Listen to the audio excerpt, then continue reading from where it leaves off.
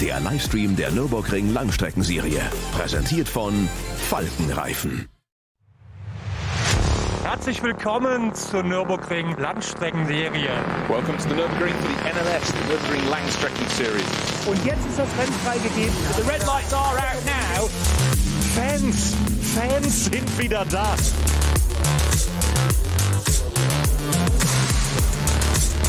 I would think that's very, very close.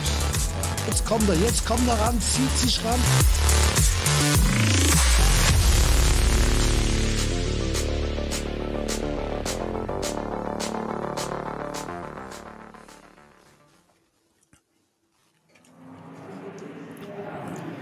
A very good morning, everybody, or indeed evening and afternoon, wherever you are joining us from around the globe. We're at the Nürburgring this weekend for yet another NLS race. They've been coming thick and fast all the way through the first portion of 2023, and this is the 54th edition of the Adenauer ADAC Rundstrecken-Trophy. Crucial because it's the final NLS race before the big event of next month, which is the 24 hours of the Nürburgring. In fact, the qualifying races for that event next weekend. NLS, as we know, stands separate, though, from the 24 hours. It does serve as a great way, though, to tune the cars, to also organise balance of performance, and at the moment 2 races down and they've both been won by the same mark. BMW look very, very strong in the early stages of 2023. Will they get a clean sweep, a hat-trick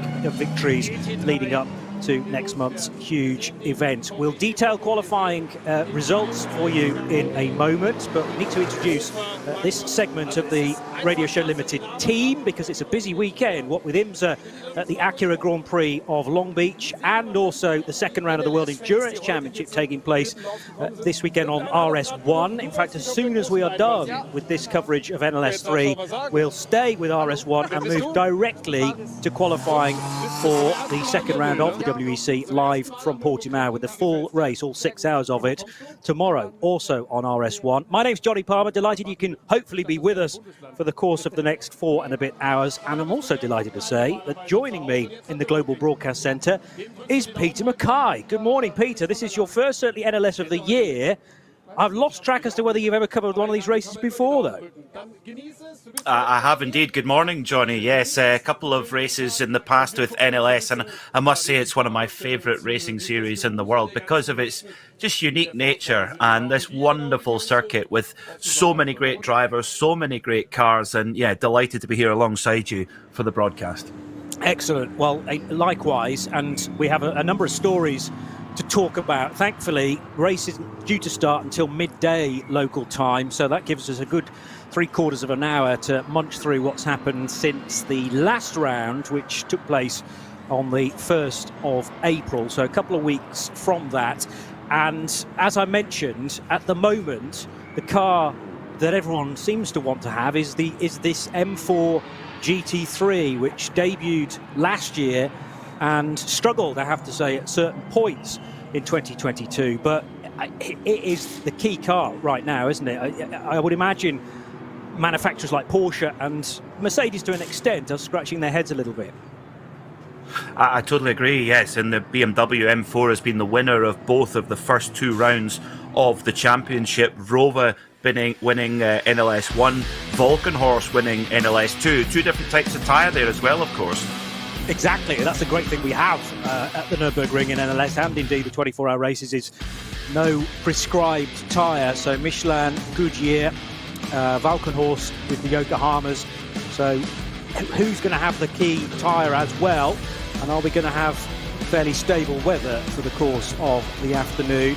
Qualifying certainly came with its highlights, difficulties for the 505 BMW with a front right tyre going down. I'm also just hearing about news about one of the Falcon Motorsport Porsches, not the 3 but the number 4 car, which may have to start from the pit lane with a late spring change there. The Mercedes number 9 from Get Speed, no longer in its traditional red livery for Adam Christodoulou, Maro Engel and Fabian Schiller, went pretty well earlier today too. But the front row in qualifying locked out once again by BMWs, and I'll tell you exactly which ones those are in a moment or two. The 34 BMW, which will start on the second row with Kuba Gamaziak and Jesse Krohn, winners last time out in NLS2.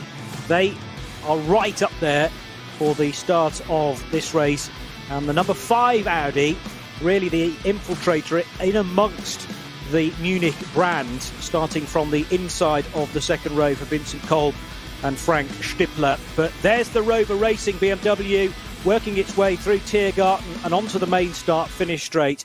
It's Sheldon van der Linde and Dries van Tor who took pole position in the number 98 BMW. So 7:51.852 the time that does it, 0.3 of a second clear of the 44 BMW of the junior team, Daniel Harper, Max Hesse and Neil Verhagen. They've had a podium already this year. Then the best of the Audis, Vincent Kolb and Frank Stippler in car number 5 from Phoenix. Kuba Gamaziak and Jesse Krohn, as mentioned, for Valkenhorst start 4th, ahead of Chris Mies, Chris Haase and Patrick Niederhauser in the 39 Audi R8 Evo 2 from Team Lant. Then on the 6th position, it is the Share Sport Audi of Michele Beretta and Marcus Winkelhock. BMW and Mercedes combination on the 4th row with the second Rover Racing car of Marco Wittmann and Maxi Martin from Raffaele Marciello and Jordan Love, the Australian, in the Mercedes AMG GT3. So that's the best of the Mercs, followed by another one for Christodoulou, Maxi Goertz and Fabian Schiller in their Get Speed car. And in 10th place, the sister Get Speed Merc of the virtually the same drivers, Fabian and Adam Christodoulou featuring again in that car, but Mauro Engel, the talent from Munich, will be in car number 9. It's interesting, we've got quite a bit of overlap, Peter, of drivers across two cars. The way Rover played it at the start of the year was to put the same two drivers in each of their cars. And I remember Peter Snowden and I thought, how on earth is that going to work when we come to driver changes? Actually, because it clashed with another event, although they had two cars in the entry, they very quickly parked one of them, realising the other one was in a very good position, and concentrated on that. I don't think we're going to have that predicament, though, today necessarily, because the drivers that overlap are part of trios rather than just twosomes. Absolutely. That was one of the more bizarre things that we've seen so far this season, but it was a tactic that worked. Of course, Maxime Martin and Dries van Torg taking the win, of course, in NLS1 with that quite strange driver strategy. And not often you see a quite expensive race car getting parked up halfway through a race for no apparent reason. It was bizarre, but I think that's because drivers were committed. I'm trying to remember now. It was an IMSA race, I think. It was the same weekend as... It was Sebring. Yes, wasn't it? Sebring. So because everybody, the majority of Rover Racing's GT3 lineup were committed in Florida, they obviously thought, well, we can get a bit of data regarding qualifying, and also they did return the sort of semi-retired car for that final hour once the drivers had got into the cars for the final time. And it's just a chance to draw a bit more information out of... otherwise, the car just sits idle, doesn't it? It's a fairly costly exercise, I suppose, but it may well pay dividends later on in the season. So cars working their way now to the grid, and again, incredibly busy because fans can access the grid itself. There will be 3 separate grids, as is typical with racing around the Nürburgring, and we always have to recalibrate the brain a little bit as to the length of this place, how long it takes to do a formation lap, i.e. 20 minutes, and also working out who will start where. It shouldn't necessarily be all about BMWs, though, because with plenty of points on offer, we have Audi up there, we've got the Schnitzelarm Racing Mercedes and those 2 Get Speed cars as well. Porsche, when I covered NLS1, were struggling. And again, you look at the qualifying sheet, Peter, and the best Porsche is down in 11th. Yeah, it was a very difficult qualifying for Porsche, and that lap from Sven Muller in that Falcon number 3 Porsche was a real banzai lap. I was watching the onboards earlier on, and it was late on in qualifying, whereas a lot of the other manufacturers, BMW and to a certain extent Audi, were able to sort of find that pace, not easily, but were able to sort of bring it out in numbers towards the end of the qualifying session as well. So, yeah, a little bit of head-scratching for Falcon. They have had great performance in the wet, though, this season. It's dry at the moment, but here in the Eifel region, you just never know what's going to happen with the weather. It can change in the blink of an eye. Receiving some good news now, and with thanks to Simon Jackson of Falcon Motorsports this weekend. Normally works in the Carrera Cup GB paddock, but a little bit of extra work by the sounds of things for Simon there. And he was concerned, the team were concerned, that the number 4 car with a late spring change may have to start from the pit lane. But just hearing now, the 4 car is all sorted and will be starting from its normal position, which is 17th for Nico Menzel, Sven Muller and Martin Ragginger. Exactly the same driver lineup then for car number 3. So they will have to do some clever rotation. But the best of the Porsches, car 3, starting from 11th. Then the Schnitzelar Mercedes in 12th place for Colin Carasani, Patrick Assenheimer and Marcel Markovits. And then an Audi and a BMW coming next. That's the second of the Pro Valkenhorst cars for Thomas Neubauer, Jens Klingman and Jake Dennis. Talk a little bit about classes outside of SP9, which is GT3 in any other language. And after a couple of races, the first tendencies in terms of the championship as far as the previous champions, Daniel Zils, Oscar Zandberg and Philip Lyson are concerned. They race for Adrenaline Motorsport in the VT2 rear and four-wheel drive class. That class name doesn't just trip off the tongue. And it's very similar to the front-wheel drive class as well that we have, the VT2s. They've had to split them again this year. But both that lineup and Sven Markart, Nils Steinberg and Yannick Fubrick racing in the BMW 240i's.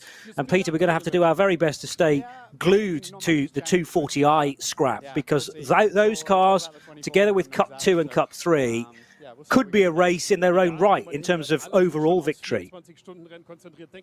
It certainly is. And of course, to be the overall NLS champion, it's very rare that it's the SP9 overall winning cars that actually win the championship. Basically, the more cars that are in your class, the more points you ultimately score. So often we do see cars from some of the slower classes actually winning the overall NLS championship. It's one of the quirks, but Juuso Puaka has put that car, the number 666 Schnitzelarm car, on pole, which had a pretty bruising encounter in race 2, I think it was, of the championship, with a slightly bent-in door. But clearly the car's back onto full pace, because Puaka on pole in that M240i class. And it's often a class where many drivers make their first steps into racing at the Nürburgring as well, and quickly progress up. And Schnitzelarm are one of those teams where you could basically take that entire ladder all the way to SP9 if you really wish. Yeah, and SP10 is possibly the next natural step from 240i, and they've been just the one winners so far. Torsten Volter and Nick Wustenhagen entered in the FK Performance Motorsport SP10. That's another BMW M4, but in the GT4 spec, and 2 wins so far. Steinberg leading the median Kraftwerk junior classification. And we mustn't forget about the NLS Speed Trophy as well, with the BMW Junior team taking first place ahead of Rutronic Porsche and the Valkenhorst BMW number 34. But I mentioned Cup 2 and Cup 3. I mean, they were taking chunks out of each other. I remember even an hour or an hour and a half into the race at NLS 1. And thankfully, we always get plenty of coverage of both of the Porsche Endurance Trophy Nürburgring classes, because they tend to be at the sharp end of Group 2. Samantha Tan is a name that we know well from elsewhere on the Radio Show Limited network of channels, because she's been racing BMWs both at GT4 and more recently GT3 level in the 24-hour series Creventix Championship. And Samantha, the Canadian driver, making her debut this weekend at the Nordschleife. I didn't actually believe that when I first read it. I thought she must have been here before, but it's a warm welcome, certainly, and in a BMW 3 Series, a 325i. It's fantastic to see Samantha here. She's racing all over the world in various championships. And the thing I love about Samantha is she's so ambitious. She was asked by the German TV crew earlier on this morning saying, you know, how are you finding it? And she says, great. It's, you know, getting used to the circuit and the car, etc. But she's basically saying SP9 in the Nürburgring 24-hour next year. So she knows exactly what she's here for and exactly what the target is. I love that. I love that ambition. And it's important, of course, to get the signatures required to be able then to get the license. But, you know, regardless of your past experience, what rating you may be in other championships, that's kind of ignored when it comes to racing here because it is unique.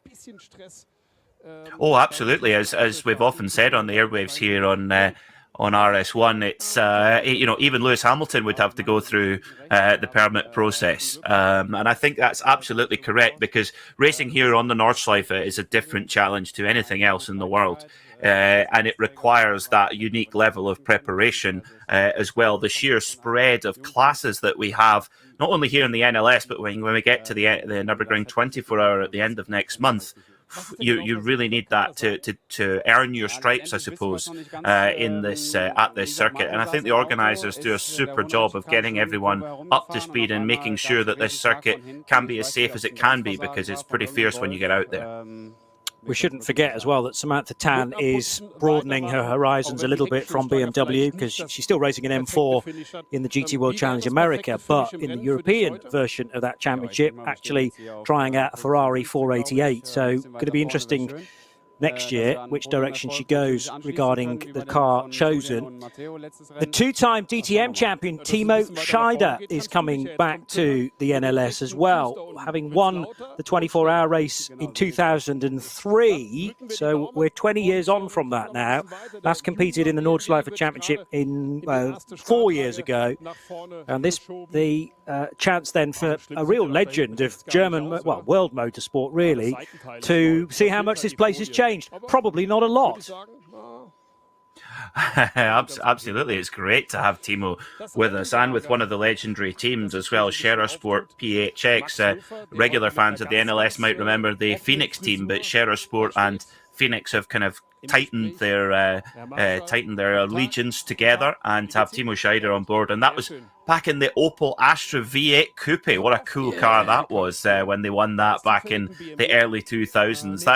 That's given me Gran Turismo 2 throwback memories, Johnny. I don't know about you.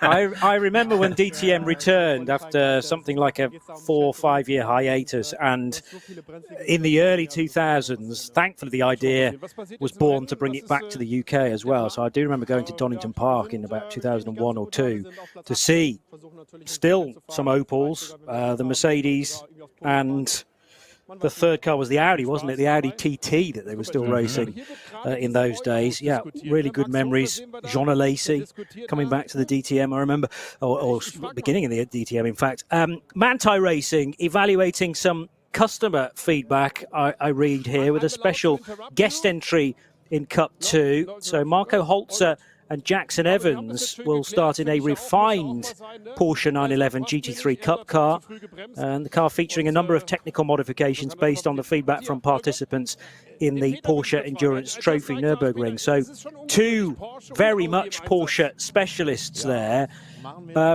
maybe needing to answer some questions. I don't know whether that's necessarily negative feedback, but Manthey have always been very hands-on, and that's some commitment. Well, it's interesting. When the Porsche 992 Cup car came onto the market a couple of years ago, and you saw the lap times that it did straight out the gate at Sebring, and it was, you know, within a couple of seconds or less of a full-spec GT3 car. And immediately I thought, Johnny, goodness me, I imagine when Manthey get their hands on it and they take it to the Nürburgring, well, that's going to be a real pest for the SP9 cars trying to get by. So especially when you've got somebody like a Marco Holzer or Jackson Evans on board, and as you rightly say, Manthey, they're the most successful team in the Nürburgring 24-hour history. Olaf Manthey, the founder, you know, more victories than anyone overall here at the Nürburgring. So they're they've got more NLS victories than anyone, so they know this place better than anyone, really. And I think their developments of what they're making to that car will definitely taking it in the right direction. And you look at the base that they're starting from; it's hardly a bad base to start from, is it? Yeah. Quite right. You're tuned to RS1, part of the Radio Show Limited network of channels. We are probably about 6 minutes away from the green flag commencing for that lead group. It's Peter Mackay and Johnny Palmer keeping you company for NLS3 under a little bit of cloud at the Nürburgring. You know what this place is like. There's some rain in the air, I think, on the start-finish straight now, but it's such a huge footprint, this circuit, that it can very easily be raining on 2 or 3 kilometres of the track and bone dry elsewhere. And that is, again, another huge challenge that comes part and parcel with racing here under the shadow of the Nürburg Castle. The lead of Cup 2 driver standings are that Benjamin Leuchter and Nico Otto, who compete with Max Kruse Racing, they have a couple of second places so far. And the team with the professional football player of the same name leading the championship ahead of Paul Harkema and Tim Scheerbart for Avia WNS Motorsport. And then Chris Brook and Moritz Krantz, who race for K. Kramer Racing. And then in Cup 3, again a WNS driver combination of Finn Zulauf, Marius Rauer and Moritz Oberheim are ahead of the SRS Team Zorg Rennsport trio of Heiko Eichenberg, Patrick Gruter and Fabio Grosser. And we'll be talking plenty about all of those drivers. They stand out to me as being often pilots who flirt with the podium positions. Now, I'm just getting word, Peter, that we've built the debut of Sam Tan up here at the Nürburgring. It's now looking much more unlikely to happen. Yeah, thanks to the Samantha Tan's team who have got in touch with us to say that they will not start the race due to the clutch breaking on the last lap of qualifying. No. Well, that's a little bit of Nürburgring preparation in itself. This is a place that disappoints you more than it satisfies you. That's why it's so appealing to come and take on the challenge. It's hard on drivers and it's very hard on equipment as well. And that's unfortunately taken them out of the race. That's really disappointing. I don't know if we can be accused of commentators' curse there, Johnny. It happened before we mentioned it. Yeah, very good point. Maybe. And we're not in the race either, so I always think commentators' curse really only strikes after the green flag is waved. That's how it tends to work. I'm desperately trying to get us out of this hole here, Pete. I think it's working. Let's talk about TCR very rapidly. 7 cars from 5 different manufacturers entered into TCR for this third race. So we've got Audi, we've got the Cupra, Honda FK7, Opel Astra and the VW Golf, all providing great diversity. And 3 of the TCR teams demonstrate that motorsport's a family affair, because we've got Marco and Mike Knappmeyer, who are starting their Golf together with Dirk Groeneck, former VLN champion from 2013, and then Michelle and Mike Holder, who are driving the Honda with Roger Vogli, and one of the 2 Cupras driven by Armando and Dario Stanco, who hail from Italy. These cars certainly weren't designed for 4-hour races, and they weren't necessarily designed for driving around here, although we have had world TCR battles for the last few years as part of the Nürburgring 24 hours. And there's something that just fits quite nicely when you bring a TCR to the Green Hell. Absolutely, and it's unusual not to see a Hyundai in the field. Of course, they're an ever-present threat in the TCR class in the Nürburgring 24-hour, and a very factory-style setup that they have when they come to the 24-hour. But it's a Honda that's on pole in that class, car number 807 for Halder Motorsport, the Honda FK7 TCR. That's the outgoing model, if you like, but it won't be long before we start seeing the new Honda Civic Type Rs coming out onto the circuit as well. And I have to say, I wouldn't mind one of them. Problem is, I can't afford it, the new road car, Johnny. Have you seen the price of them? Yeah, they're pretty steep at the moment, it being a brand new machine. I have to wait a few years, perhaps, see whether they descend a touch. But yeah, really good mixture of manufacturers, and that's tough to call. And of course, all of the one-make categories are by their nature incredibly close on the times. Let's remind you then, before we get underway, how we sit in terms of GT3, because Sheldon van der Linde and Dries van Tor did a 7:51.852 earlier today. 7 laps completed by that car, and the same amount completed for the 44 BMW M4 GT3 of the junior team. Daniel Harper, Max Hesse and Neil Verhagen starting alongside. Audi R8, car number 5 for Scherer Sport Phoenix, for Vincent Kolb and Frank Stippler. Just the 2 drivers in that car, but they will go rapidly, and they tend to do 1 stint each. So we'll have 3 driver changes there, whereas I'm fascinated to see who will do the double stints perhaps in some of the other cars. Also, will we have early stoppers for GT3? The benefit of stopping maybe after 5 laps of your initial stint is that you can spend less time in the pits, because all pit stops are done to a minimum pit stop time, but that can be shortened, or is shortened, if you come in after only 5 laps. It's all about the stint you're finishing that determines how long you then have to spend in the pits, unless you're pitting in the last 70 minutes of the race, which all of the GT3 cars will need to do, because then your reference time is mapped to the end of the race rather than the start. These are complicated rules, Peter Mackay, but it is key to know where you sit and when you're due to be pitting the car to try and maximise the result. Yes, and we will be taking our listeners through that by the hand. And actually, once it's explained, it does start to make a bit more sense. Yeah, absolutely. And it's part of the strategy here. It's one of the unique things about this circuit. That's the thing for first-time listeners and first-time viewers of NLS. You're in for a treat. This is going to be like a race you've never seen before, and isn't it all the better for it? I love how particular it is to the NLS, to the Nürburgring. What a treat. Can't wait till we get going. Get you some starting drivers just as soon as they ping through on the timing screen, but it is the white nose with the Rover branding of number 98 starting on the driver's right, but the left of shot as we peer our way down the start-finish straight, and the yellow and black of the BMW junior team with the red door mirrors of Daniel Harper, Max Hesse and Neil Verhagen, number 44. The grid is being cleared though now. 1 minute board has already been displayed, 30-second board going up now as well, and with 18 minutes exactly to the start of the race, the cars are moments away from being waved off. There is the green flag now. Lights illuminated on the pace car, and gently pulling away from its dummy grid position is the 98 BMW. Doing the traditional big build-up of a green flag lap, but of course we've got the best part of 20 minutes still to enjoy these cars working their way around part of the Grand Prix lap, not using the full one as is typical with the NLS races. So they'll use the cut through just after the Mercedes arena, then work their way back to the Vidal chicane, and then that tricky left-hander at the Sabine Schmitz curve.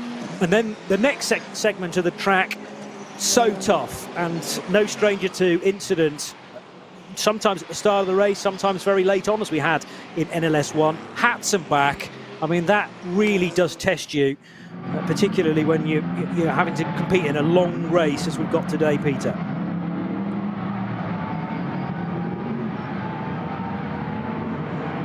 So the white flag now being displayed as well. That's not to indicate anyone's going any slower than they should be, but just to show that cars are making way for one another, and a chance to get some early tyre temp as well with the 2 BMWs, the Audi from Phoenix, and then the offering from Valkenhorst Motorsport on the Yokohama tyres for Kuba Gimasiak and Jesse Kroh. But yeah, the early sector, Peter, is tough. Grand Prix part of the circuit, not too bad because it's a nice wide track. There's a little bit of runoff here and there as well, and it's chalk and cheese though compared to that first run through the hats and back with its swings left and right and left and right. Oh, it's certainly a wake-up call. I mean, regular fans of the Nürburgring might have seen the video of Hans Stuck doing an onboard lap in the 2004 Nürburgring 24-hour qualifying, and he said, now it's time to tighten the belts as you come on to the Nordschleife. So, yeah, it is definitely a change of approach, going from what is a kind of FIA Grade 1 style Grand Prix track and then onto a really old school circuit, and all the better for it. I think, spare a thought for the poor drivers, qualifying kicked off at 8:30 local time this morning. That's quite a wake-up call when you've got to get straight on it. And we saw some of the teams actually put in some of their fastest lap. Frank Stippler's lap was set very early on, and he got a heck of a tow from one of the Get Speed Mercedes, as did Colin Carasani, who's making his debut with the Schnitzeland Mercedes team. He also got a fantastic tow in the slipstream going along the Dottinger hose. So if you can be tactical in qualifying as well, you've got to be awake to make the most of some of your rivals around on circuit as well. Just caught sight of no fewer than 3 Toyota Supras that run nose to tail in SP10. So they're Supra GT4s from Teichmann Racing, the 180, KCMG, which is the 47 car for Josh Burden, Eduardo Liberati and Estonian driver Martin Rump. And then behind them, Michael Tischner, Andreas Gulden and Lance David Arnold in the Toyo Tyres with Ring Racing Supra. Not too far in front of them, the Subaru WRX of Team STI.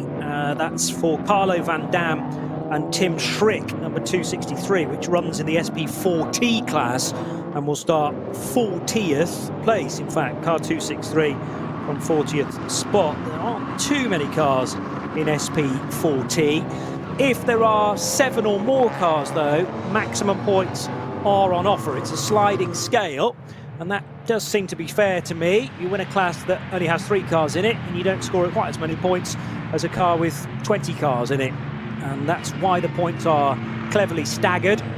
And to the point you were making earlier, Peter, that very often the overall NLS champion doesn't necessarily come from GT3.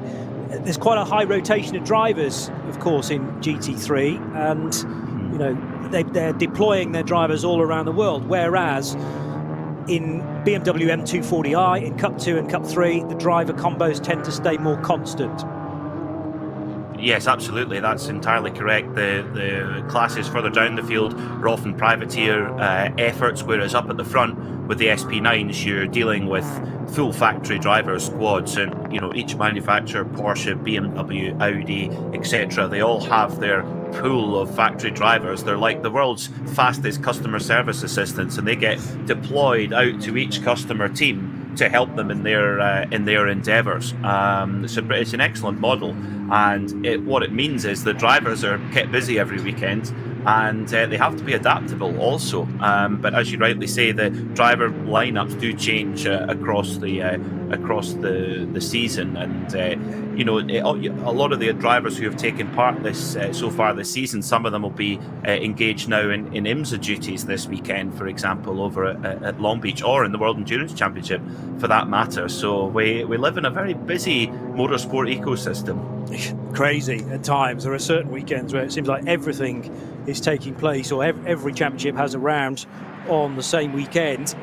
In TCR, you've already mentioned the Halder Honda, which took pole position a little earlier on today. They will all start in Group 3, and the Honda FK7 for Roger Vergley and the 2 Halder family members, Michelle and Mike, car number 807, ahead of the Moller Bill Motorsport Audi RS3 LMS for Hakon Schrein, and then Alta Gulbrandsen and Kenneth Ostvold, the 3 Norwegians in the 804 car, starting from 2nd position in TCR. Then it is a Cupra, followed by another Cupra, and a little further down the Audi RS3 of Jens Wolf and Volker Garn. It doesn't matter where you fit into the overall order of times. The cars are then grouped up deliberately into each of their individual groups. So classes are assigned either Gruppe 1, 2 or 3, and the third group, which doesn't contain any TCRs, beg your pardon, they're in Group 2. So Group 3 now is working its way around the Grand Prix loop right now, and this is where we find the BMW M240i's. There's also plenty of Porsche Caymans, but we get to cars as small as Renault Clios as well. So bear in mind, if you've again not seen racing like this before, we have full thoroughbred GT3 cars up against hot hatches, basically, or cars you may well take to the supermarket. And at times, the speed differential, particularly down the Dottinger Hohe, is frightening, Peter.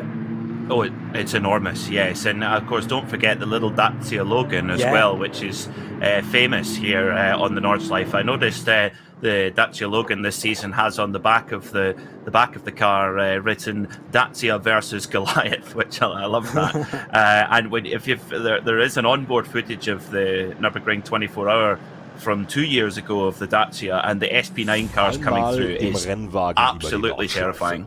Ein Traum vieler Rennfans, der für die allermeisten RS1, part of the Radio Show Limited. Mit dem neuen Gran Turismo 7 aber ein ganzes Stück realistischer. Mit der neuesten Auflage des Kultspiels für die Konsole fahren wir zu den wichtigsten Streckenabschnitten der grünen Hölle. Die AMG Arena. Erstes Nadelöhr nach dem Start und durch die unterschiedlichen Linien ein toller Ort für Positionskämpfe auf der Grand Prix-Strecke. Auffahrt Nordschleife. Nach der Vidol-Schikane biegen wir ab vom Grand Prix-Kurs. Hier beginnt der 20 Kilometer lange Ritt durch die grüne Hölle so richtig. Fuchsröhre. Mit Vollgas bergab, durch die Kompression und den Berg wieder rauf. Wie so oft auf der Nordschleife, kein Platz für Fehler. Breitscheid. Der tiefste Punkt der Nordschleife. Die Brücke über die Hauptstraße von Adenauer ist ein Zuschauermagnet. Das Karussell. Benannt nach Rudolf Caracciola, einem der ersten Heroen des Rings. Die alten Betonplatten der Steilkurve sind Kult. Brünnchen. Der Zuschauer-Hotspot. Ob beim Rennen oder bei Touristenfahrten, ob bei brütender Hitze oder in strömenden Regen, hier ist immer etwas los. Die Döttinger Höhe. Windschattenschlacht bei 270 km/h und die Überholmöglichkeit schlechthin am Ende der Nordschleifenrunde mit dem neuen Gran Turismo 7. Und damit von der virtuellen wieder zur realen Nordschleife.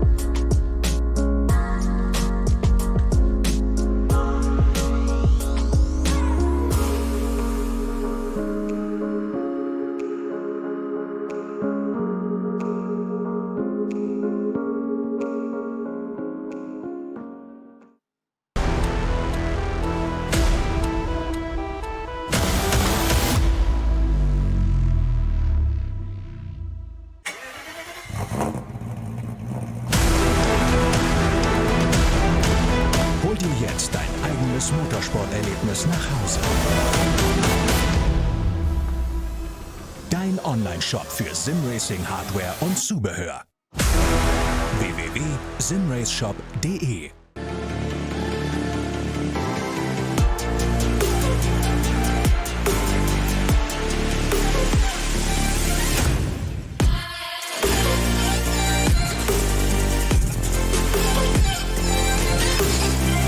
Falkenreifen.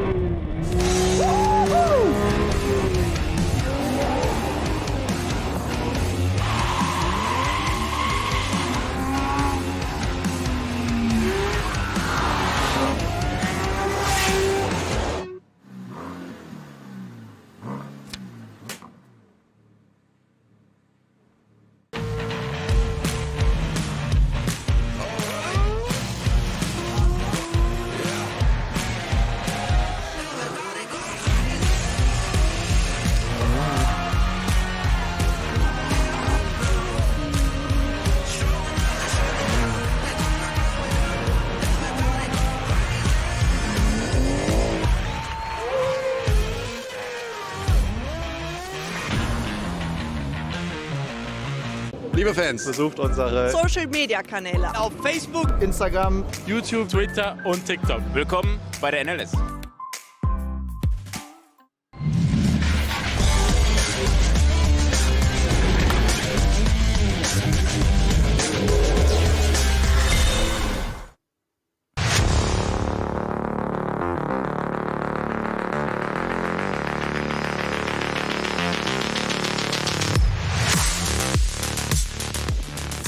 It's RS1, part of the Radio Show Limited network of channels. Live coverage of Nürburgring Langstrecke Series Round 3 from, of course, the Grüne Holler. And the cars now in the lead pack, Group 1, are working their way out of Galdenkopf. The tricky right-hander brings them onto this incredibly long straight that runs parallel with the public road, the petrol station, with a great car model shot to the left of picture.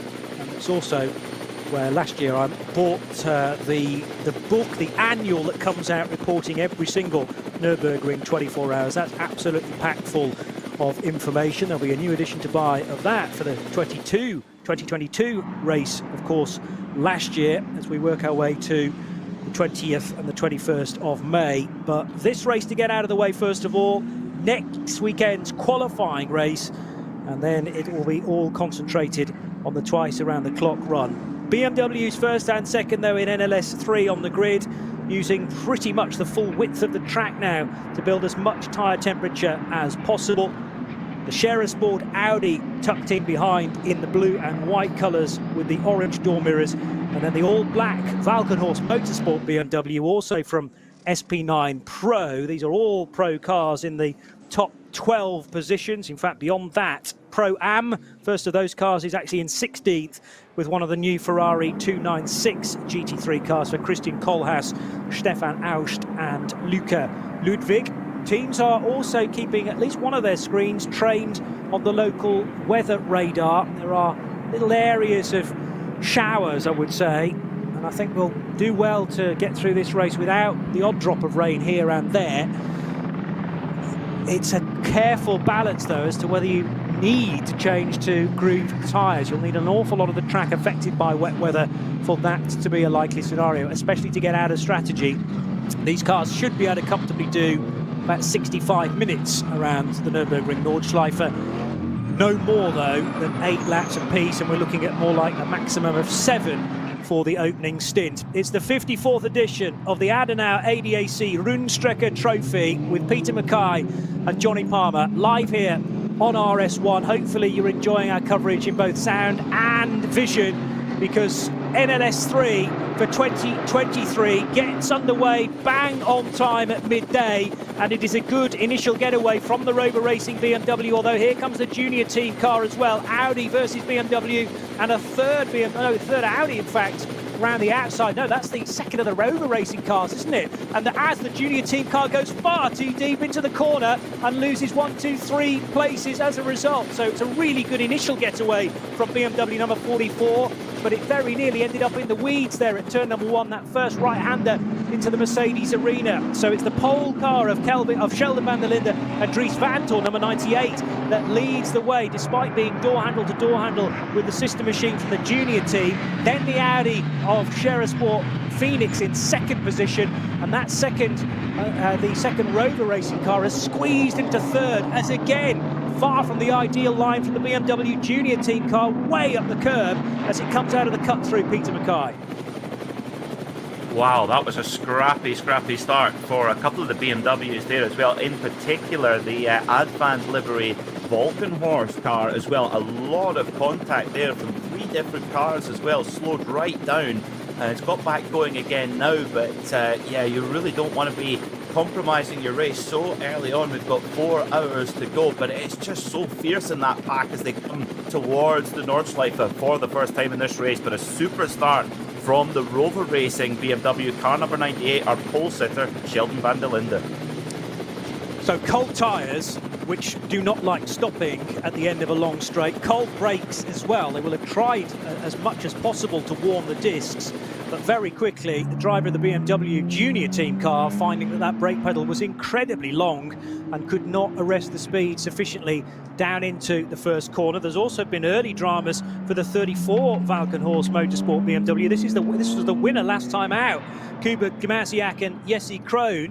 So pole and finish combination there, and far from ideal then for, well, 2 of the cars in the top 4 positions, with a delay for number 44 and a huge delay for the Valkenhorst Motorsport car of Gimasiak and Krohn. Second group about to get going though. Also, I notice Valkenhorst are now awaiting car 34, so it's not even going to attempt a lap on the main circuit. And I would have thought the 34 car is expected into pit lane imminently.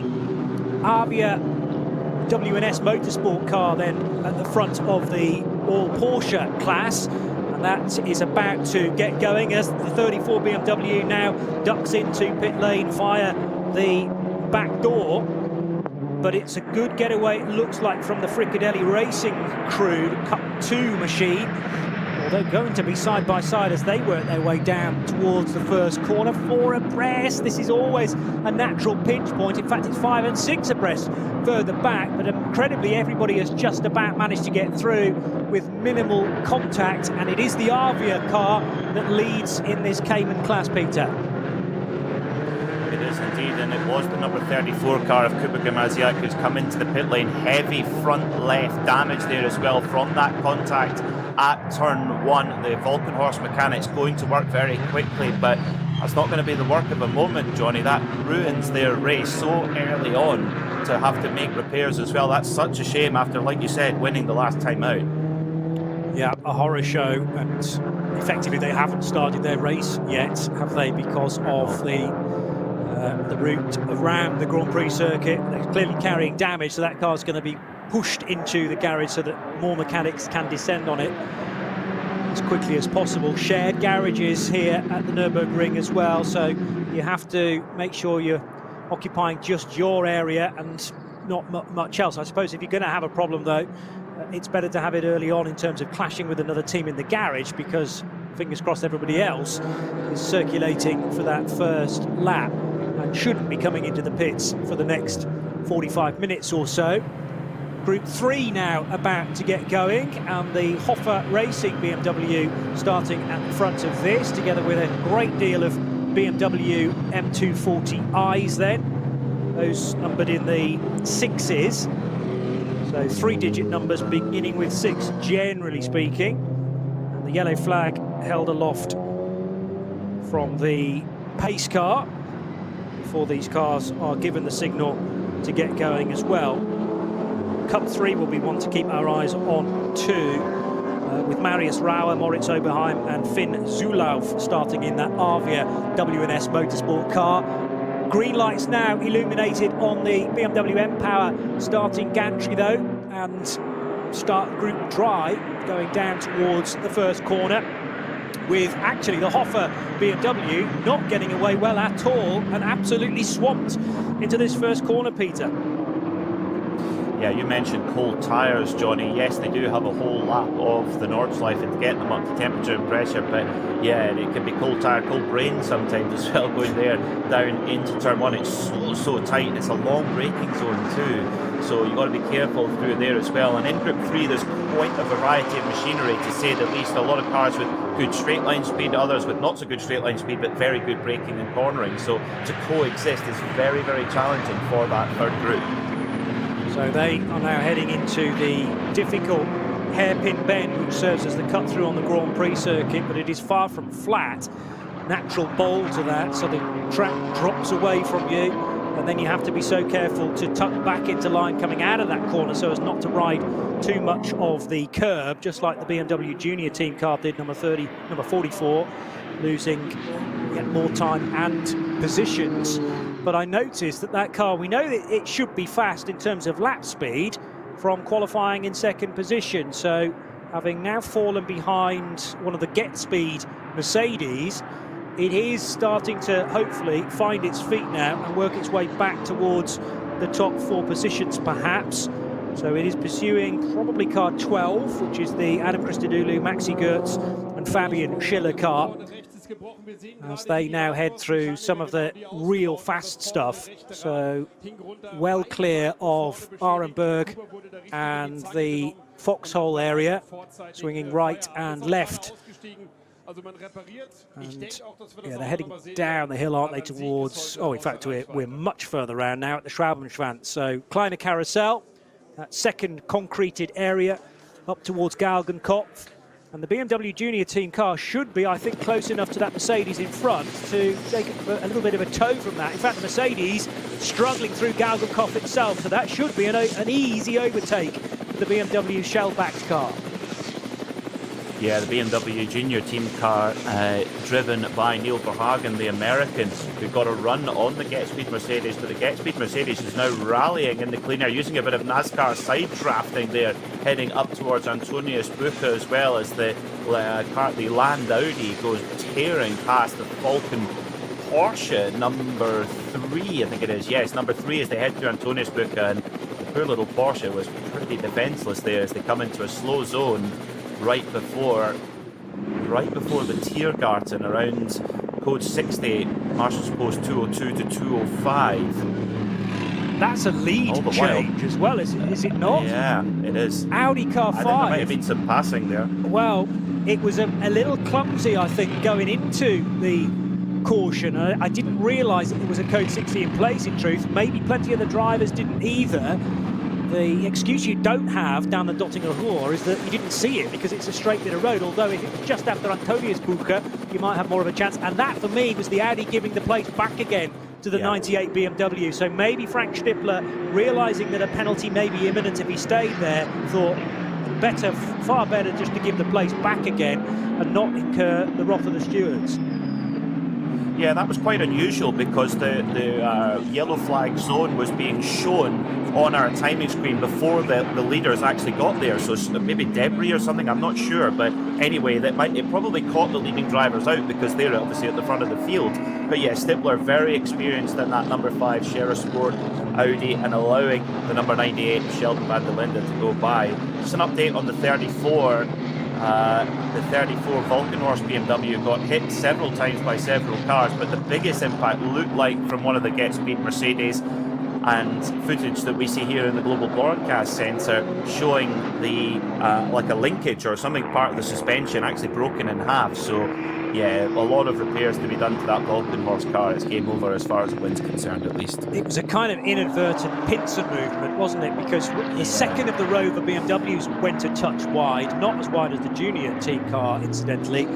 But as that rejoined, didn't quite realise that the 34 BMW was over its shoulder, the right-hand shoulder. And as the 34 BMW moved across the road to give the Rover car a bit of space to rejoin, there was the Get Speed Mercedes, another car across. So there wasn't the gap then for the 34 BMW, and it got smacked from both the left and the right. And I'm not surprised that at least the steering arm has been buckled because of that. No fault at all, it seemed to me, of Gamaziak in that car, but unfortunately had to limp back to the pits. And if not out of the race, certainly out of the reckoning, because you cannot afford that sort of a delay. There's also a Porsche heading into the pits from, I assume that car's just done a full lap. It's the car collection machine, car number 42, line speed of Patrick Kolb and Marco Seefried.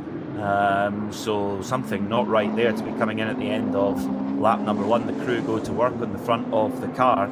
Line Speed by Car Collection have got a fantastic driver lineup set full of Porsche factory drivers for the Nürburgring 24 hours. So key preparation for them is the sole Subaru, the number 263 Subaru WRX into the pits as well. So the attrition rate quite high so far, Johnny. Seems to be, doesn't it? And this is not what we like to see. I reckon that 42 Porsche did complete a full lap, and then at the end of the Grand Prix circuit had to duck in, so it will lose that first sector again, just like the 34 BMW. But it is Sheldon van der Linde leading from Frank Stippler. Absolutely nothing between those two cars as they now head into Adenauer Forst. And there's a wide expanse of grass there as you head into the clearing from the dense forest at the Fuchsruhe. And now heading towards relatively fast section of the circuit. Despite this left-hand turn, you have to brake much more acutely though into the second of those left-handers. Squirm your way through a left and right-hand kink, in fact, as then the track starts to descend down towards the second area that you can join for a tourist lap perspective down at Breitscheid. But the approach to there is very, very tricky, and then the climb back up through the valley through Niki Lauda Curve. Very fast stuff then as well immediately afterwards. So it is van der Linde, Stippler, Marco Wittmann, and then Neil Verhagen, who has recovered to a certain extent. He got ahead of the Mercedes that he was battling with. That was Fabian Schiller, I reckon, car number 12 for Get Speed. So Schiller starting that car. That means Maxi Goetz and Adam Christodoulou still to come. Number 3 Porsche has made some strides as well. Started 11th, it's now running in 7th position, and that is Sven Muller in the two-tone blue Falcon Motorsport Porsche. And Sven has in front of him, as mentioned, Fabio Schiller, and plenty of cars immediately behind as well. There's a batch of 5 of them, all nose to tail, now heading back up the hill, essentially towards the carousel. But this is the chance on the circuit to really open that throttle up. Well, it's been a great start. One team who are really opening the throttle up is the Fricadelli Ferrari team. Of course, Fricadelli known for running Porsches for so many years. They've switched to Maranello power this year, the new 296 GT3. Felipe Fernandez Lazar set the time in qualifying at 7:59.3, outside of the top 10, but David Pittard has started the races and he has pulled that car up into 8th position. So brilliant start for Fricadelli Ferrari as well. I think we need to try to drill ourselves into saying that, Johnny. It's a strange thing to say. Yeah, agreed. Rolls off the tongue nicely though. It does, very much so. 5 cars heading now into the carousel, and that is for 6th position. But the Rover Racing BMWs, having had not the ideal starts, or certainly one of them running a touch too deep into the first corner, now running 2nd and 3rd. So Frank Stippler has muscled his way ahead to the overall lead, despite what the scoring tower is displaying. Remember, those were the positions at the start of the lap. I don't actually know where Frank Stippler slipped by, but there's definitely a blue and white Scherer Sport Audi R8 now ahead of the 2 BMWs. He did it, he thought, illegally going into the caution at the end of the previous lap, but clearly that Audi is showing very good race pace. Oh, fantastic. And I have to say, you know, the grid position that Frank Stippler set was very much aided by an aerodynamic slipstream on the Dottinger Hoe, the entire length of the Dottinger Hoe. So I thought, are they going to have the pace when they get into the race? Well, Frank Stippler certainly answered that very, very quickly, and it'll be Vincent Kolb who takes over from him later in the race as well. They're a pairing who have really gelled together over the years, but this is what NLS racing is all about here on the Nordschleife. Proper top German manufacturers racing head-to-head with their best factory drivers on board on what is one of the fiercest circuits in the world. What a spectacle. And they're having to get by safely at least one intervention vehicle as well, which is now rapidly trying to get to the scene. Well, presumably a stricken car somewhere. Hopefully get some further news on that, but it's still a bizarre sight for me, despite having covered these races for the best part of a decade, that the cars at great speed thunder by actually a road-going car with the lighting beam on the top. And yes, there are white flags warning that that car is going pretty slowly, but you really have to have your wits about you, particularly if you've got the nose of your race car under the rear wing of another. There was the Dacia Logan, if you were keeping your eyes peeled. And to the left, the Rover Racing BMW goes. To the far right goes the junior team car. And it looks like the junior team's line is winning the race for the time being. Also, Sven Muller is on the move, and that is to pluck the place out of the hands of Fabio Schiller in his Get Speed Mercedes. So Porsche number 3 dives to the left of the Dacia Logan at Antonius Bucher and will hit the brakes around about now into Tiergarten. How late they break into this area of the circuit that was affected a lap ago by a caution, but the green flag, in fact blue flag, was being waved there to warn the back marker that a rapid Sven Muller wanted to get by. But much better news now at the end of lap 2. All of that section onto the Grand Prix straight is clear. Some of the lap times coming in are absolutely spellbinding, considering these cars will be on a not far from a full tank of fuel. The Hase driven Audi Sport Team Land car 754.9. That's only a couple of seconds off pole time. That's remarkable stuff as well. And 757.258 for our race leader Frank Stippler. But Sven Muller in the Falcon Porsche is making moves forward. He's having to drive hard, but he is up into 6th position now as well, with David Pittard gaining another position in the Fricadelli Ferrari. He's up to 7th. Really good driving from Christopher Hase there to squeeze ahead of Marco Wittmann for 4th position. So the all-white car, although with that red strip down the left-hand side of the car, getting ahead. There's drama though here for a Scherer Motorsport car. That's not the 5, that is the number 16 of Michele Beretta and Marcus Winkelhock. And was it Beretta who started that car? He's tumbled down the order. Yes, it was. It was, thank you. So Michele Beretta in number 16, parked up. Now where is that on the circuit? It's immediately after a very fast right-hander. Galgenkopf, I think. Okay. Which is very, very fast indeed. Yeah, the yellow flags were shown at Galgenkopf about a couple of moments ago. I don't see any damage on the car though, Johnny. No. Certainly not on the front of it.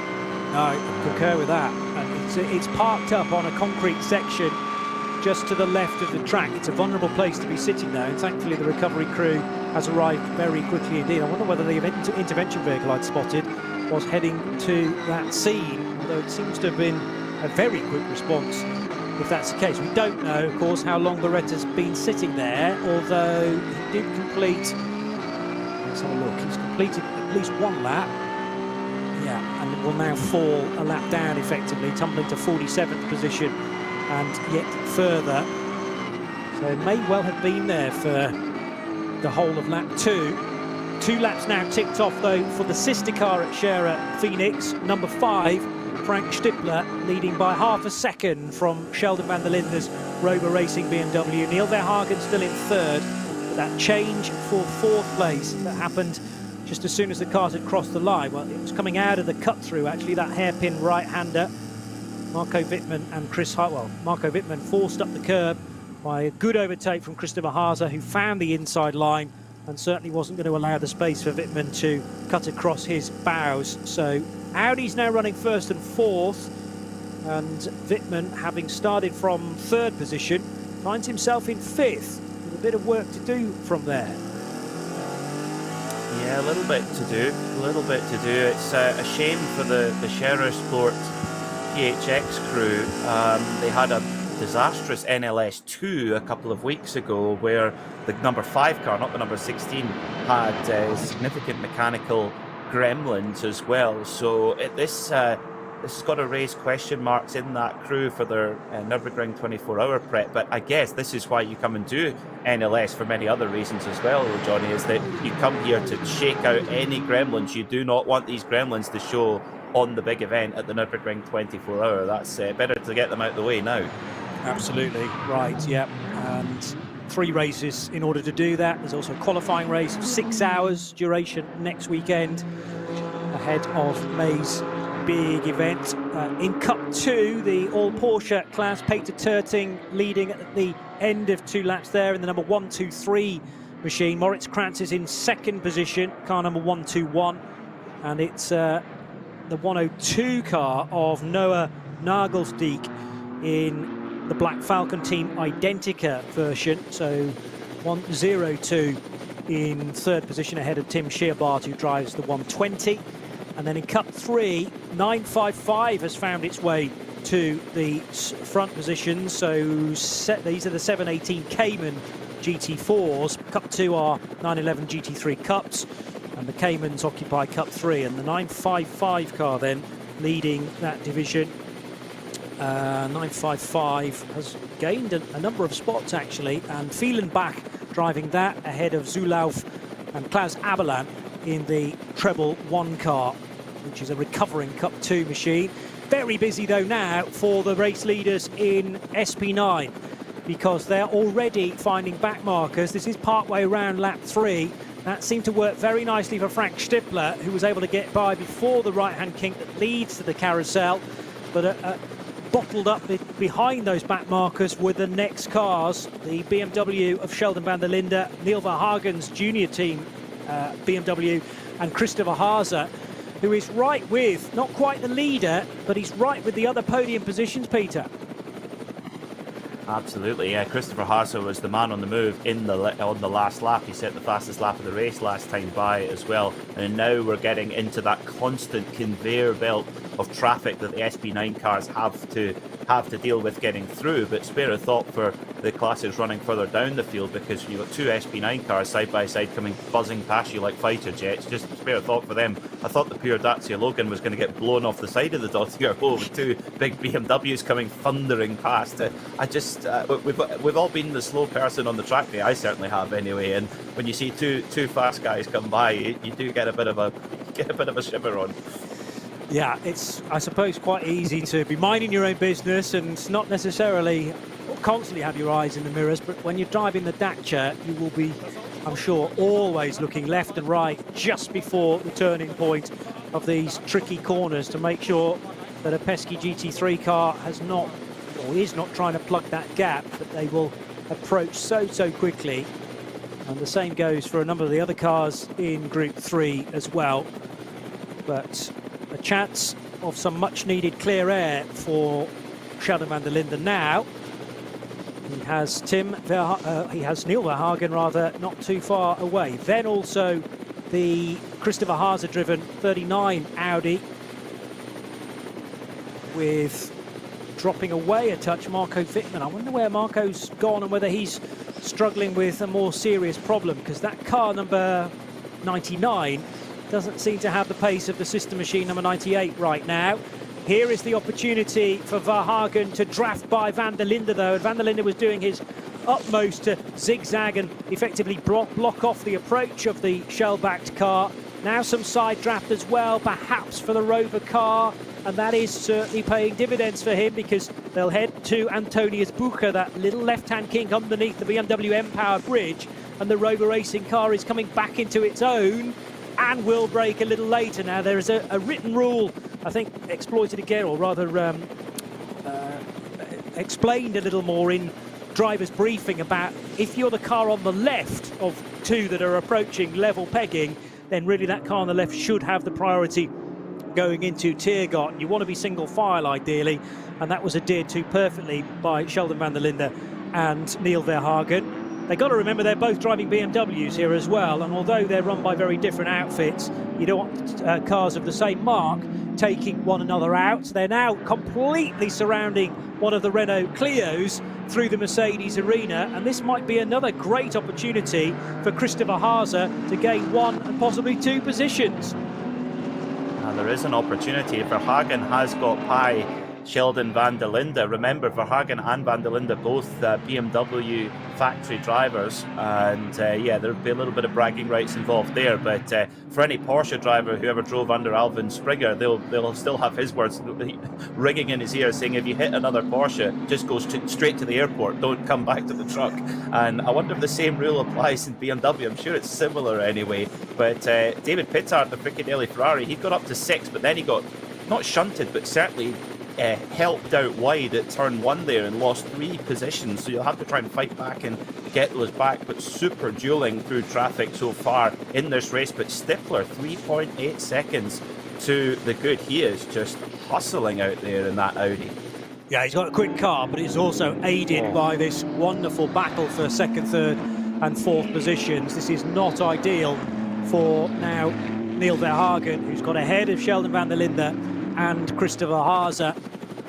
Yes, if you're enjoying our coverage both in sound and vision, I'm really enjoying that camera viewpoint that looks back across the bridge between Hatzenbach and the end of the Grand Prix. Luke, not seen that one before, and it gives you a real idea of how close to the wall they get. Speaking of getting close to cars, the junior team machine was so close to the back of the TCR. I think VW Golf certainly, probably from the TCR class, and there was the risk of a touch there. I think it was just avoided. You can tell that this junior car has got a bit more speed again than the Rover machine, so both the Rover BMWs not quite on full song for me so far, at least. Maybe that's a decision that they've decided to go down in terms of setup, to be slightly slower on full tanks, and the car will progress and get quicker through the course of the stint. Absolutely, and that all comes down to the ride height as well. The ride height is very important here at the Nürburgring. Of course, there's some big bumps, big compressions, but also the way that as the fuel comes off, the ride height of course goes up. So it's how you play that in. Both the BMW junior team and the Rover team highly experienced. I mean, Rover 12 NLS overall wins to their name, and they're in a good position. They're right in the fight to add another one today. Very close. Interesting there, Johnny, on the Dottinger Hole, the Audi R8 of Christopher Haase. My goodness me, does that Audi R8 draft well? Of course, a naturally aspirated motor, much like the Porsche, up at very high revs in top gear. It seems to just get a bit more of a gallop on. It's got more in the tank at the top revs, whereas the more torquey BMW makes its power further down low and maybe not quite as slippery as the Audi. I don't know, but whatever, the Audi is certainly very good in the draft in the Dottinger Hole, which could be quite handy in a last lap dogfight. Yeah, completely agree with that. The BMW M4 is a big car. Now, it's got a large footprint, and traditionally cars that are wider and longer are slightly kinder on their tyres, but yeah, I accept the point about having more grunt out of a corner, but then maybe runs out of top speed compared to the Audi and maybe the Porsche as well. Porsche are certainly growing now that we've got to the race. Best qualified car was 11th, remember. We now have a 911 GT3R in 7th for Sven Muller. The flat 6 you can hear in the background. Concerned, looks though down in the pit lane. That's for I was about to say Teichmann racing car, but I don't think it says Tech something on the helmet there. Any clues as to who that was, Peter? I have to say that would make a good picture round in Question of Sport. I'm not entirely sure. There wasn't even any good sponsors there to pick a clue from, but we might get another shot of that in a moment. Very specialist episode of Question of Sport. That can you imagine one on NLS exclusively? I'd like to watch that. Not sure that would be good. I'm not sure it would get a huge Christmas special. Christmas special NLS. Christmas special. Yeah. Pencil for that, Radio Show Limited. Yeah, perfect. Here comes Christopher Haase round the outside of van der Linde, and that's for third position and gets it. And again, really fast part of the circuit, echoing your points about the fact that the Audi is slightly more, well, a lot more slippery, it would appear, because Sheldon van der Linde, despite his best efforts, could not hold back the closing of the white and red Christopher Haase-driven 39 Audi. And you have to be brave to even think about an overtake on that section up the hill towards the carousel. Well, they call it Moot Curve, the bravery corner. It's that for a reason. Christopher Haase was using all of that bravery. 2 wheels on the grass coming up the Kesselchen, got the perfect draft on Sheldon van der Linde. Van der Linde went to the right of the circuit. Haas wasn't. He said, okay, I'm going to go left then as well. Van der Linde squeezed right to the edge of the paint there, and Haase said, I'm just going to keep my foot in it. That was some serious aggression there from Haase, but he got the position. Wow, he's now got his sights set on the BMW Junior Team car of Verhagen, which he'll hope to get that really good draft, as and Seat Leon TCR car given a good boot from the mechanic. I'm not sure if that's the most effective way, but off it goes nonetheless. May well have been the driver that we were ferreting around for, and some interesting team dynamic down there. One mechanic pushing his mate away, and then the one that just got shoved put his arm round and says, hey, it's not as bad as you think. Still a long way to go yet, 3.5 hours to go, but that is the emotional roller coaster that one of these races offers, regardless of which class you've entered into. 821 Audi working its way towards the end of another lap, so the end of the Dottingerhoor, and about to head back onto the main straight. Car 821 is a TCR entry. Oh, the Dacia is in the wall, I think on the Hatson back. Yeah, that's early on on the swoops, isn't it? And the Creaser Lachmeyer driven Dacia Logan. Dacia versus Goliath, as you'd mentioned, on the rear of that car. And I'm afraid Goliath, or at least the Armco barrier, is the winner right now. Driver is out, thankfully, and is able to walk away to assess the damage. But Creaser, who took the opening stint, looking at the front right corner, thinking that ain't too pretty, and I've just realised one of its wheels is the wrong side of the barrier. You're not going to go too much further without that. Oh dear, that's a fan favourite, the Dacia Logan, out of the race then as well. And that is at Marshall's course 45, the transition onto the north side. I think that's actually close to Sabine Schmidt curve. We've gone around that tight left-hander, and I wonder if that wheel off was cause or effect, Johnny. We won't speculate, but nonetheless, that's a wounded little Dacia. It's much like the Foxtail Manta, very much a beloved car here at the Nürburgring. Yeah, well, in these races where we're missing the Manta again, and it remains to be seen whether that will return, then definitely the Dacia becomes effectively its replacement.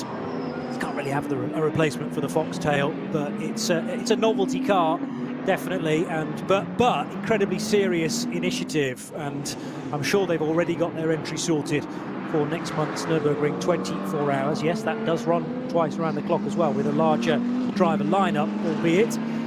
Neil Verhagen through and across the line, up to second place as mentioned, but Christopher Haase just 4 or 5 car lengths away. Haase taking plenty of curb and a bit of grass, in fact, out of the Mercedes arena there. And that Audi looking very manoeuvrable indeed, perhaps more so than the 44 BMW. So the Team Lant white and red car for Chris Haase, Chris Mies, Patrick Niederhauser, heading by, well, will need to nip by a number of back markers all in one swoop here, as the best of the Rover Racing BMWs, number 98 that took pole position earlier in the day, disappearing further back down the track, and it's not going to be too long before both Rover Racing BMWs find one another. Very late on the brakes there is the 474, nearly piling into the back of the 44 BMW. They're all heading into the slow area now, must have been caused by the Dacia Logan. So your idea of it parking exactly after Sabine Schmidt's curve is spot on accurate. Well, that's interesting stuff, because Frank Stippler had dropped 1.4 seconds to Neil Verhagen, or more accurately, Neil Verhagen was rapid on that last lap, closing in, Stippler, and he's got a really quick exit out of the slow zone. In fact, he's teared away from Christopher Haase, left him in his dust over Hagen. He's really up for this morning here at the Nürburgring Nordschleife. But goodness me, we've got an update coming from the pit lane. Car number 9, Get Speed Mercedes, Maro Engel in the pits, and has been for a little while now. He set a lap time of 8:13, which was 10 seconds slower than the race leader last time by. So something is afoot with that Get Speed Mercedes. Out he goes at the pits as well. So 4 laps, Johnny. That's certainly an early pit stop, as Verhagen right on the back of Stippler now, coming through another slow zone, which has been very, very kind to the BMW Junior team driver. You're right, it's an earlier stop than I was expecting, but not too bad in terms of weaving that somehow into strategy. We've seen many times before cars pitting after 5 laps, so it's not a disaster, it's just not ideal. And as long as the car is still okay, and Maro can wring a decent lap time out of it, then all may not be lost in the SP9 Pro entry for the second of the Get Speed cars. Maro not named against both of them. He will only be driving the number 9 car. And a similar situation in the 12, in that Maxi Goertz has been allocated that car, whereas Adam Christodoulou might be seen in both the 12 and the 9, and the same goes with Fabian Schiller as well. So it's the 5 Audi leading after 4 laps now, with BMW's second and fourth and fifth. Rover Racing BMW's 4th and 5th with van der Linde and Wittmann. And then the 30 car, another BMW for David Pittard, coming through into 6th position, as they now head through Schwedenkreuz and down towards, in fact, we're a little further around than that, aren't we? So after Adenauer Forst now, and closing in on the race leader, yes, is Neil Verhagen. So Verhagen's got into some clear air and really showing the speed now of the BMW Junior team. This will have been aided by that run into the yellow flag for the Dacia, and there might also be another caution out on circuit as well. But a gap that started at the start of this lap that's 2.6 seconds is now down to probably 0.4, 0.5 of a second. Really just car lengths in it now for first and second, Peter. It is, yeah, about 2 or 3 car lengths for Neil Verhagen. What a start to the race. And you look at somebody of Stippler's experience here at the Nordschleife, coming in and out of the slow zones effectively is a big skill here to get that right. And Verhagen definitely benefited through those slow zones in terms of getting in and out of them as quickly as possible. And sometimes it can be luck of the draw of the traffic as well. But Verhagen hunting down Frank Stippler for the race leading, and have dropped Christopher Haase as well. Speaking to Neil Verhagen in Daytona, and he's delighted to be now a fully minted BMW factory driver. He's come up through the junior team, and best of all, he gets a company car, BMW M4 competition, although they have to pay for their own tyres though, Johnny. What? Understandably. He needs a better agent. Would you let young racing drivers out there with ultimate tyre budget? I wouldn't. That's a very good point. I'm looking at it, of course, from Verhagen's perspective, and other junior drivers. You want to try and wrestle as best a deal as possible. But yeah, if you're supplying the tyres, that makes complete sense. Towards the base of the carousel arrives the lead battle then between Audi and BMW, and that gap from second to third continues to grow. Actually, it'll be interesting to monitor that, and whether Christopher Haase can make some time on the Verhagen-driven BMW, and also whether Sheldon van der Linde and Marco Wittmann, as they tick off the laps, their cars get lighter, are they going to just come towards that magic time and work their way into the sweet spot? Cars have been disappointed so far compared to qualifying pace, at least, to the race pace of these two Rover Racing BMWs. David Pittard growing ever closer as well. Now, the 30 car, that started in 18th position for David Pittard, the Ferrari 296 GT3. So Fricadelli now running in 6th place.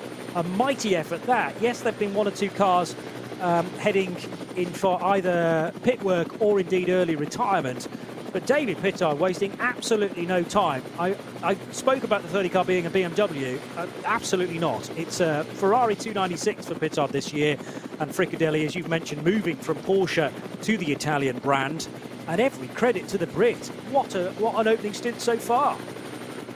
Oh, fantastic. And, you know, David's an expert at this circuit. He had an overall win with Valkenhorst in their BMW M6 at the time 2 years ago. He was the 2020 NLS SP9 Pro champion. So got real pedigree around here. And Fricadelli put a really interesting driver lineup together. It's David Pittard and Felipe Fernandez Lazar in that car today. And it was Lazar who actually set the faster qualifying of the two. So theoretically on the day, it's Felipe who's waiting in the wings with some real pace behind them as well. But for the 24, I believe they've got Nicky Katzberg and El Bamber as well. So they've got a heck of a lineup for the 24-hour as well. So speaking of the red and white Ferrari of Fricadelli with the green sills, it is now right on the back of Marco Wittmann, and Pittard showing enough speed to get by and probably to extend the gap if he can hustle this BMW out of the way. The best opportunity will surely be now, because they're hitting the Dottingerhöhe at the start of it, and the Ferrari is inching its way closer and closer to that large rear wing on the Rover Racing BMW. It will jink out to the right-hand side very shortly, and absolutely swoops by. We have not seen that sort of speed from fellow BMWs. Remember the battling between Rover and the junior team earlier on. The junior team car couldn't quite get by, but if anything, as soon as the Ferrari got out of the BMW's draft, it got even faster. And that Ferrari is so sleek and slippery. I mean, in road trim, the Ferrari 296 is a real kind of purpose-built supercar. The BMW, a little bit more of a kind of, I don't say day-to-day car, but a lot more conventionally shaped, and huge rear wing on the back of the BMW M4. So, yeah, the Ferrari super slippery behind that, getting a great draft. And, Fricadelli's start to their Ferrari career this season, they kicked off in NLS1. It's just getting better and better with every race, and they're up into the top 5 now, just 11.5 seconds off the lead. The only caveat, though, Johnny, is with the balance of performance after the second round of the season, they've had 4 litres of their fuel capacity taken away. I don't know how far you can go on 4 litres in a Ferrari, not very far probably, but it's about coming up for a gallon, so yeah, it's let's see if that maybe hinders them a little bit on strategy, but certainly on track pace, they're flying. Last lap by, well, we can't really take an indicative time because of the slow zones, of course. We get spoiled in lap 1 and 2, don't we, with the relative times when there's often not slow zones. Yes, and also no lappery needed either, so you often get the fastest lap of the race in those opening 2 circuits. But it's not impossible to get an improved lap time a little later on. Traffic has to fall for you and around the whole lap. Yeah, it's interesting, 4 litres, whether that... I mean, it's not going to give you another lap around this place, but it might prevent you from completing a lap, potentially. So definitely they will be feeling that. And we'll have had to have done some more calculations. Meantime, the number 19 Ferrari 296 is now being caught. This is Luca Ludwig being pursued by Sven Muller in the number 3 Falcon Motorsport Porsche, which takes plenty of curb through that section of Hatzenbach. Meanwhile, over the road bridge and towards Flugplatz goes the battle for the lead of the race. And Frank Stippler is going to have to get out of the throttle briefly, because they're now heading by the recovery vehicle, the wagon that carries the Dacia Logan.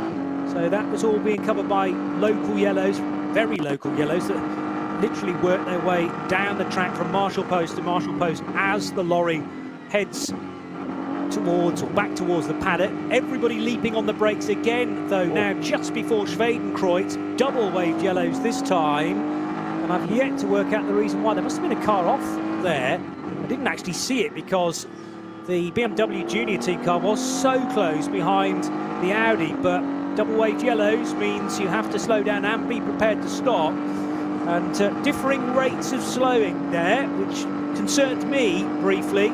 Everybody escapes, though, escapes disaster.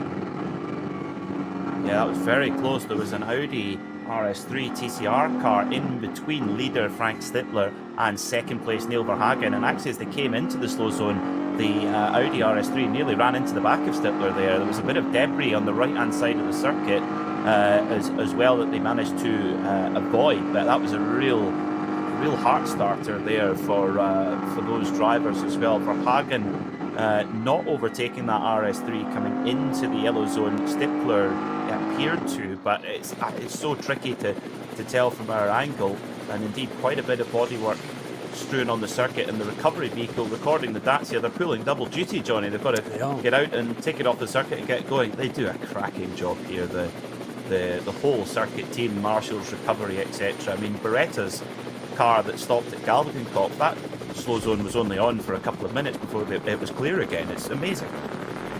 So we now know why the double yellows were out. That debris being cleared.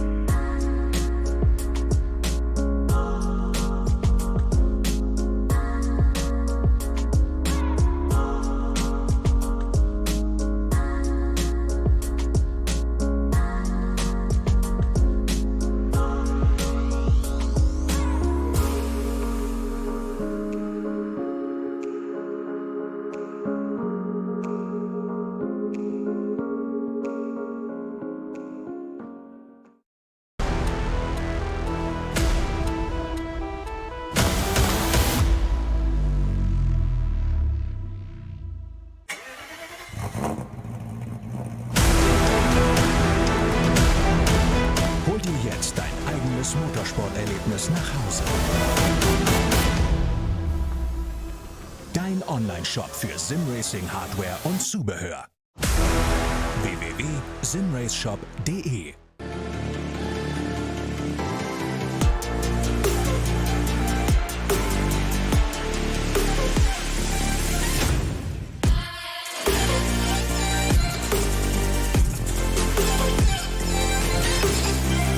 Falkenreifen.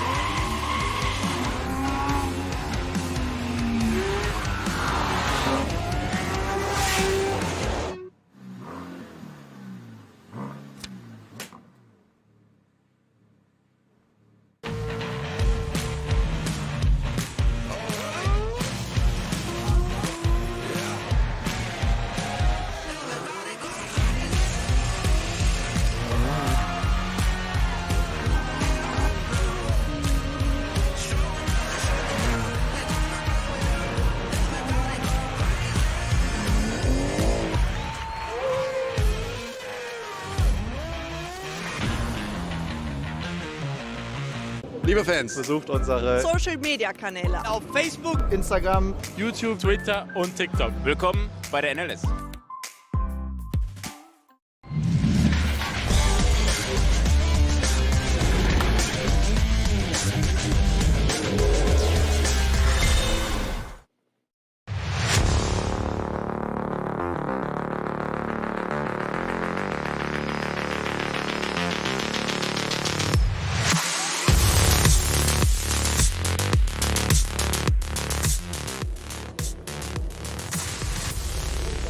Everybody else, though, will be in next time around by my calculations. Yeah, I think that's a fairly safe call. Rover number 98 into the pit lane. That was Sheldon van der Linde who brought it in. We didn't quite see if there was a driver change or not. But Sheldon, a fairly steady first stint. There's new Michelin slicks on that car at the moment. Again, weather is dry. You have to go with the weather as it is right now. Overcast in the sky, and counting down 38 seconds of fuel left to go in to that Rover BMW as well. I love the fact here, Johnny, that we have supermarket petrol pumps, and you even have a little ticker showing you how much you're spending as well. I like that. Keep the budget under control. Yeah, quite right. Hope we get club card points or other form of loyalty points. Make sure you scan that first, otherwise you'll forget. But yeah, there's all these things to think about.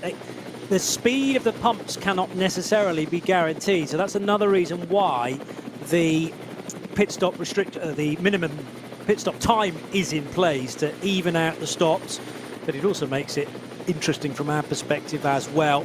And remember that time is governed from pit in to pit out, not the time that you're stationary next to the garage. So you have to have done the calculation to work out how long it takes once the car is released from where you're based in the weekend down to the timing loop at the end of pit road. Make sure that you don't breach that minimum time, otherwise you'll be coming in to serve a penalty. The penalty box positioned at the towards pit in. There's also, spotted by Peter Snowden during NLS1, a section of the track which is around the Mercedes arena, formed as a dotted line box, and Peter spotted that the car was going very wide in order to actually go through that box. A bit like, is it the turbo boost zone in Formula E that is still possibly used? What's it called? Yes, I know what you mean. It's almost like mode. Attack mode, there you go. So it's like a Joker lap. Yes, but you also have the long lap penalty in MotoGP as well. If you've been a naughty rider, you get sent for a long lap penalty. Yes. So it can be used for that also. I have to say, on studying the rule book during the week, I hadn't seen anything about an attack mode or a long lap penalty or anything of that sort. So it remains a mystery to me, at least, Johnny. Well, next time we get a glimpse of the exit of turn one, just have a look on the high line, if you like, around those left-hand bends, the first bit of the Mercedes arena. And there is a fairly long dotted line box, which is used as a penalty. It's rather than a Joker lap. If you've been given a penalty, but it can be a quick one, as long as you go through there, and are spotted to do so by the stewards. It's my understanding that is another way of serving a penalty, but in race rather than having to do it in the pit lane. So down towards the two left-handers now go a couple of the TCR cars. Actually, that's one of the Hyundais, which, as you've already mentioned, not in the TCR class this weekend, but we do have at least Hyundais in the competition. There's the i30N Fastback, which is running first in VT2 front-wheel drive, so that's the 485 Fastback. There's also a Fastback a little further down the order running fourth in that class, and a non-Fastback i30N is in fifth position. I think they're possibly all in that class, yeah, but I make it as many as 6 i30Ns of differing body shape that are competing this weekend, but none of them in the TCR category. There's another car off the road, and I just about caught sight of that. It looked to be Cayman-shaped, but that doesn't necessarily narrow it down in a race like this, because there are plenty of them. In all kinds of trims as well. Yes. Various versions of Cayman. You're right. It is a Cayman, Johnny. car number 933. That sort of black-white. It's got a almost silver fern across it. Dalton, Wilford and Brakel in that machine. It looks like the run down towards Metzgesfeld, Schwedenkreuz possibly. So Grant Dalton, Grant Wilford and James Brakel. Unfortunately, two New Zealanders in that car. That would explain the silver fern on the hood. Yep. Yeah. Driver changes near the front. Dan Harper has taken over for Neil Verhagen. Great stint for Neil Verhagen to start the race. So it'll be Dan Harper in the car now, and then it will be Hasse who gets in after that. Who in that car, and then also in the number 98 Rover car, the Sheldon van der Linde hopped out of that car. Dries Van Tower getting in to that car as well. So a couple of driver changes in there as well. It's Max Hesse who will be third into the car in the BMW Junior team. Recap of how things are going in Cup 2. The 123 car leading of Peter Terting, as I've mentioned, from 121 Moritz Krantz.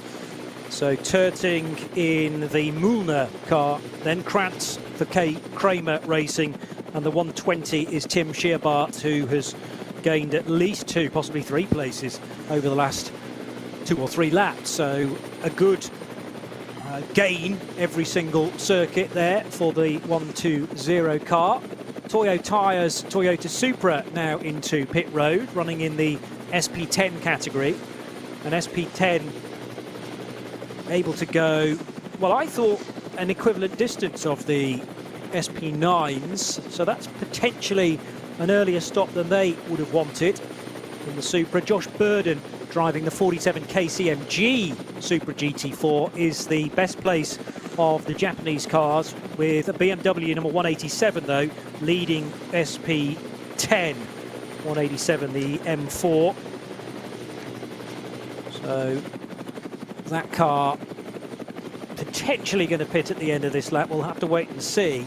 Other cars that can go generally a bit further than an SP9 Pro or Pro-Am are, well, SP7 of old. Now, we certainly had some of those cars in NLS1. There is only one, in fact. There's only one Cayman GT4 car, and it's actually down in 54th position.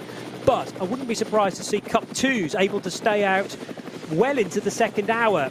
And the case in point, we actually had a Cup 2 car, I think, leading overall at the end of the first stint in the opening round of the race. So that is a strong possibility. They will then fade, though, towards the end, because SP9 Pro and Pro-Ams are much faster.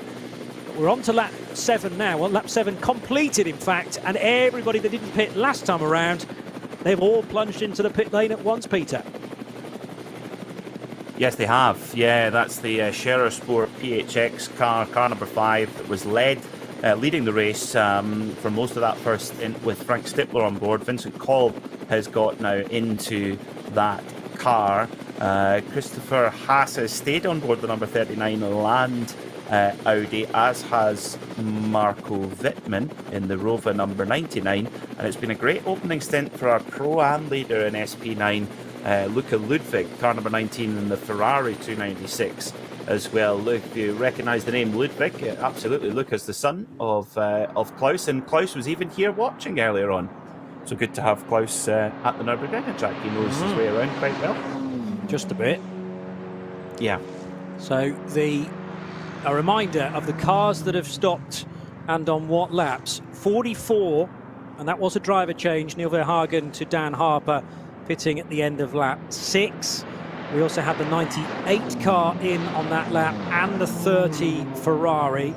The 99 BMW stayed out, didn't it, and has just pitted now from 3rd position. 19 also staying out till the end of lap 7 for Luca Ludwig, as mentioned.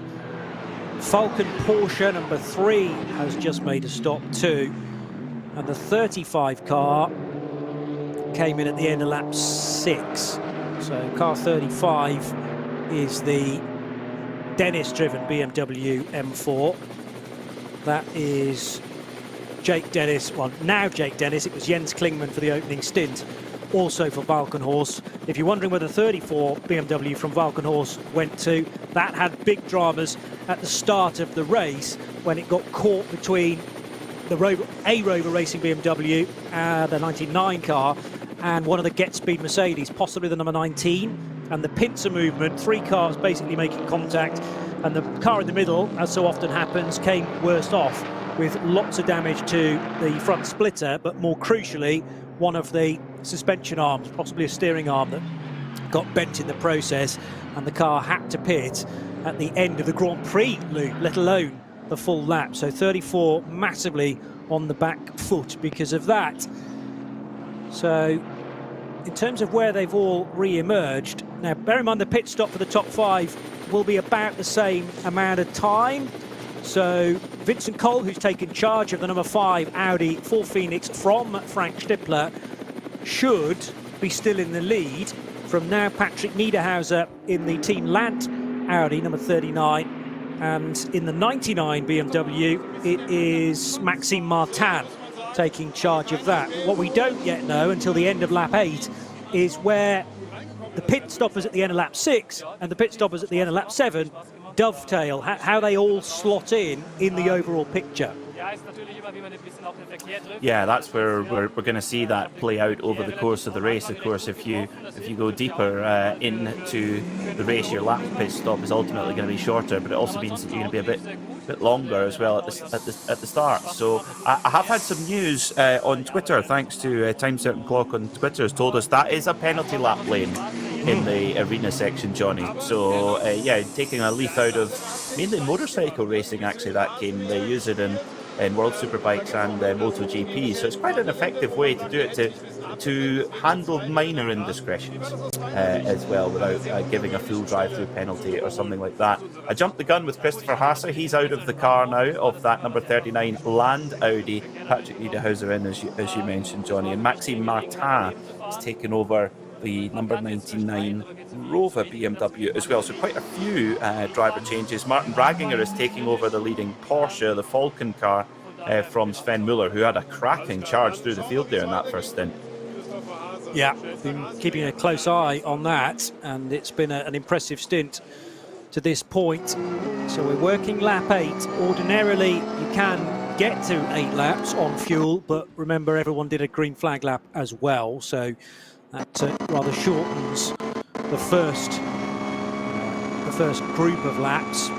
Probably looking at a 28 or maybe 29 lap race, depending on where the overall leader can get to, and it depends a great deal on yellow flag zones as well. If there are several code 60s around a lap on any one particular moment, some teams might choose to pit out of sequence purely because of the time you gain versus a car out on track having to negotiate 3, 4, maybe 5 code 60s all at once. And the amount of time, it's a bit light. I mean, you're never going to get a safety car around here, but it's the closest thing to a safety car is to have a few incidents all being dealt with at once. And I've seen several times before teams reading that brilliantly to get the car in and a cheap pit stop effectively, which will gain a crucial amount of time. Again, no cars slowing on the yellow flags.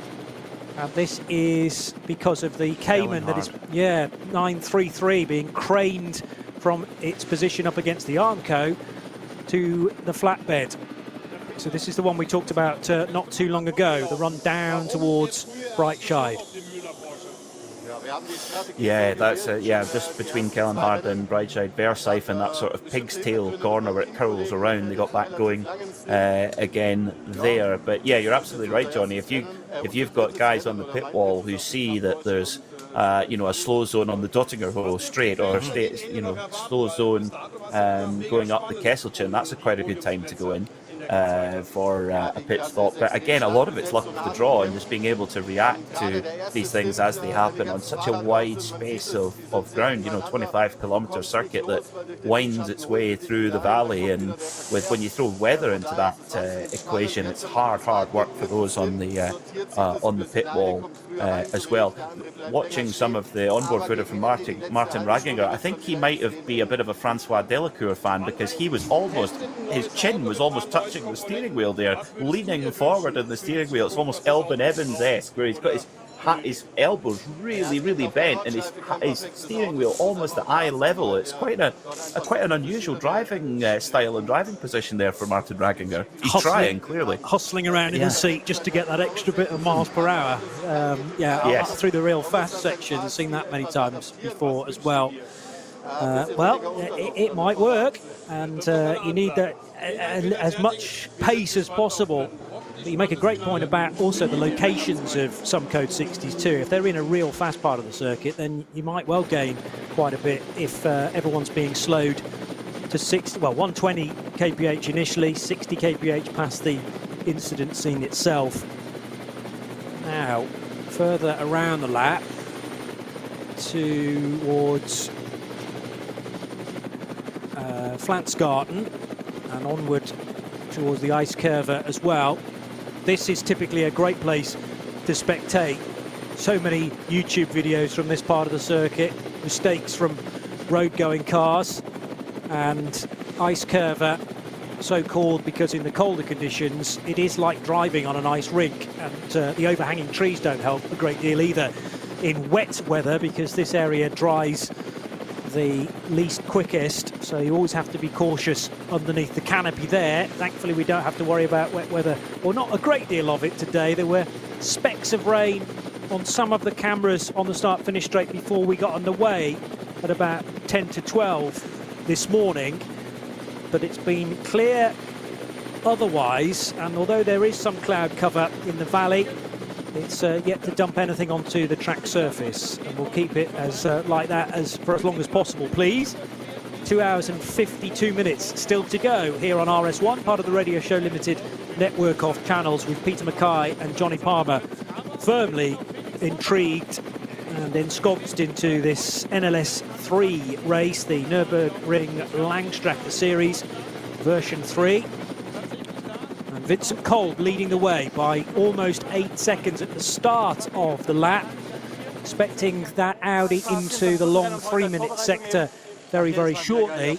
Patrick Niederhauser doing the chasing in a similar Audi R8. So it is Phoenix ahead of Team Lant, and then Maxime Martin in the best of the BMW M4s from Rover Racing. But keep your eyes peeled for the Ferrari 296 at the moment, shown in 4th position. It actually pitted from 4th when Stefan Aust took over. But I think once you weave in everybody else that pitted at the end of lap 6, that will drop a few positions. Luca Ludwig handing over to Aust, with Christian Kohlhaas still to come in the Racing 1 296. With Martin Ragginger next up in the Falcon Motorsports Porsche. And then you've got the 25 car, rather. 25 is another Porsche 911, and that has Joachim Theissen, Klaus Rader, Dennis Fetzer and Colm Leidegar. So there's a lot of drivers to get through in car number 25. They will have to be doing single stints, therefore. And again, that's possibly an eye to getting drivers prepared for the big event next month. So our leader is just coming through the timing line now. It's Fabian Schiller, car number 12 for Get Speed Mercedes, who hits the front with Maro Engel in the other Get Speed Mercedes, car number 9 in second. Then it's Dan Harper in third. So it's all been changed there. In fourth is Moritz Krantz in the GT3 Cup car, who's just come into the pit lane, excuse me, so that David Pittard in the Ferrari for Fricadelli will go up. But something has gone afoot for the Sherrersport PHX car. Vincent Kolb, he's back down to 9th. Again, that could come down to what time he got out of the pit lane, but it's all change on that lap there, Johnny.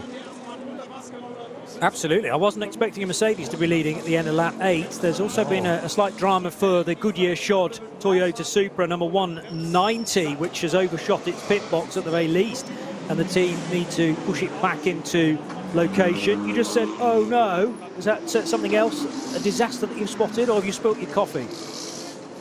Well, that would be a disaster. No, I think it was more this commotion in the pit lane with that black and pink Supra that had come to a stop, and that it sort of caused a bit of a traffic jam in the pit lane. Car number 22, the Ferrari for Wochenspiegel team Montau, run by Rinaldi Racing, has got by the car collection number 39 the Team Landau, excuse me. But this, of course, is where we've got to stay patient, don't we, Johnny? Because where the pit stops come in is very important. The deeper you went into the race, the longer your pit stop was, but you will get that investment back later in the race. Yeah, because the so closer... we've got a bit of a jaded order at the moment. Yeah, good way of putting it. The closer you get to the checkered flag for that final stop, you can buy back some of that time. The 22 Wolkenspiegel Team Monschau Ferrari 296 then heading out of the Mercedes arena, and that is ahead of the 33 Lant Audi. So that car now threading its way through the cut-through. Team Car Collection Audi rather than Team Lant. They're running very similar, if not identical, liveries for Max Hofer and Dennis Marshall.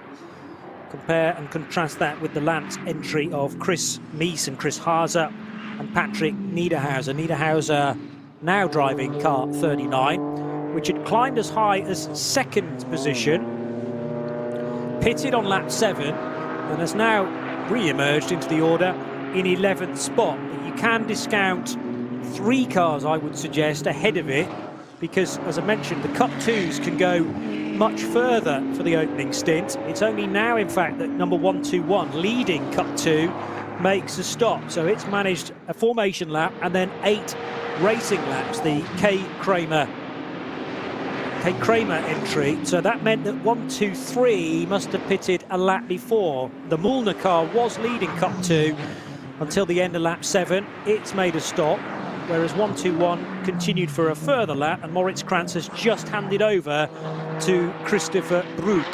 And this is the point where we'll see car 121, the 120, also from Cup 2, and the 102 drop now out of the reckoning for an overall top 10.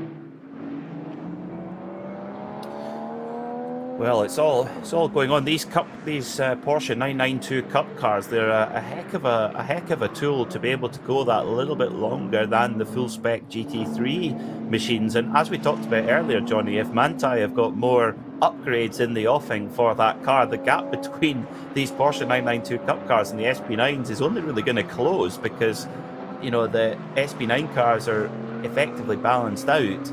So if the 992, if Manthey keep adding performance to them, they're going to be more and more of a pest in traffic. Marcus Wilhard having some fun in the 485 Hyundai, which is just exiting Mercedes arena now. That is the leader in the front-wheel drive V2T class. Remember, V2T is split into front-wheel drive and rear or four-wheel drive cars, so it's two-pronged T2. And actually, either one of those classes, you could effectively win VT2 overall, because the first 2 cars in that division are the front-wheel drive example. So we've got the Hyundai i30N Fastback and then a VW Sirocco R, number 489. But then third and fourth in VT2 are the rear and front and four-wheel drive cars. In this case, they're both rear, because they're both 330i BMWs for Petrolo and Komatsu. So looking out for car 505 and 501 that are third and fourth in the VT2 class as a whole. As I say, the class names don't necessarily roll off the tongue naturally, but they do provide really good racing. And in turn, they're both ahead of a couple more 718 Cayman GTSs. This time, though, they're SP4T Cayman, so clearly not eligible to run in Cup 3 for whatever reason. And instead we find them in the 4T division. 266 and 260 are the class leaders there. But it's Fabian Schiller who continues to lead on lap 9, Peter. It is indeed, yeah. That number 12 on the roof of that Get Speed Mercedes reminds me of an Austin Cindric NASCAR, actually. So yeah. It's very helpful for our Rover helicopter to spot which of the Get Speed Mercedes that it is. And loving their new livery this year with that lovely sort of flat grey and the orange flashes on it. It's very, very nice. And GetSpeed, a team with so much experience here, leading 1-2 at the moment with Maro Engel behind. Dan Harper in third place for BMW Junior team set a good lap last time. He actually pulled 4 seconds in on the leader, but the fastest of the leading bunch was David Pittard in that Fricadelli Ferrari in the top 5. Could we maybe see a debut podium for Fricadelli with their shiny new Ferrari? I wonder. What a cool thing that would be. Team owner Klaus Abelin, Fricadelli himself, he's racing in the Cup 2 category in their Porsche Cup car. In fact, he's just come into the pits with that, and he's handed over to the Jules, just simply given that's all we're given on the entry list is Jules, running under, I think, slightly incognito name there, as many drivers do. But yeah, I mean, you've got to admire Klaus's just racing spirit with Fricadelli, and 2 great cars out there taking part, a great team, great drivers, and they love their racing gear on the Nürburgring. But it's Klaus that's really the driving force behind that. Maro Engel's an interesting one, running second overall, because we know that car pitted much earlier than we would have expected on lap 4, when you could have gone to lap 7, and we wondered whether the number 9 car from GetSpeed just had to sort a minor problem, maybe a slow puncture or something that the driver wasn't quite happy with. So it's bang on the pace again now. Last time around it did an 8:18.727. Remember, we've got some code 60s out on track currently as well, so it is possible to go quicker than that once the track clears. Over the line, new leader, in fact, Maro Engel. Now, yes, he'll have to pit at the end of 12 laps, I reckon, but he's going to enjoy this moment out front because he's leading by just over 2.5 seconds now from Fabian Schiller's Mercedes AMG. So it is a GetSpeed 1-2 all of a sudden. Daniel Harper in the junior team BMW M4, car number 44 in third, ahead of David Pittard in the Ferrari. Porsches working their way up the order slowly and surely as well. The number 4 car from Falcon is now ahead of the sister car, number 3. And Vincent Kolb cuts the beam at the end of lap 9 in 7th position. Remember, the 5 car, though, that was leading before that bout of pit stops, another one of the runners that pitted at the end of lap 7, therefore having to take the longest pit stop of anybody in the opening tranche. 2 drivers making really good use of a fresh circuit, no interruptions there. Maro Engel, personal best lap time for that car, 7:58.373. Also for Nico Menzel in the Falcon Porsche, 7:59.3 for them as well. Also the Retronic Porsche Tobias Müller, 8:03 flat was their personal best of the race as well. We've got a slow zone, or we did have a slow zone. In fact, we had a code 60 at Flugplatz. Momentarily, it's now been upgraded to a slow zone, so hopefully, and now clear. So something was afoot at Flugplatz, and that's somewhere where you don't want to come across a slow zone, that's for sure. Yeah, especially if it's something nadgy like some debris as well that's not visible at high speed, and also when everyone sits pretty much very low down in these raced cars. That's why we are so indebted to the hard work of the flag marshals and indeed those that are willing to run out into the track to recover bits of debris. We've already seen effectively double duty from one of the flatbed drivers. He had picked up a car, I think that was it the Dacia Logan, and then needed to stop to pick up some debris, maybe an inner wheel arch skin that had ended up on the racetrack, and was indicated to everybody else by the debris flags, the yellow and red striped flags that are waved if there's oil down, or indeed something of a car, a section of the car that has ended up on the racetrack. Ben Zerfeld running in the 273 Toyota GT86 is third in SP3, just caught sight of him at the Mercedes Arena. SP3 is led by the 300 Audi TT. Well, that's actually SP3T, I beg your pardon. So that has an Audi TT with a VW Golf Mark 7 in second position. SP3 is led by the 270 car, which is one of the Renault Clio Cup machines.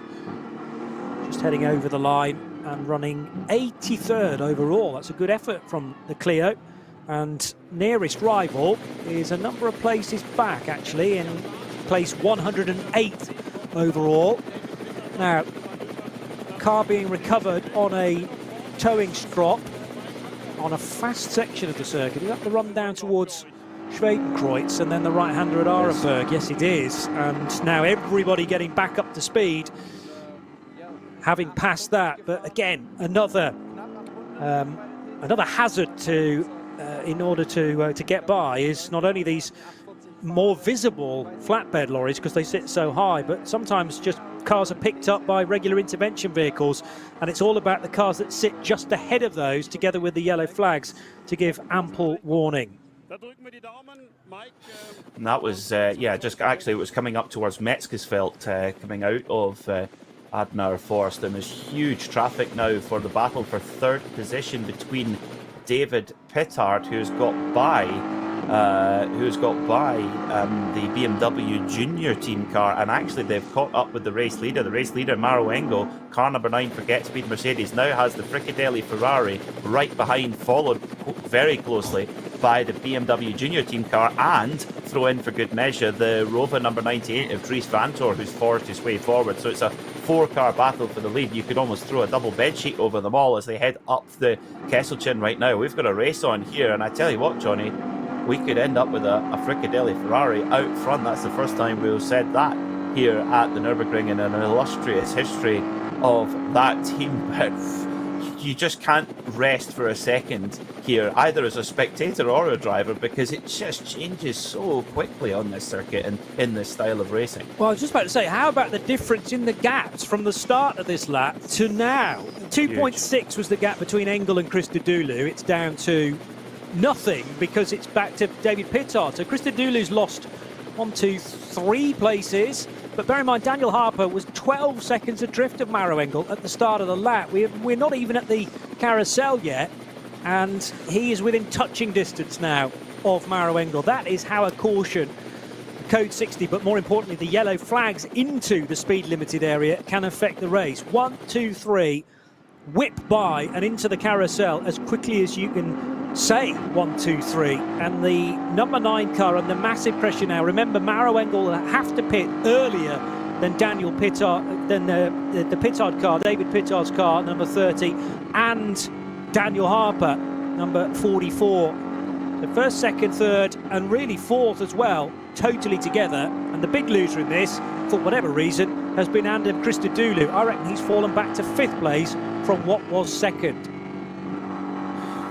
This Ferrari 296 GT3, a brand new GT3 car for this year, built in conjunction with Orica. Looking at the rear of the car, has a lot more aerodynamic performance from the diffuser, and coming through the big direction changes through Wipperman to Esbach Brunken now, the Ferrari looks on rails through there and being driven beautifully by David Pittard.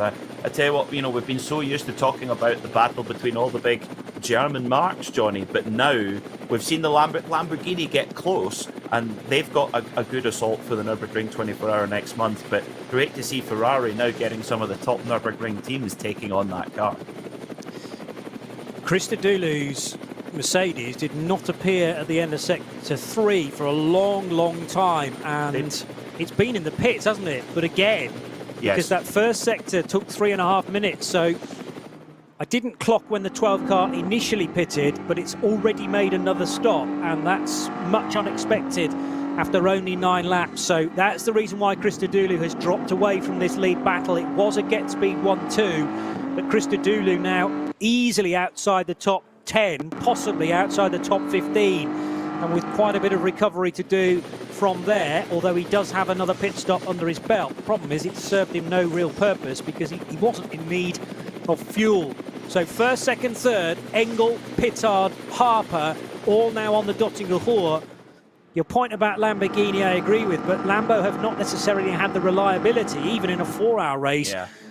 Question marks, of course, about Ferrari 296 because it's in its first year in Nürburgring competition, indeed in global competition. So can it continue this pace for all 240 minutes. We will have to wait and see, but there's no doubt about its speed. Two wheels on the grass there for David Pittard to take the race lead, and Maro Engel says, well, if he needed that desperately this early on in the race, by all means have it.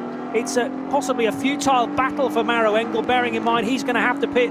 He pits now, in fact, again, much more early than I was expecting. He could easily have gone on to lap 12, having pitted on lap 4, but is that the team getting Engel out of it, or is that the problem biting again? Remember, the car pitted on lap 4 earlier than we'd all expected, and now in again at the end of lap 10. All is not right with either of the Get Speed Mercedes for me. Absolutely, Johnny, completely agree with you. They look like they're coming early with the first car for the first stop, and then they came in early with the other car for the second stop. So that would basically mean that mathematically they have to take a stop more than everybody else now. They've kind of made their bed now strategically, so it has to be basically a forced pit stop as such. But what it means is that Fricadelli Ferrari lead at the Nürburgring. Wow, this stint by David Pittard has just been spellbinding, but he has been matched toe for toe from Dan Harper, the former Carrera Cup GB champion in the BMW Junior team, and that trio, they just all know each other so well. They've driven with each other, they've been trained up on the Nordschleife, both Neil Verhagen, Max Hess and Dan Harper, so do not write them off. They are fierce competitors, but this is, I can imagine Felipe Fernandez-Lazer in the Fricadelli pit will be biting his fingernails off right now, getting ready to get in that car later. A reminder though, places gained, compare these two cars. 44, places gained 0, started second, run second. Places gained for the number 30 Ferrari, 17. It started 18th, it's now leading the race. Unbelievable second stint now for David Pittard. And quite understandably, they decided not to do a driver change to Felipe Fernandez-Lazer because Pittard is well and truly on a really good streak here in the zone. But when Lazer takes over, I think we're going to see similar speed. Yes, this is down to the driver talent, the nut behind the wheel, but it's also down to how good this new Ferrari is. It might have been dealt a little bit of a positive balance of performance, but it should still be pretty even this early on in the season. These races will be used, as far as data from the officials are concerned, for the balancing of the very different machinery for the Nürburgring 24 hours. Heading through Schwedenkreuz, they've got a slower car, which is a Porsche 911 GT3, so not that slow, but a slower car to negotiate. In fact, is that the car that we saw pitting very early on? Number 42, yes. Was it? It is, yes. Yeah. I'm just seeing who's maybe changed over to Marco Seefried now, trying to find it on the timing screen of the over 130 cars that we have here. Good luck. It was Patrick Kolb, the brother of Vincent Kolb, who took it to the start. And I, for the life of me, cannot find it on the timing screen yet. But it position, I reckon. So you're right, it is Marco Seefried. That would be why they're not getting by. Indeed. He's yes. very well known for being an elbows out type driver and does not want to lose a further lap. 9 completed for the Lion Speed car, Lion Speed by car collection, the all-black Porsche GT3R. And Patrick Cole presumably therefore will go back into that car for stint 3 if they're doing single stints on that. And a driver change each and every pit stop is definitely possible because of the amount of time that needs to be spent in the pit lane under the pit stop restriction time. Very much in two minds there with the 98 BMW of Dries Vanthoor. Was about to go left of a back marker, then had to get out of the throttle, possibly leap onto the brakes and go down the other side, and that means that the number 4 car now of Nico Menzel is right with Vanthoor, younger of the two Vanthoor brothers, running 3rd and 4th, but Falcon Motorsports Porsche given a big helping hand there because of that moment of indecision. Yeah, Dries Vanthoor, an absolute wizard around this circuit as well. He's won the big Nürburgring 24-hour 2 times now.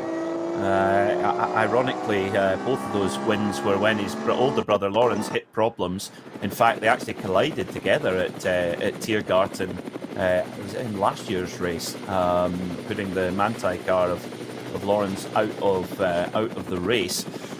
So it's interesting, that rule at Tiergarten in the driver briefing, Johnny, how if you're on the left lane you have priority. Well, David Pittard paid that probably no attention when he put two wheels up on the grass to take the lead, and Maroengo went, okay, after you, sir. Well, it's so perhaps there might be a discussion about that, but wow, these guys are just on the limit all the time. That is normally the rule if you're absolutely level pegging, but I mean, David will say, well, I was ahead by a couple of inches. Also, I don't think Maroengo was going to push that because he knew he was going to be pitting at the end of the lap, so rather than risk a collision, allow him through. But yeah, absolute on the ragged edge there with two wheels dropped into the dirt. And David Pittard, again, full confidence on the downforce of this new Ferrari 296 to keep it planted. You mentioned it looking like it's on rails. Well, even when it's grass tracking, looking incredibly stable as it squirms its way up the inside of one of the hot hatches in this race. Still cannot shake the attention, though, of Dan Harper. These two guys, I want to say, were both on the Toka package at the same time. Perhaps they didn't overlap, though. David Pittard used to run Ginettas in the GT4 Super Cup, and as you've mentioned, Dan Harper, a former champion in the Carrera Cup GB. Have to see whether they were in the paddock at the same sort of time. They will know each other, I'm sure, though, out of the race cars. And David Pittard, a former BMW driver, moving to Ferrari for 2023. This is lap 11, and the larger car, more touring car type M4, showing that it is just as manoeuvrable as the slightly shorter and more svelte looking Ferrari 296, brand new for this season. Neither of them, though, can get by Marco Seyfried, still sitting there ahead of them, albeit a lap down, or virtually a lap down compared to these two overall leaders. And here's the BMW's opportunity, because Pittard was just easing out of the throttle there to make sure he didn't run into the back of the Lion Speed car. And Dan Harper said, well, if you're not going to power your way through the corner, then I'm going to amble by. And he did that with only half an invitation, but there was easily a car width for an M4 to get through. And it surprised me, to be honest. David Pittard caught napping a little bit there. Now, here we go now, though, out of Galgenkopf onto the Dosinger Hole, the 3 kilometre drag all the way towards Antonius Bucca, and now they're in the draft. And Dan Harper getting right in behind Marco Seyfried's Porsche 992 GT3R, as is Pittard. And I tell you what, the Porsche has got some fantastic top-end speed. Dan Harper not able to get a real run on it as well, and bizarrely they've left the Ferrari for dead on the straight. So all we said about it being slippery, well, it's been left for dead on the straight coming out there. But the exit out of Galgenkopf is so important, that must be said. So Frickadelli back into second, and the BMW junior team now hit the front, car number 44. What a tussle this is at the front of the field. Really fascinating. And Seyfried in yes. after all that. Well, again, maybe he realised, he's getting the call from the team, and the difficulty is when you've got the overall leaders charging like crazy behind you, they're not necessarily going to give you the space to get from one side of the track to the other to dive into pit road. So it's the safer approach, I think, to not exactly allow those leaders by, but not halt their progress. And that gave Marco Seyfried a clean run then in the Lion Speed by Car Collection Porsche to head into pit road. I'm going to answer my own question about David Pittard and Dan Harper and whether they were sort of stable mates in the Toka paddock. In fact, not, because David Pittard's last season in the Ginetta GT4 Super Cup was 2015. Dan Harper began Ginetta Juniors the following year, 2016. And by that point, David Pittard was starting to work his way towards the 24/8 series and a season in British GT as well, then in 2017, before going international racing with things like the World Challenge and the Spa 24 Hours as early as 2019 for Valkenhorst Motorsport. Well, it's Dan Harper now in the BMW Junior team, ahead of the new Ferrari man for Frickadelli Racing. Again, they get very close indeed to the tourist lap exit route there, the other side of the Armco barrier, and on to Hatzenbach for the 12th time. So 12 laps, 11 laps completed. Started lap 12, 0.4 of a second separates the yellow, black and red BMW from the red and white Ferrari. Dries Van Tor, 8 seconds back now in the 98 BMW. And again, the Rover example just seems to drop off a little bit of speed on full tanks. But we're venturing towards half distance in this stint now, and I suppose half distance in the race with just 25 minutes to go before we are 2 hours old.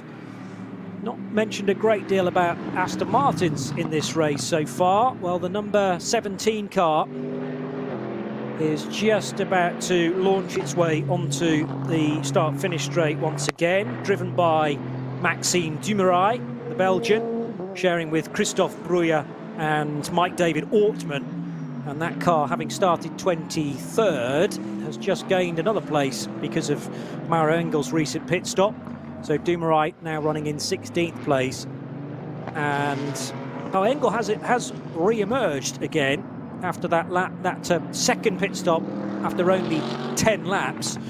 And he's just about to tick off another lap, having completed lap 10 then. Yes, there he goes, on to lap 12. But, you know, get speed. They might have pace, but they're clearly nursing one or two difficulties here. And clearly the car isn't ailing so much that it needs to be out of the race completely. And maybe they're just now treating this as a very public test session. It's unfortunate because both cars on single lap speed look very, very strong.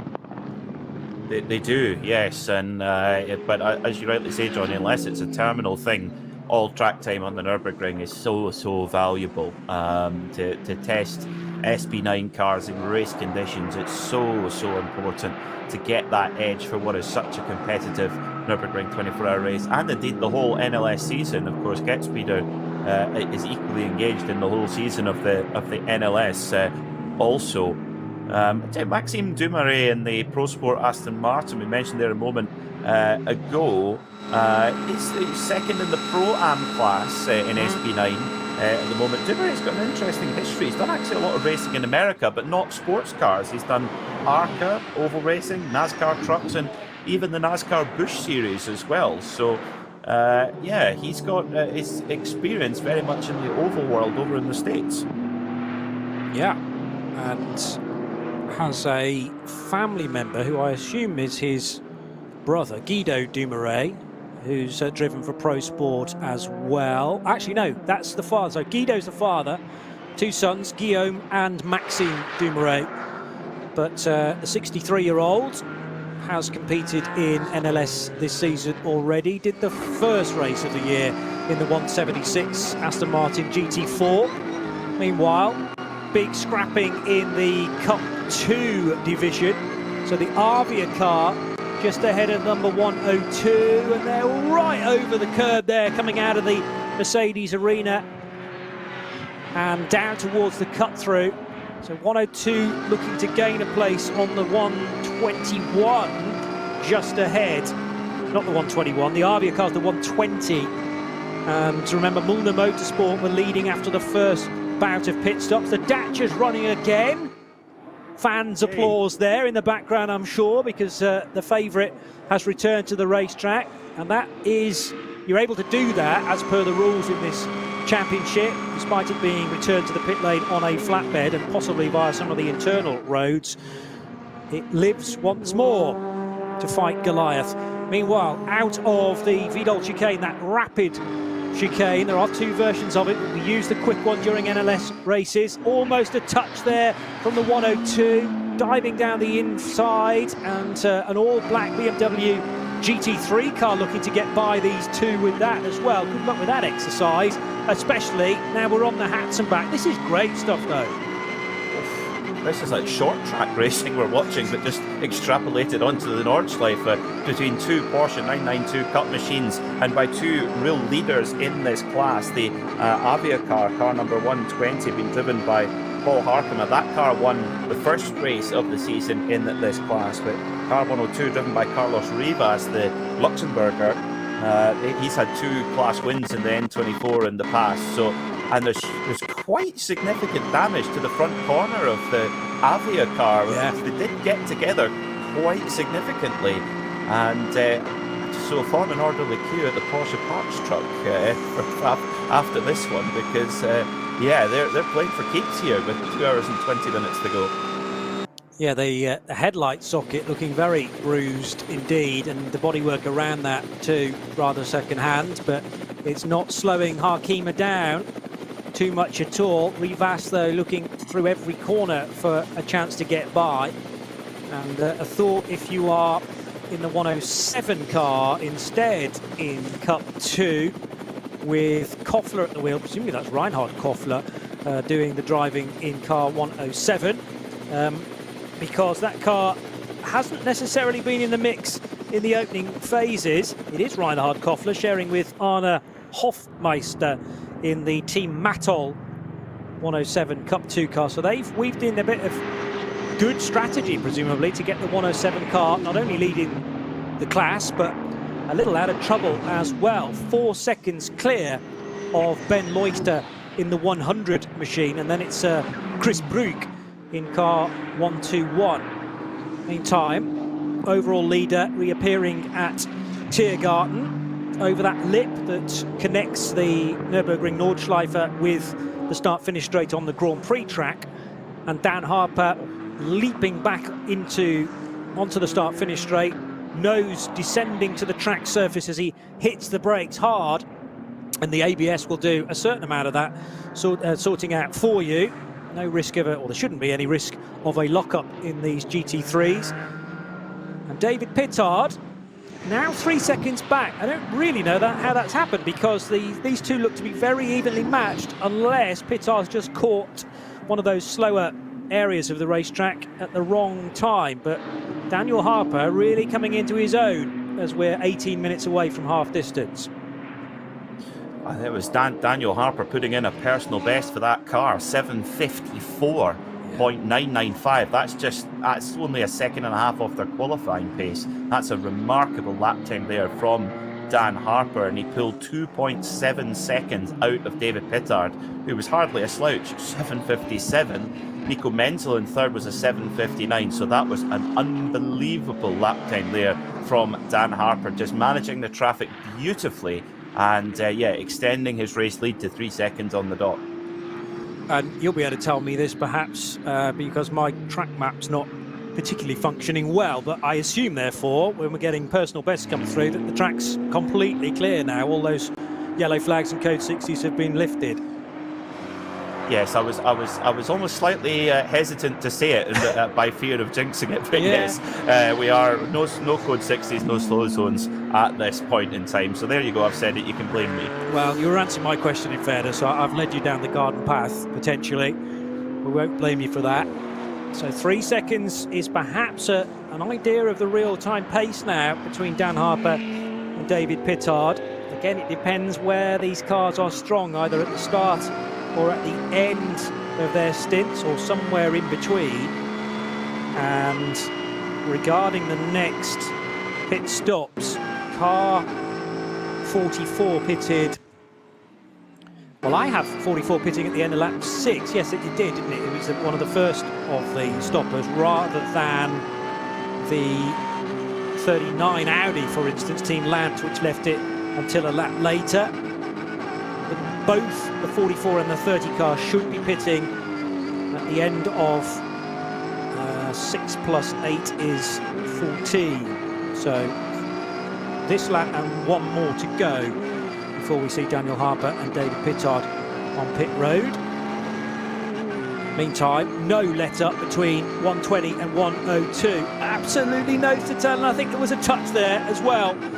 So massively on the defensive is the 102 car, carrying this damage, we think, as well. Well, definitely on the front right corner for Carlos Rivas. And, the car carrying the damage is Paul Hakima in the Avia car, and Rivas still doing the chasing. They're a lap down, but only on the GT3s, certainly not a lap down within class. And as mentioned, the class leader remains the 107 car of Reinhard Koffler. But it doesn't seem to matter where they are around the track. This battle remains so intense. I think the most intense battle we've seen all day between these, of course, two identically spec'd cars, the 992 Cup machine, which you see in the Porsche Super Cup, but of course the teams set them up how they wish. Shows the versatility of the car as well, how fast they can lap round here as they come across major traffic there coming up towards Galgenkopf. That might give Carlos Rivas a little bit of a run, possibly. They both sort of get slowed down equally as they come onto the Dottinger hole as well, and Carlos Rivas will be hoping to get a bit of a draft, but you'd think this is the last lap battle here.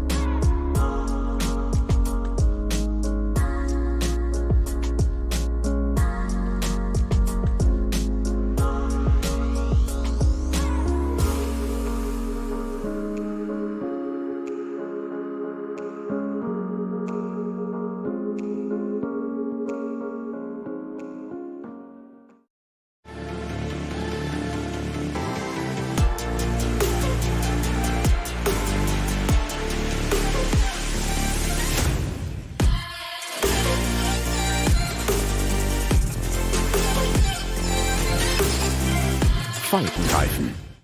World's first asphalt watch.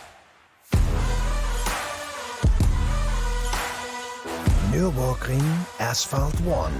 Over 90 years of racing history.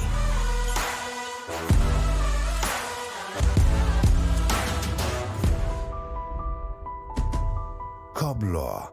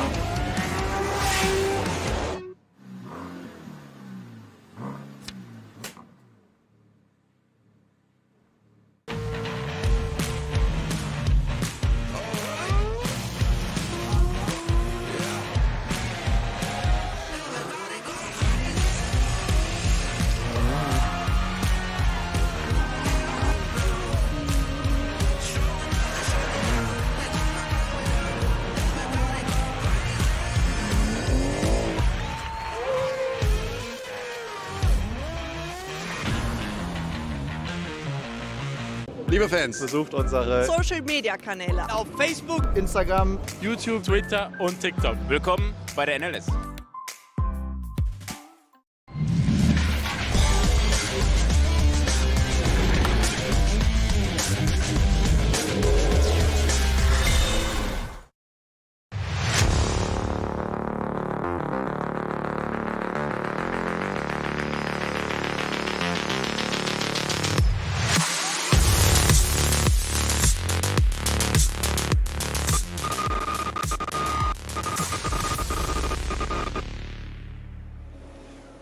It's the third round of the Nürburgring Langstrecke Series, live here on the Radio Show Limited network of channels. RS1, busy weekend for RSL with the IMSA race as part of the Acura Grand Prix of Long Beach. That's taking place later today, with also the qualifying session for the World Endurance Championship as well, round 2 of the WEC, which is at Portimao, the roller coaster on the Algarve. Full race coverage tomorrow here on RS1 for that as well. But fuel going in for the third place car of Dries van Toor, and Nico Menzel also pitting at the end of lap 13 as well. A lap earlier than expected here, Peter Mackay, so I wonder whether, well, are we still clear on the racetrack, or has a caution reappeared? All clear. Okay. All clear as well, with 5 seconds left before Dries van Toor goes tearing back out of pit lane. So yeah, that's pit stop under green effectively for Rover number 98.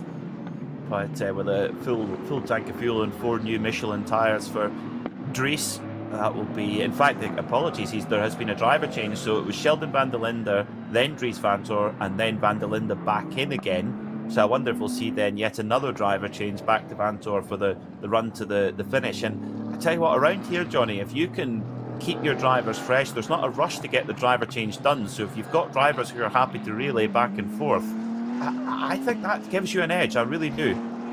It's a refreshed body getting into the car each time, isn't it? And a chance just to cool off a little bit. It's not a warm day at the Nürburgring, but it is warm behind the wheel of one of these cars, particularly in a BMW with the engine in front, and the bulkhead can do a job to an extent, but you're still going to get some heat. So into the cockpit, we hear many stories of pedal boxes getting red hot as well sometimes, so a chance just to take a breather, quick snack, certainly plenty of fluids before you charge on again. But that's not an approach that's been taken by Fricadelli, with David Pittard probably reporting to the team, I am really feeling, I'm at one with the car here, don't interrupt this flow, and I'm happy to do another stint. It's always interesting to me whether that's a decision taken before the race, or whether it's kind of in race and you stay in touch with your driver to find out how they're doing and make your strategy very pliable in that sense, adjustable depending on how things are going. Not necessarily a hard and fast rule for that, and certainly, you know, there can be moments where a driver's just not comfortable for whatever reason and wants out. That's why it's best to be flexible, perhaps. The 44 car then, and Dan Harper continuing on. They've got 3 drivers to work their way through. I wonder whether either this Harper stint could be doubled, or Max Hesse may well do a double at the end. Maybe they will end up doing 3 separate driver changes to put Neil Verhagen back in at the end of the race. That's, again, good practice for a longer race, I suppose, like the Nürburgring 24 hours, where you'll be either single or double stinting drivers, and once you get to the end of the rotation, you start again. Now, has there been a change for the Black Falcon Team Identica 102 car? Because that was right on the tail not too long ago of the Avia car of Paul Harkema. Now, all of a sudden, I realise it's a close shot of car 102, but I cannot see the 120 anywhere near. So, no. Has there been a stop? No, Harkema is now behind Rivas as they came across the line, Peter Mackay. Yeah, it's 8 seconds between them. So Rivas has pulled away during that exchange. So maybe he felt like he was being held up by Harkema. I'm sure he did feel like that. Harkema probably wouldn't agree though. But yeah, they're certainly on the go now. 8 seconds to the good, sitting fourth in class. There is a code 60 at Fuchsroche, the Foxhole, which is currently underway at the moment. It's 2 slow zones around that area and code 60 as well. So we could, if there's any SP9 cars that are maybe due a pit stop and have already gone by there, and it looks like it's maybe going to be a bit of a clean-up job, good time to maybe dive into the pit lane actually, because that's a place, if you go off, I mean, we say this a lot at the Nürburgring, if you go off there, it can be, it's very, very, very fast through there. Yeah. It's sort of one of the fastest points in the whole circuit actually. Well, yeah, if it's happened on the wide open throttle downhill section towards Adenauer Forst, then that's not going to be a small off. And very often you can clang into the barriers on both sides of the racetrack there. That was also the rather high hit rate of the video footage of a KTM catching fire at Arenberg. Driver got out, thankfully, but then the car decided to start to roll down into the foxhole by itself, and there was a real worrying moment for a time in that the driver couldn't detach the radio cord, then realised, my car's disappearing of its own accord down into the foxhole. Tried to chase after it, but it was still on fire as well. So he had a car on fire, driverless, down towards Adenauer Forst, and thankfully, eventually, it rattled off the barrier, which slowed it down and meant that the marshals could put the fire out. But a bizarre old moment that I don't think I'll ever see again, and certainly have never seen similar before. That's just part of the Nürburgring challenge, I suppose, as is getting a puncture on your Hyundai i30. This is one of the VT2 front-wheel drive cars, and the front left on car 466 has gone bang. Thankfully, pretty close to home though, Peter. Yeah, just limping it along the Döttinger Ho at the moment as well. So the pit crew, as the Fricadelli Ferrari comes in, Felipe Fernandez Lazar with the Michael Schumacher-esque style helmet, or inspired helmet. Opens the door for David Pittard. I think a big pat in the back is required there for Pittard. That was quite a stint indeed. But yeah, that 466 Hyundai for Volkenhorst Motorsport, a Volkenhorst Hyundai. There you go. We'll be able to limp it back there on with that punctured tyre. So Lazar in, and I tell you what, Fricadelli are in the fight. Interestingly, there, Johnny, Fricadelli powered by Rinaldi. Interesting. So Rinaldi coming in to help with their expertise with Ferraris. That's interesting. Yes. Well, we talked about Fricadelli moving, and a key move from one manufacturer to the other. Goodbye Porsche, LA Ferrari, and who else could you go to in terms of experience? AF Corsa, I suppose. But Rinaldi running 488s for a number of years now for WTM, Wochenspiegel Team Monschau. They're a very Italian-sounding German team, and they have run Ferraris not only in this championship but also in the 24H series for Wochenspiegel Team Monschau. They also have run LMP3 cars for WTM in ACO rules racing. So that does appear to be an obvious match now, but I hadn't realised the connection, so well spotted between Fricadelli and Rinaldi. Also in, Dan Harper from the race lead. So in fact, we've got the top 5 cars all pitting. Nobody's willing to go onto an 8-lap stint so far in this race. They've been maximum of 7. That's the reason why we got to lap 14. And everybody, well, Martin Ragginger remains a question mark. It is possible to move on to an 8th lap. When did Ragginger stop first time around? Car 3 pitted at the end of lap 7. So yes, Ragginger might take the lead here by virtue of the fact that he squeezed an extra lap out of the fuel tank. And Vincent Kolb, I reckon, has gone on to lap 15 as well. Whereas everybody else in front pits after 7 laps stint. So that's Harper, Pittard. Yeah, Pittard now switching to Felipe Fernandez Laza. Patrick Niederhauser pits in car 39, the Lant Audi R8. Jake Dennis is in his BMW number 35 for Valkenhorst, and the 99 Rover car of Maxime Martin also in as well. The cars pull up pretty much parallel with the fast lane, but then they go up on dolly jacks and are rotated to about 45 degrees to make the pit lane exit as sleek as possible. Always confuses me that, and I think the car's about to be pushed into the garage, but all they're doing is moving it to a more appropriate angle. And pretty much everything seems to be done on that Fricadelli car. They are ready to go. A big grin on the face of David Pittard. Unfortunately, not quite. They're changing the front left brake disc on that car. The Fricadelli Ferrari front left brake disc being changed. Oh, no. I don't know if they're going to get this done within their allocated pit time anyway. If they can get it done within the time that they've got to be in the pit stop mandated by the rules, it's not a problem. But I really don't think they're going to be able to, Johnny. Do you know? I mean, David Pittard's smiling. No wonder after such a fantastic stint. But this is a delay that could just strip away the chance of a victory charge for Fricadelli Ferrari. Let's hope they can get it done without losing too much time. It's returned to the track, but it's 30 seconds slower than Max Hesse's pit stop in the BMW M4. So it took, well, I've got a sector 5 time, which triggers at the end of pit road for car 44, which is a 3 minutes 14.7 second sector. So that incorporates the pit stop. Compare that to a 3:43 for Felipe Fernandez-Larza. So that's an extra 30 seconds in the pits.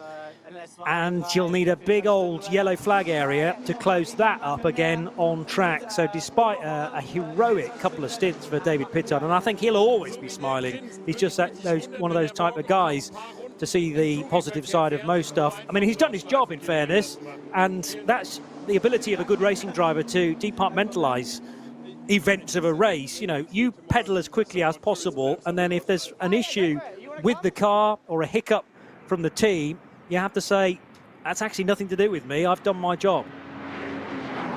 Yeah, absolutely. I think from a driver's own assessment of their own performance, that's absolutely true. But I think immediately Fricadelli are a very tight-knit team amongst endurance teams. That's saying something, you know. And I think that every single person in that team will be gutted. We'll try to find out what the problem is. I said I could text Felipe Larza, but he's a bit busy at the moment.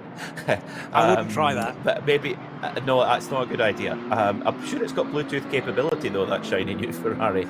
But yes, that's just gutting. But again, this place just does not give any free kicks, does it? Oh. I would just wonder whether Pittard was reporting maybe a grabbing brake of some description, but then again, the performance of the car would not indicate that, apart from the closing phase of the stint where he did drop away a little bit from Dan Harper. And a reminder that Harper's car has now been taken over by Max Hesse. So the 44 junior team continues to charge on. Felipe Fernandez-Larza returning to the racetrack half a minute behind. And somebody else we need to weave into this, therefore, well, I reckon now the new race leader is Martin Ragginger, albeit for a lap, from Vincent Kolb. So Ragginger drives the number 3 Falcon Porsche. Vincent Kolb in the number 5 Scherer Phoenix Audi R8, sharing with Frank Stippler. They're first and second. And then you can lump in the 22, also Rinaldi run Ferrari, not 296 again, of Daniel Keilwitz for Wochenspiegel Team Monschau. Not too far away either, or is that a lap back? No, I think the 17 Aston Martin of Dumoulin is on the lead lap as well, although that car's just pitted and has never really been in the top 10 reckoning. Over the line also, well, actually a long time ago, but the Marshall-driven 33 car is now up to 4th position. That's Dennis Marshall for Car Collection. All of these cars, despite them being out front overall briefly, should be making their stops at the end of this lap. And therefore we need to try and work out where Max Hesse will be once those cars make their pit stop. I still think Max Hesse should be leading, but it'll now be likely from Christopher Mies rather than Felipe Fernandez-Larza after that brake issue for the number 30 Ferrari. And would you believe this? Car 102 and 120, the Porsche Cup cars that were battling away on track, they're sharing a pit box. How awkward is that? And the Avia team, car 120, the car that was driven by Paul Harkema, they're having to go to work big time on the front right of that car to repair the damage that they were nursing as Carlos Reaver getting interviewed for German TV. And yeah, that's something when you're that close together on track and then you've got to park up in the same pit garage.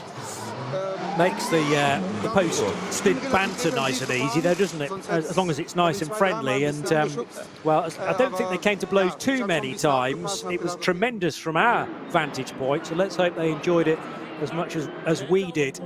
But, yeah, maybe they'll leave their discussions until well after the race. Ben Leuchter now leads the class in the number 100 car. These are all 911 GT3 Cup cars, and the 121 now running in second position, which is the Christopher Brook car that he shares with Moritz Krantz. Peter Terting, who led the opening stint, is there still for Mühlner in third position in the 123. So it's 100, 121, and then the 123 car with the 102. Bunagel now at the wheel of car 102. Just returning to the racetrack. Ben Bunagel taking over, therefore, from Luxembourgish driver Carlos Rivas. So Frickadelli now, it looked like they were just a little bit slow on the opening split there. I think it was just the case of the extra pit time, but now up to pace, a second behind Hesse on sector 2, but then a second quicker on sector 3. So it's a Frickadelli Ferrari up to pace now as well after that fixing that brake issue as Martin Raginger comes into the pits from the lead of the race in car number 3 for Falken Motorsports Porsche. We saw it at Sebring, didn't we, Johnny? The FAF Porsche able to just make fuel out of thin air going for an hour and 50 minutes. Okay, there was a lot of pace cars, but it seems that new 992 Porsche seems to be quite frugal, and Raginger, despite being almost driving it over the other end of the steering wheel, he's been able to get that car going a little bit longer than the rest. So Falken might be bringing themselves into contention here with some slightly better fuel mileage, maybe. And the point there is that the further that each of the Falken Motorsport Porsche and the Audis can go means that there'll be fewer laps at the end to complete, and therefore your final pit stop can be shorter. So at the moment, they're matching one another. Well, I say matching. Of course, the BMW of Harper, now Hesse, only did 7 laps. I think it was capable of doing 8, but they're choosing to cut the pie into even quarters, if you like. So 7 plus 7 plus 7 plus 7 will get you to 28. It'll either be a 28 or a 29 lap race, but a 7-lap stint to the finish means a reasonably long pit stop under the restriction time, under the minimum reference time. Whereas if you can be 6 or even 5 laps from the finish by the time you pit for that final time, you will gain there, and that will definitely bring Raginger's Porsche and Vincent Kolb / Frank Stippler's Audi into the reckoning. Now, I would be expecting to see another driver change in car number 5. That just seems to be the way Phoenix like to do it. Single lap stints for each of their drivers. Meanwhile, Max Hesse coming to the end of his outlap and about to whip across the line. So which position will this be? Stefan Aust has just crossed the line in 6th in the number 19 Ferrari. 7th place for Mauro Engel. He's not necessarily out of this, despite the dramas for both Get Speed cars. And then Max Hesse in the 44 Helix Ultra backed car, so the yellow, red and black of the junior team, heading now through the Mercedes arena. And on the face of it, 1st to 8th is a big tumble, but actually they were the ones to gain in the last pit stop. Remember, the big loser was the Ferrari from Frickadelli, needing to spend 30 extra seconds in the pits to hopefully solve that brake issue. Let's hope they've got it solved, that's for sure. As Martin Raginger in the pit seems to be very happy with his job, bringing that Falken Porsche in the lead as well. Several cars in the pit: Scherer Sport PHX, WTM by Rinaldi, Audi Sport Team Car Collection, Audi Sport Scherer car number 15, and also the Pro-Am car, Lucas Aust for Racing One Ferrari also. So yeah, they're all looking good on strategy right now. Also, both Rover BMWs together on track. Car number 99 of Marco Wittmann is ahead of Sheldon van der Linde. But I tell you what though, Johnny, if you've got two cars on very similar pace, working together can sometimes be quite handy as well, especially with the draft on the Dottingerhoe as well, if you can coordinate it at least. Yeah, one does a favour one lap, the other car does the favour on the next, having swooped by. So it's the yellow door mirrored number 99. Oh, a bit of a mistake there, I think, heading through the Sabine Schmitz curve. Just didn't quite have the traction and needed to arrest a slight drift. So that was a small gain for Sheldon van der Linde, which I'm sure he would have pushed much more hard if it had been a rival car, but clearly wanting to avoid contact and, as you say, work together, Marco Wittmann and Sheldon van der Linde. But that's indicative to me as to still how hard they're pushing. If the car looks planted, it's very easy to lose perspective or lose an understanding of how much on the ragged edge these cars are. But any further and he could have easily removed the door mirror on the Armco barrier there, the bridge over the public road from Grand Prix circuit to Hatton back. So Rover BMW's running in 10th and 11th, being chased now by the Ferrari 296 of Felipe Fernandez-Larza. Thomas Neubauer in 13th position for Valkenhorst with another BMW. And then four Porsches in a row, two of them regular GT3Rs. I say regular, they're the thoroughbreds. And then the GT3 Cup cars behind of Ben Leuchter and Chris Broek. They've gained places again on Adam Christodoulou. So Christodoulou's lap time last time around was okay, 8:28, and sector times look fine as well. But that car from Getspeed, number 12, is a lap away now from the sister machine of Mauro Engel. Neither of the Getspeed cars quite on full song for whatever reason. Hopefully that will all come out in the wash later on today, but at least Mauro Engel is able to stay within that top 10 with every pit stop, even though it's having to pit more frequently than the front runners. Unfortunately, I think you're right in that even the 9 car will have to now pit one extra time, so it's likely to be 4 stops to get them to the finish, which will probably take them out of the results. Yeah, it's going to be one really frustrating little splash and dash, unfortunately, unless they can do a really big fuel save. But it's difficult around here to do that. Stretching an extra lap is an extra 25 kilometres. That's a huge ask. Those who did make their pit stop within the last sort of lap or two have done so at a good time. There was 4 code 60s on around the circuit for a while. It's now up to 5. So it was a good time to come in and take service. Will that potentially disadvantage the BMW Junior team, who were a bit earlier than everybody else? Maybe, but we'll see. They've certainly got fantastic pace underneath that car. That's something that plays in their favour for sure. Frank Stippler is back on board the number 5 Cherosport PHX Audi, and remember just how fast he was at the start of the race. And his teammate Vincent Kolb, very quick, but Vincent actually not a full-time pro driver. He's actually an investment analyst with the Hanover Finance Group, so he combines his racing at must be said, a very high level with a pretty high-pressure day job as well. So whereas Stippler a full Audi Works driver, so now Stippler on board, that should give a bit of an edge to that car. Agreed.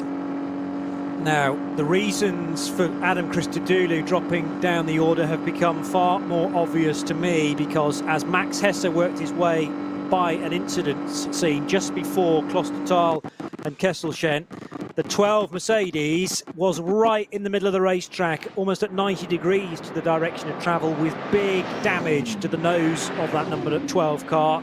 So Adam Christodoulou, having possibly tangled with somebody else, surely is out of the race, because that car looked well mangled on the front, and that's the business end of the car as well.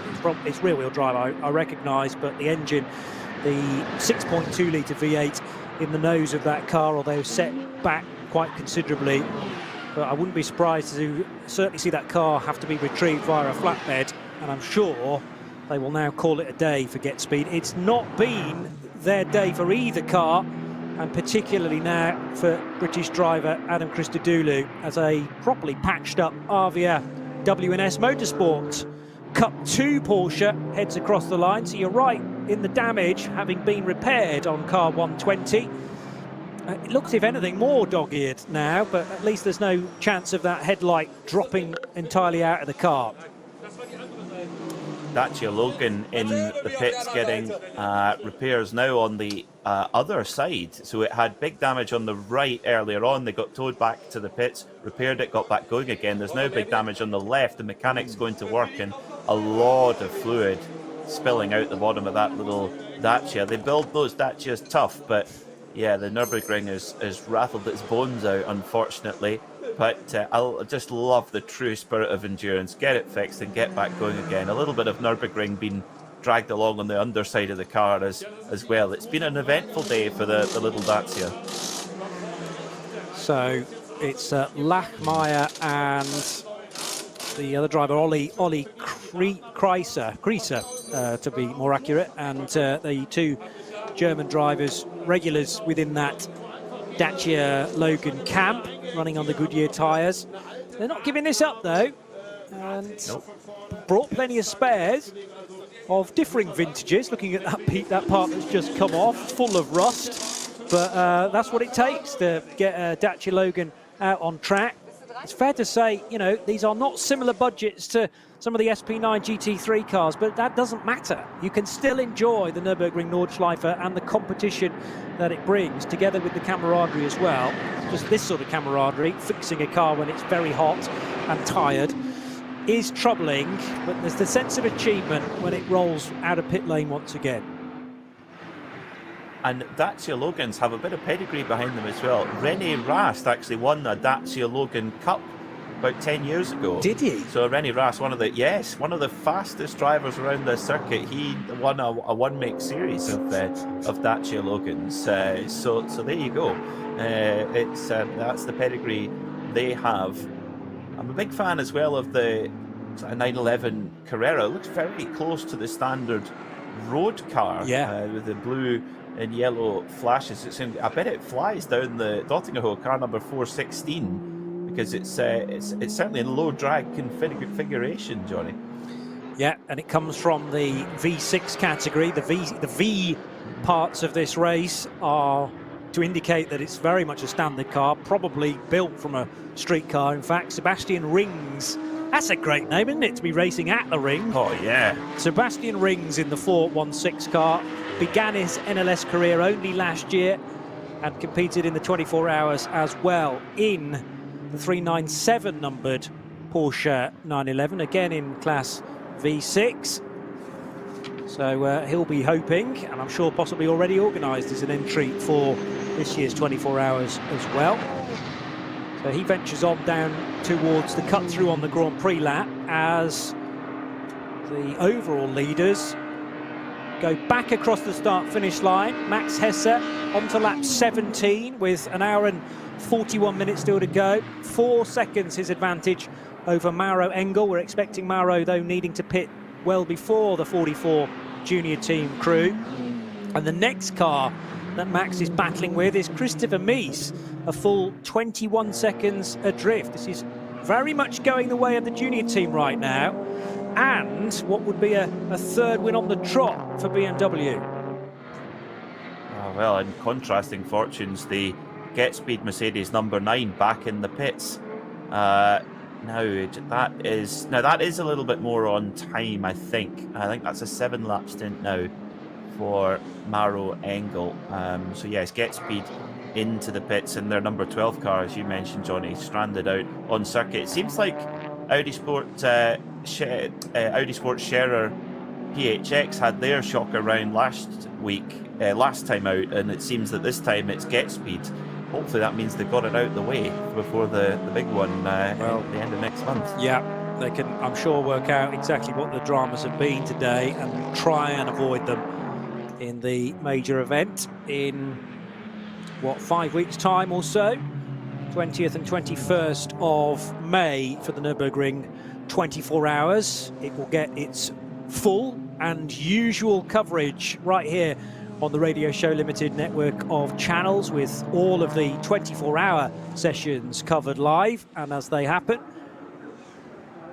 As now down the hill and towards the high-speed chicane will go the CP Racing Mercedes, another car that we've not mentioned a great deal about, but that normally runs as car 75. It does in the 24H series, is it? 45, I think, today. Yes, I think it's 45 today. 45, okay. Good job I didn't continue with a search of 75. Shane Lewis driving that Racing right now. Yeah, a man with a lot of experience. Raced in the IMSA Supercar series back in the early 90s, did Shane. So yeah, hugely experienced in many endurance races. They did have a small spin in qualifying in the arena section, actually, but that's, if you're going to have a spin, that's the place to have one around here. Well, it means that big crowd up in the grandstand get a view of the car from all angles and can really appreciate the AMG. Get all your sponsors in. Exactly right, yeah. So probably done deliberately when it didn't really matter. 952 is the Cup 3 leader. 952 in a very smart yellow livery this weekend. Heading now out of the Mercedes arena and towards the Cup 3 once again. Cup 3, again, being a one-mate category, highly contested. And it is Stahlschmidt leading that from the Rauer-driven 960 car. These are all 718 Caymans. And far from decided again, really, for that division. Philipp Stahlschmidt, who has raced once before this year at NLS1, so wasn't around for the second round of the championship, formerly of the DTM Trophy. And his first ever Nürburgring 24 hours was in 2018 in actually a V4. So again, effectively a production model BMW 325i that he shared with another 3 drivers. And he has been making progress up through the ranks from V4 now to leading Cup 3. Yeah, and they've not got a win on the board yet so far this season, but they do have a many-time Nürburgring champion, Christopher Rink, in that car as well. The Rink and Brink duo have been broken up. They of course have a legendary duo here at the Nürburgring. It's the Avia 960 car that won the last round. SRS team Sorg Rennsport won Cup 3 in NLS1, so we could get our third different winner in that class. Like you say, Johnny, so close and so well subscribed, that class too. The clock continues to count down just beneath the starting gantry, a constant reminder for everyone as to how long there is to go. And an hour and 37 minutes will feel like a long time if you are nursing a troubled car, shall we say. But at the moment, the ones at the sharp ends, by definition, their race is going to plan for Max Hesse, Fabian Schiller, back installed into the number 9 car. That, though, displayed in second, it will tumble down the order because it's just made a stop. Maro Engel handing back to Schiller. We haven't yet had a 9. So, no, we've had all 3 drivers in that one, haven't we? Schiller may not have actually driven the number 9 up until this point. I've certainly seen him in the 12 car, but his name is assigned to both. Christodoulou, yes, he's had his big incident in car 12, but he could yet do a stint in the number 9 car, assuming he gets back to the paddock quickly and safely, as car 807 from the TCR class heads over the line. And that car had been going strongly from qualifying. Where is it now? Leading the TCR division, and by a decent margin actually, because behind it, Cup 3 and Cup 2 cars. I just wonder whether that number 1 car is due a pit stop, whereas the others in the TCR category have all done 2. It's only done 1 so far. It's really dominated so far, the Honda car number 807 in the TCR class. Like we said, pole, and then really cleared off in the early stages. So I love their little cocking of the inside wheel there going through the arena section. as well. Of course, front-wheel drive cars. What is it Martin Haven says, the rear wheels are just there to stop the rear of the car dragging along the floor. Pretty much, yeah. A bit more than that, yeah. Yeah, but when did Martin Haven ever talk sense, in fairness? Johnny Palmer, ladies and gentlemen. Yeah, that was me. No, he's been sending me some very friendly messages over the weekend from Portimao, so I thought I'd repay him with an insult directly. Love you, Martin. So the treble 3 car has come into pit road from, now where was that in class? It's another one of the Caymans, and just saying it's a Cayman doesn't tell me immediately which class it's in. It was leading SP3T, in fact. This will be its second stop, and driver that brought it in, Achim Bauer, and there may well have been a driver change there. We'll check that in a moment, but Bauer is always pretty rapid, the Karlsruhe driver, and back out onto racetrack. Maybe some, no, I think that was just 2 cars running wide. That's often the difficulty when you have a car rejoining from the pits and one on the racetrack. There is a blend line there, but naturally it's going to be a distraction when you're at full chat and looking for your braking point, and all of a sudden a car enters from your right. It's going to sow the seed of doubt as to where that's going to end up. It does, yeah. That's not what you want when you're just careering into turn number 1. That Schmickler Performance 333 Porsche Cayman, that's Karsten Nechtes, who put the car on pole, is now into that car, and it's got a wonderful, almost, well, we were talking about the Opel Astra DTM car that won here 20 years ago. It's got rear aero quite like that, with the real protruding rear wing out the back of that Cayman. It's certainly modified from its factory specification, but they've dominated the class so far this season, but winner in both NLS 1 and 2 and on pole today and leading the class, so I think they're all quite chuffed with themselves right now. Rightly so. Treble 3 then at the chicane now, with that extra bit of bodywork on the 3T machine. I like the addition of the rear diffuser as well, protruding from the rear bumper. Looks the business, that car. Heading now onto Hatzenbach with the SP3T lead after a driver change there. Where is Max Hesse? On to lap 18 now, and somewhere in the second sector. So 2 laps under its belt for the junior team car, as the number 4 of Sven Müller pursuing Thomas Neubauer in the by far best placed Valkenhorst BMW after very early dramas for car 34, which will have been on many people's lists as certainly being a podium finisher, but unfortunately because of turn 1 contact, it didn't get a great deal further than that. Had to pit at the end of just the Grand Prix loop, and that took it out of the reckoning. So in a sense, all of Valkenhorst's GT3 eggs are in this 35 basket, and the Neubauer driven car at the moment able to stay ahead of the Porsche number 4. Now, is the Dacia Logan going again, or has it returned to pit road? It needs a push either way, and this is a bumped start for the little Dacia number 281. It's not firing though, it seems. It sort of coughed and spluttered, but 3 very committed mechanics, and there it goes, it fires into life. The Dacia is alive.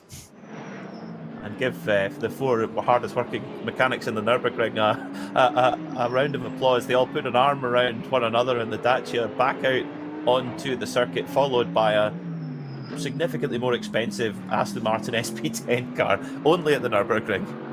Now, we don't give a Spirit of the Race award for NLS events, but if there was one, I have a strong idea as to where it might go, because back from the dead twice now. I'm not sure how many lives a Dacia gets. I know a Cat has 9, but maybe we're right on the ragged edge now of this little Logan being able to finish. The rear wing's great on this car as well, isn't it? I mean, it looks like it's made out of Meccano, but I'm sure it does a job. And the race number almost... It slows it down, probably. Maybe, yeah. on the Dottinger Hoor, definitely.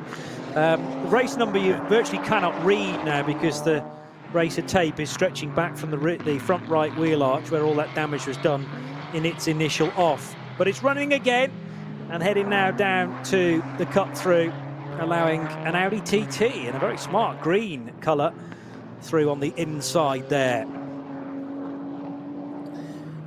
To this, the slow zone that we mentioned at the Vauxhall Fuchsroch quite some time ago is still there. So it's been there for several laps now at the Fuchsroch. So whatever's happened there has been a big one and required a lot of intervention and cleanup. So that's something the drivers will now all be aware that it's there. But on the last laps by, I tell you what, you mentioned the Volkenhorst car, Johnny, driven by Newbar, was really, really quick. But actually, Sven Müller in the Falcon Porsche was a second quicker as well. So there's a super battle going on there for what is 6th position, just 0.4 of a second between them.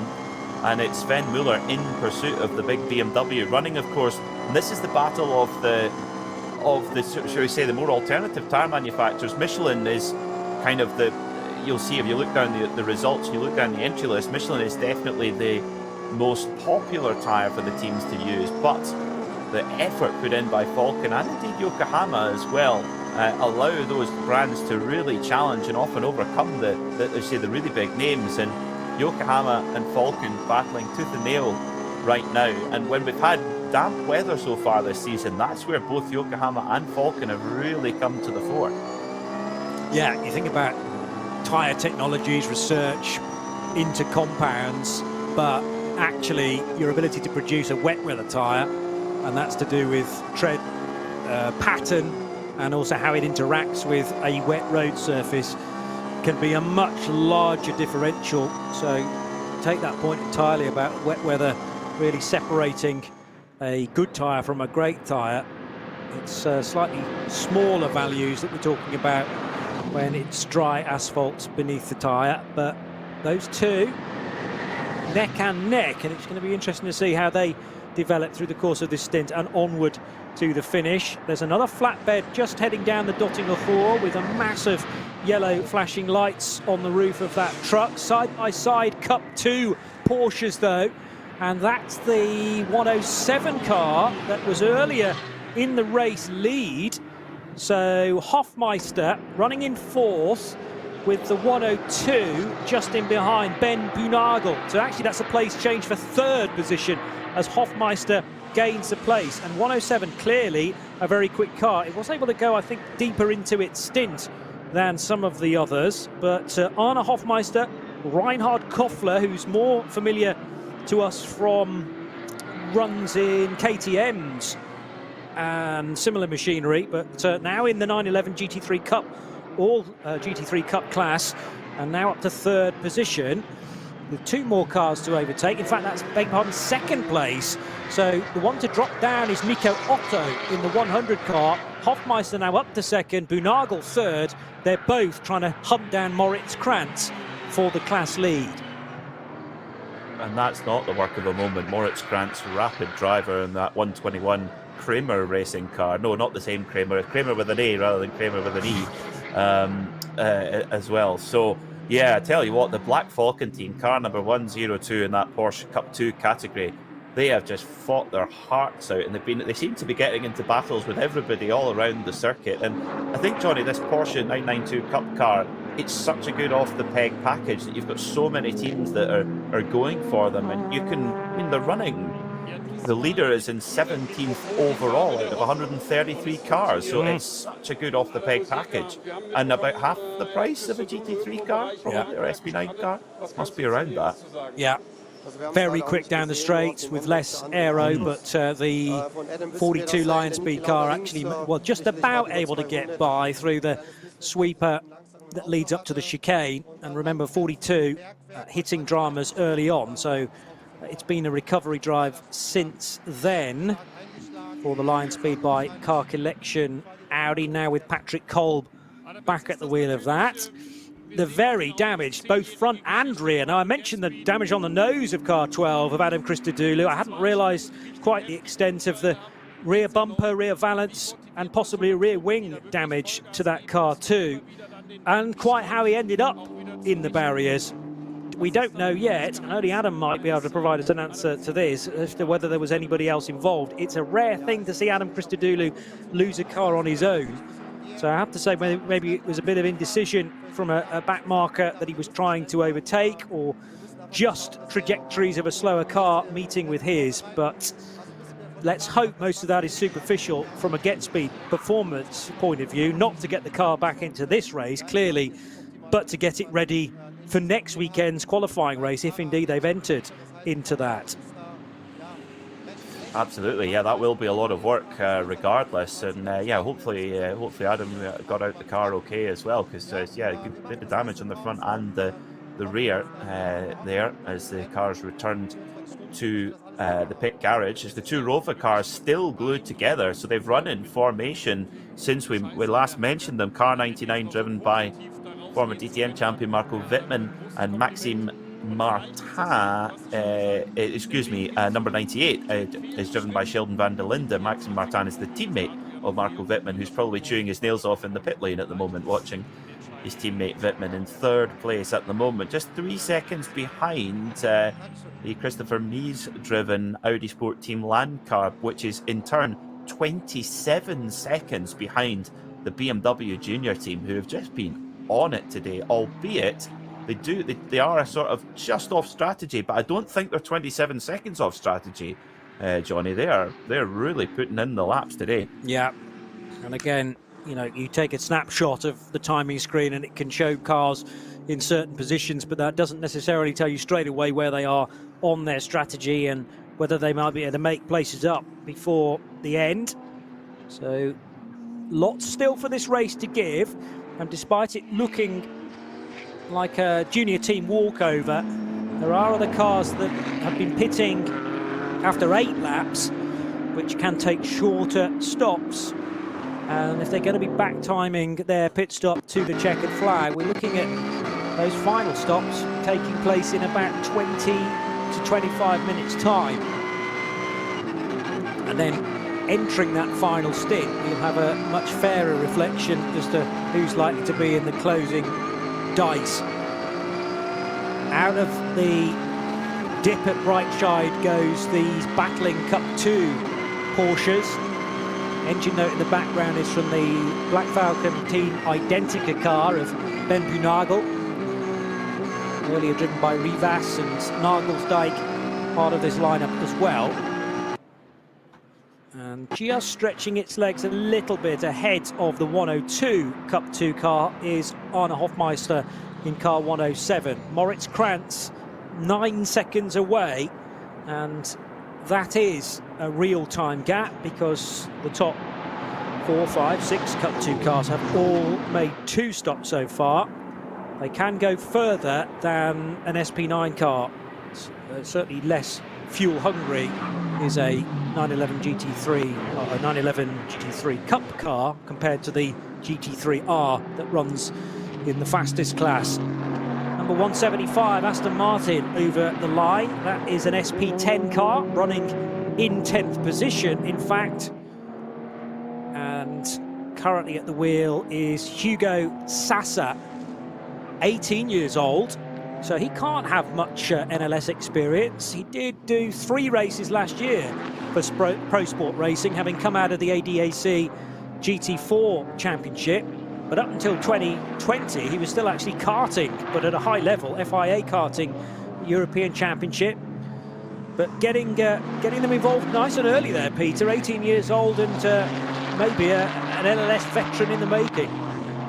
Absolutely, and what a great package to learn your way on this type of racing. That Aston Martin GT4 car, SP10 class car, really good car to get up a pretty quick pace, but also it's got a bit of safety net in there as well. It's just been passed on track, not for position, by the SP10 leader, car number 47 for KCMG, a Hong Kong based company, but they do have a base over here pretty much aimed at success at the Nürburgring to KCMG. They're leading the class at the moment. It's in their Toyota Supra. Of course, we have seen them compete in SP9 in the past, but switching to that very cool Toyota Supra GT4's Liberati on board car at the moment.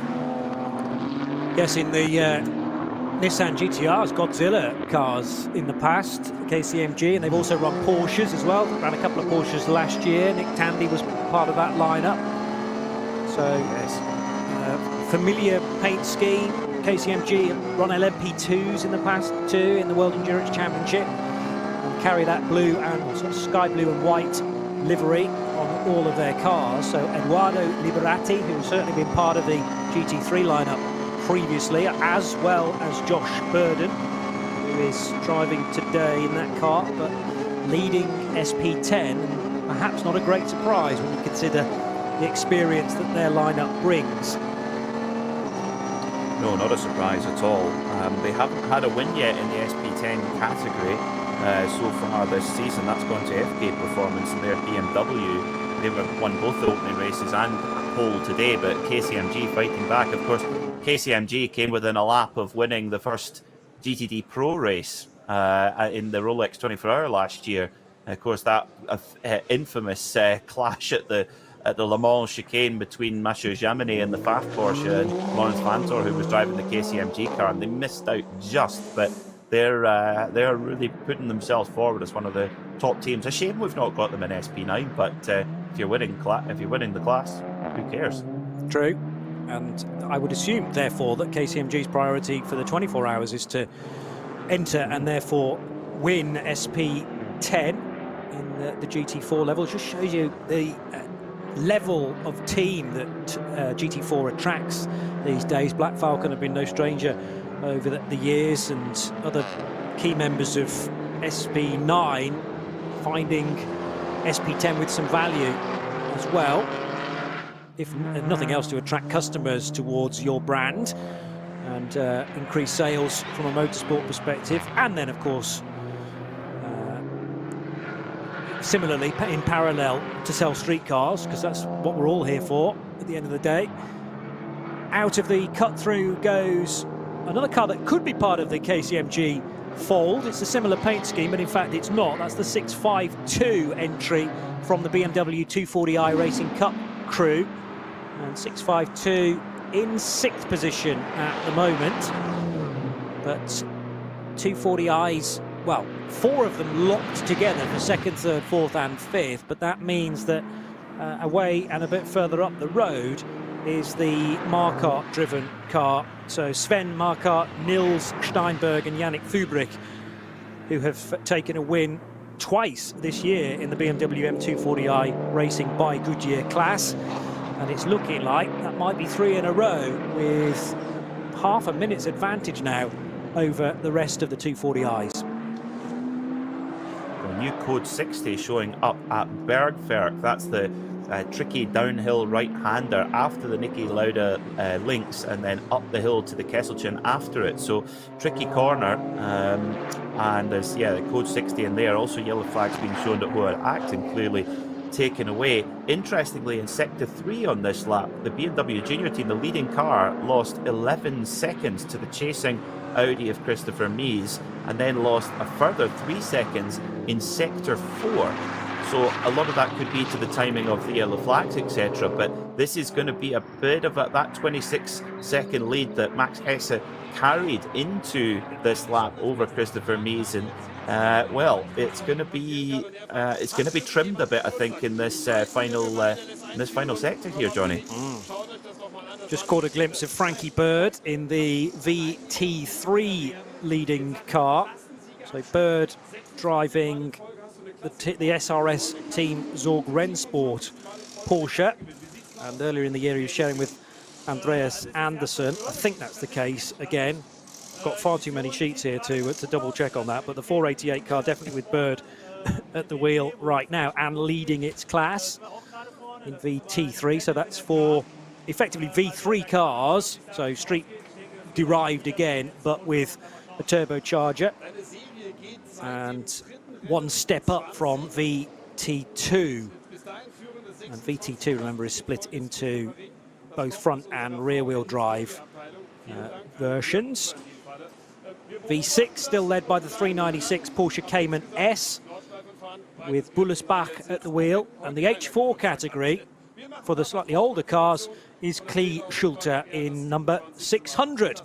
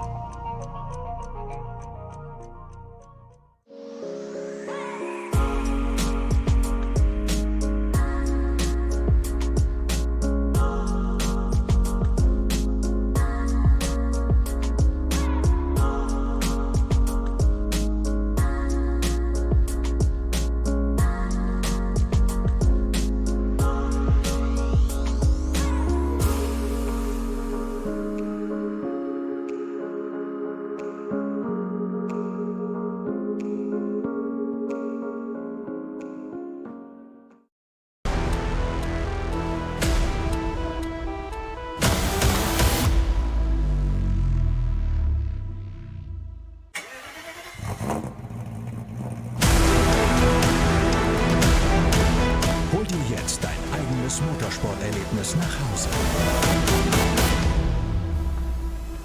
Dein Online-Shop für Simracing-Hardware und Zubehör. www.simraceshop.de.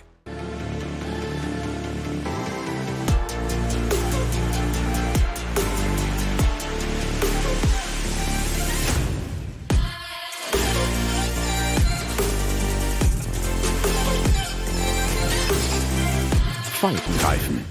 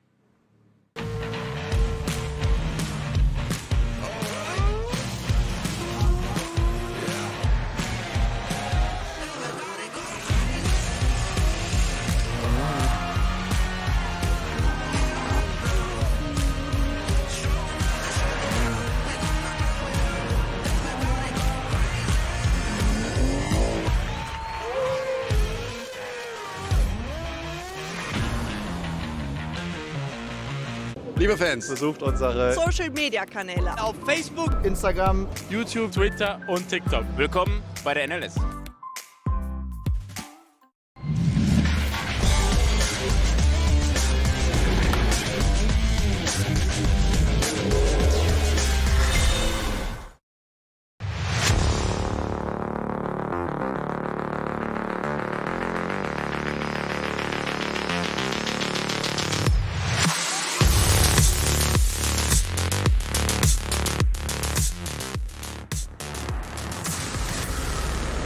Busy on the Dottinger Hohe once again. I could have been saying that though all day, because that just tends to collect the traffic. No GT3 cars though in this bundle.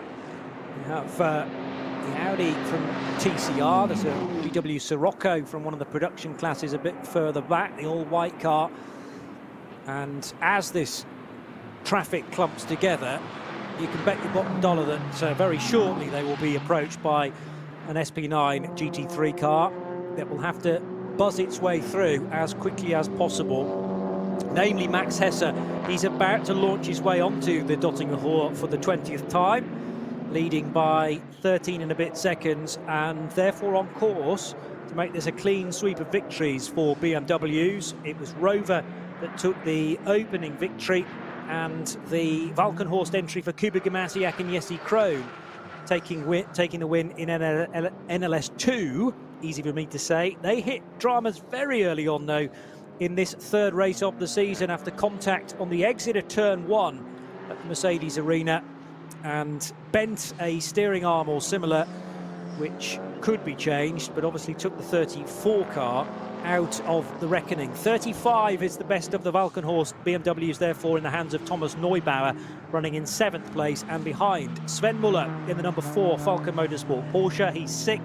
5th position for the number 30 Felipe Fernandez Laser-driven Ferrari 296 from Fricadelli. It's a Rover BMW 3-4 with Marco Wittmann ahead of Sheldon van der Linde in their M4s. Audi running second, the number 39 R8 LMS from Team Lant, but Max Hesse, as I say, leads the way, does not pit at the end of lap 20, so back across the line, and he may well be in at the end of this lap to make it another 7-lap stint, Peter Mackay. Yes, he would, yes, and by doing so, he can fill up and get to the end of the race, no problem. If looking now, as this is where we have to get our sliding scales out, because the closer to the end of the race that you pit, the shorter your minimum pit stop time is. So if Max Hess was to come in and have, say, 58 minutes left in the race, he would have 164 seconds of pit stop time. However, a lap later that goes down to 162. Excuse me, a minute later it goes down to 162. A minute after that goes down to 159, and so on. We will keep live view on that. But if the BMW Junior team are in a lap earlier than everybody else, they will give away about probably around 15 to 20 seconds. So that's where they might get caught out. But of course, it does depend on where the code 60s are, which we might get one now, because car number 477, the VW Scirocco, has stopped on circuit. I think it's just on the transition back to GP circuit, I think. Yeah. So that is either Thomas or Nicholas Earhart in the 477 Scirocco. My timing screen, unfortunately, does not differentiate between the two Earhart family members. They were running 12th in the front-wheel drive VT2 division. Although, yes, VT2 is separated into two separate classes on this screen. So 12th position of the front-wheel drive VT2s. And behind the race leader in that class, who is, bear with me, they're the four-wheel drive cars. It's Overbeck in the 485 Hyundai i30N Fastback from another VW Scirocco, number 489. But that's a difficult place to recover a car from. The link road, essentially, between the Nordschleife itself and the start-finish straight. Pretty narrow there, and not great visibility as you approach either. But it will be flagged several posts back to give everybody ample warning. Hopefully some arrows as well to suggest it's best to stay right. And if you are due a pit stop, that's the correct side of the track that you want to be going to, guided to at least. 952 is the class leader, was the class leader in the Cayman GT4 division. This is the Chris Rink, Stahlschmidt and Merlini car. 952 is now second, in fact, to the 959 car, which is being driven by Fabio Grossa, sharing with Patrick Gruter and Heiko Eichenberg. We mentioned that trio at the start of our coverage, as well as having some good results to date. And there's a big chunk of time actually now between, it's over a minute between Grossa and Rink in second place, Peter. There is, yes, indeed, and the Dacia continuing to lap. We did have a little bit of worry if the car was actually driving straight. It's maybe not absolutely perfect tracking, but it's circulating and getting towards the finish, which is great. We have 7 code 60 zones out on the circuit at the moment. So those zones, the drivers have to, as the name suggests, they have to go down to 60 kilometres an hour. Now, if you look at somewhere where you're going down towards Fuchsroher, where you're well north of 250 kilometres, that shows you the difference that it can be. So, you know, with 63 minutes left in this race until it elapses, and then of course we go into overtime depending on when the leader took the white flag. This is a really intriguing set of circumstances now, depending where the white flag drops, Johnny, and when those code 60 zones are, you know, brought in and out of action.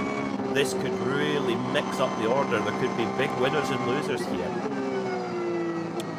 Metaphorical white flag, because of course the white flag here means something entirely different, but I know completely of course it does. what Sorry, you mean. I've been doing too much IMSA. Yeah. No, it's fine. I knew what you meant. In IMSA, in American racing, that means the last lap. And there's a last lap board here to tell everyone that it'll be one more to go. But yeah, the calculations will already be being done, but it's really tricky when you've got as many as 7 code 60s. I'm not sure I've ever seen that many on one lap. The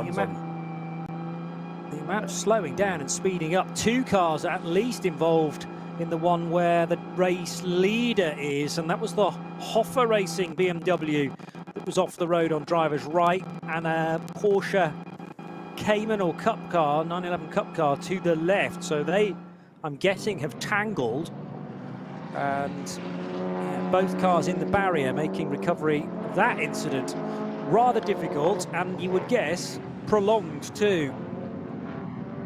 Quite, yeah, that was the Avia Cayman. I know there's several of them out there, but yeah, it was a Cayman on the left-hand side. That's Kesselchen. Yes, it is uphill, but it's full throttle for a long way. You're going all the way up towards Moot Curve, up into top gear. So that going from, like, say, 240, 250 Ks to 60 Ks, that's a big difference. And all the leaders are going to be taken through that area. So do you now think, do you just pit anyway and actually take the earlier pit stop, take the longer mandatory pit stop, but avoid maybe wait for those code 60s to get cleared out? That's where the strategists must be battering away on the calculators at the moment, trying to figure out what's the best policy. Yeah, I think if you're due fuel, you'd be crazy not to take this opportunity to pit and buy some time effectively, because as your rivals are staying out on the racetrack and having to go through 7 different incident zones, you can be in the pits serving the final fuel stop to a minimum reference time, but the time comes down the longer you can leave it, and it comes down by a second every minute effectively. So you're going to buy back a considerable amount of time if you can pit with, say, 5 laps to go compared to 8 still on the clock. We have 1 hour, albeit 10 seconds away, but as Peter quite rightly says, we might need a bit of extra time as well, depending on where you are in relation to the checkered flag. You might have just crossed the line with seconds to spare, and that automatically means another 8-minute lap. So there's always got to be fuel to spare. 3 o'clock at the Nürburgring. This is NLS3. Live coverage as it happens of the 3rd round of the domestic season, if you like, at the Nürburgring Nordschleife. Peter Mackay and Johnny Palmer thoroughly enjoying this, and rather bamboozled as to which way it's going to go next, because yes, Max Hesse has a 15-second advantage over Christopher Mies, but there are drivers who can take shorter stops and shorter pit stops, therefore shorter pit stops because of their shorter distance to the checkered flag, that could still break into maybe even the top 3. It's at the moment the junior teams to throw away, but Christopher Mies is charging hard in what we know is a rapid Team Lant Audi number 39, trying to haul in the 44 BMW. Marco Wittmann and Sheldon van der Linde remain nose to tail, just 0.6 of a second between the 99 and the 98 in 3rd and 4th. And it's the number 30 Ferrari 296 that came in earlier on in the race to the pits from the race lead. They had to spend an extra 30 seconds in the pits to cure what we can only assume was a grabbing brake or some sort of disc problem, rotor problem on the number 30 car, and that has rather waylaid the Felipe Fernandez Larsa driven and car that he shares with David Pittard, number 30 Ferrari 296. Here comes the 2nd, 3rd and 4th place cars then towards Antonius Bucher at the end of the lap. Question is for Rover Racing, do they pit both their cars at the same time, or do they split them? Yeah. They've got the 99 and the 98 absolutely glued together. They have been for this, more or less this entire stint. Have the 2 Rover BMWs, and indeed they do split them. They do split them. Strategic advice invoices in the post. Well, you talked about maybe Bluetooth in the Ferrari. I think the radios are tuned to RadioLeMans.com without a doubt. Yeah, yes. RSL, because they wanted the advice from Peter Mackay. They're like, split the strategy? Yeah, no problem. We'll do that right now. Well, it's the Van der Linde car number 98, that they've brought in with 57 minutes to go. So this means this is a 162-second pit stop. Their team car, which will go around for roughly another 8 minutes, they will only have to stop for 140 seconds. So there's a 22-second delta there. So that's not insignificant after just a lap of running. So let's see, will this disadvantage the 98, or are they going to save time by avoiding that lengthy slow zone at Kesselchen? Time will only tell. Yeah, indeed. Now, there are some cars that can get to the end of not only this lap, but the next one too, because there were certainly one or two cars that pitted after 15 laps, and then you take it a further 8 on from that. A little bit tight there onto the hats and back for the race leader. 8 laps on from lap 15 takes you to 23. We're currently working lap 22 now for Max Hesse, who really had to breathe in after the Sabine Schmitz curve. That second left-hander onto Hatzenbach proper, but thankfully the car in question, the lapped car, had seen that Max wanted to get through at speed. That will have eaten a little bit into the 8.4 second advantage that he has over Christopher Mies, but Mies in himself has got his hands full with now just one Rover Racing BMW tucked in behind, the car of Marco Wittmann. Sheldon van der Linde pitting then with, well, is it 7 laps to go? Is it 8 laps to go? Well, one thing we do know for sure, 56 minutes left on the clock, plus whatever change there may be as we wait for the leader and the checkered flag to come out. Well, we have some pit takers as well. The number 30 Fricadelli Ferrari of Felipe Fernandez-Lazer has come in from 5th position. Interestingly, the 2 Falcon Porsches, and they could be a dark horse in this race. Number 4 car of Sven Muller has come in, but the number 3 car of Nico Menzel has stayed out. We saw them just go a little bit longer than everybody else. Now, well, of course, the longer you can go into the race, it does save you time in the pits. And if you force an extra lap, that could be the difference of vaulting you back up into the race fight. As the Fricadelli Ferrari gets on the move, the number 98 Rover BMW has indeed done a driver change again. So 2 stints for Sheldon van der Linden, and now a second stint for Dries van Tor for the run to the flag. Yeah, and the gap just extending a little bit now between the Audi and the BMW of Wittmann. Driver changes still to come potentially for these 2 cars, together with the junior team BMW. Will they retain Max Hesse? Or will they switch back to Neil Verhagen, who started the race? The 30 car with Felipe Fernandez-Lazer still at the wheel, heading around the Mercedes arena. Nico Menzel, Sven Muller, Martin Ragginger.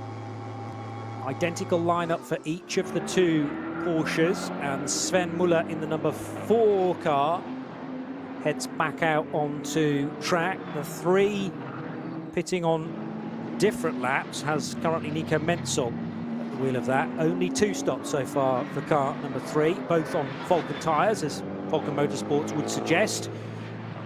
And down towards the 3rd element of the Mercedes arena now. Flicking back to the opposite side of the track for the tricky right-hander. Always cars run out wide there when they're on a hot lap, but thankfully for Muller, a clear road in front. Now, Chris Mies trying desperately to shake Marco Wittmann, but he needs the traffic to be playing ball, and they're now going into double waved yellows with an SP10 Mercedes GT4 car.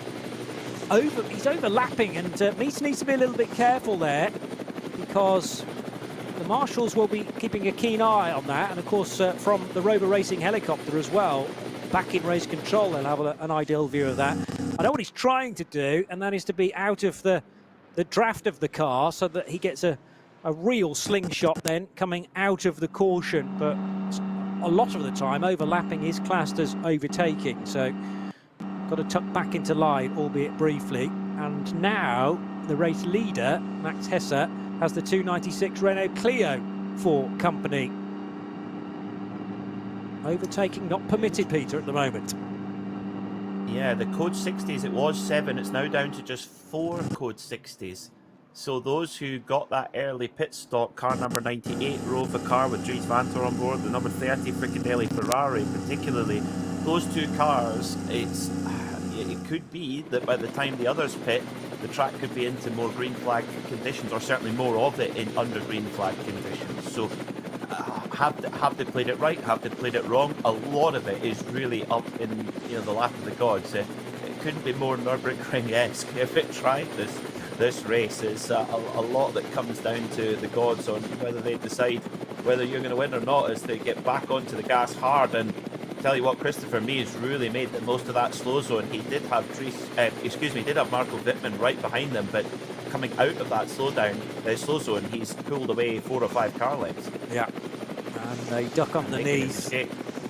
Duck underneath the BMW, but Wittmann can't get through the traffic. He's trying to find the real estate to squeeze between that V-Class BMW, I reckon it is, and the SP10 Mercedes. Yeah, to the high side will go Wittmann as they go through the right-hand kink immediately after the Caracciolo carousel. They're heading up the hill towards Hohe Acht, which is the highest part on the circuit. There's the Clio that Max Hesse was tucked in behind during the run through the double yellows. But that's how quickly a gap can change, because Wittmann just wasn't presented the chance to thread the eye of the needle. He had to bide his time to avoid contact. And Chris Mies is scampering away now, breaking the toe, crucially, for the end of the lap onto the Dottinger Hohe. Massive from Chris Mies. He knew he had an opportunity there. He had to take it, and he's such an experienced driver on the Nürburgring as Chris Mies, and he really used it there as they come up towards ice curve now. And you're absolutely right, Johnny, that draft is broken. Unless Mies hits heavy traffic, he will not be giving a slipstream to Wittmann, which is critical when they come into the Dottinghof with all that 3-kilometre drag up towards the pits. I would expect that we might see a bit of a pit party coming up in the next few minutes as the leading cars all come in. The question is, can the number 3 Falcon Motorsports Porsche go a lap longer than everybody else? Because if it can, then it's game on. Mega stuff this, and still plenty that can change, with some cars having already made their final stops and others will be doing so very shortly indeed.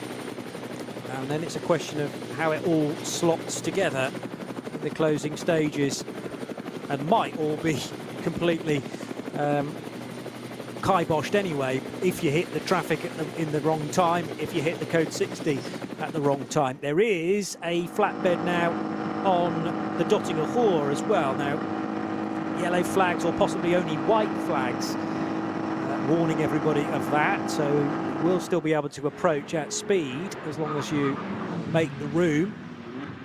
One of the Toyota Supras in the background of the race leader as well. It's still a Supra from KCMG that leads SP10 from the number 187 BMW.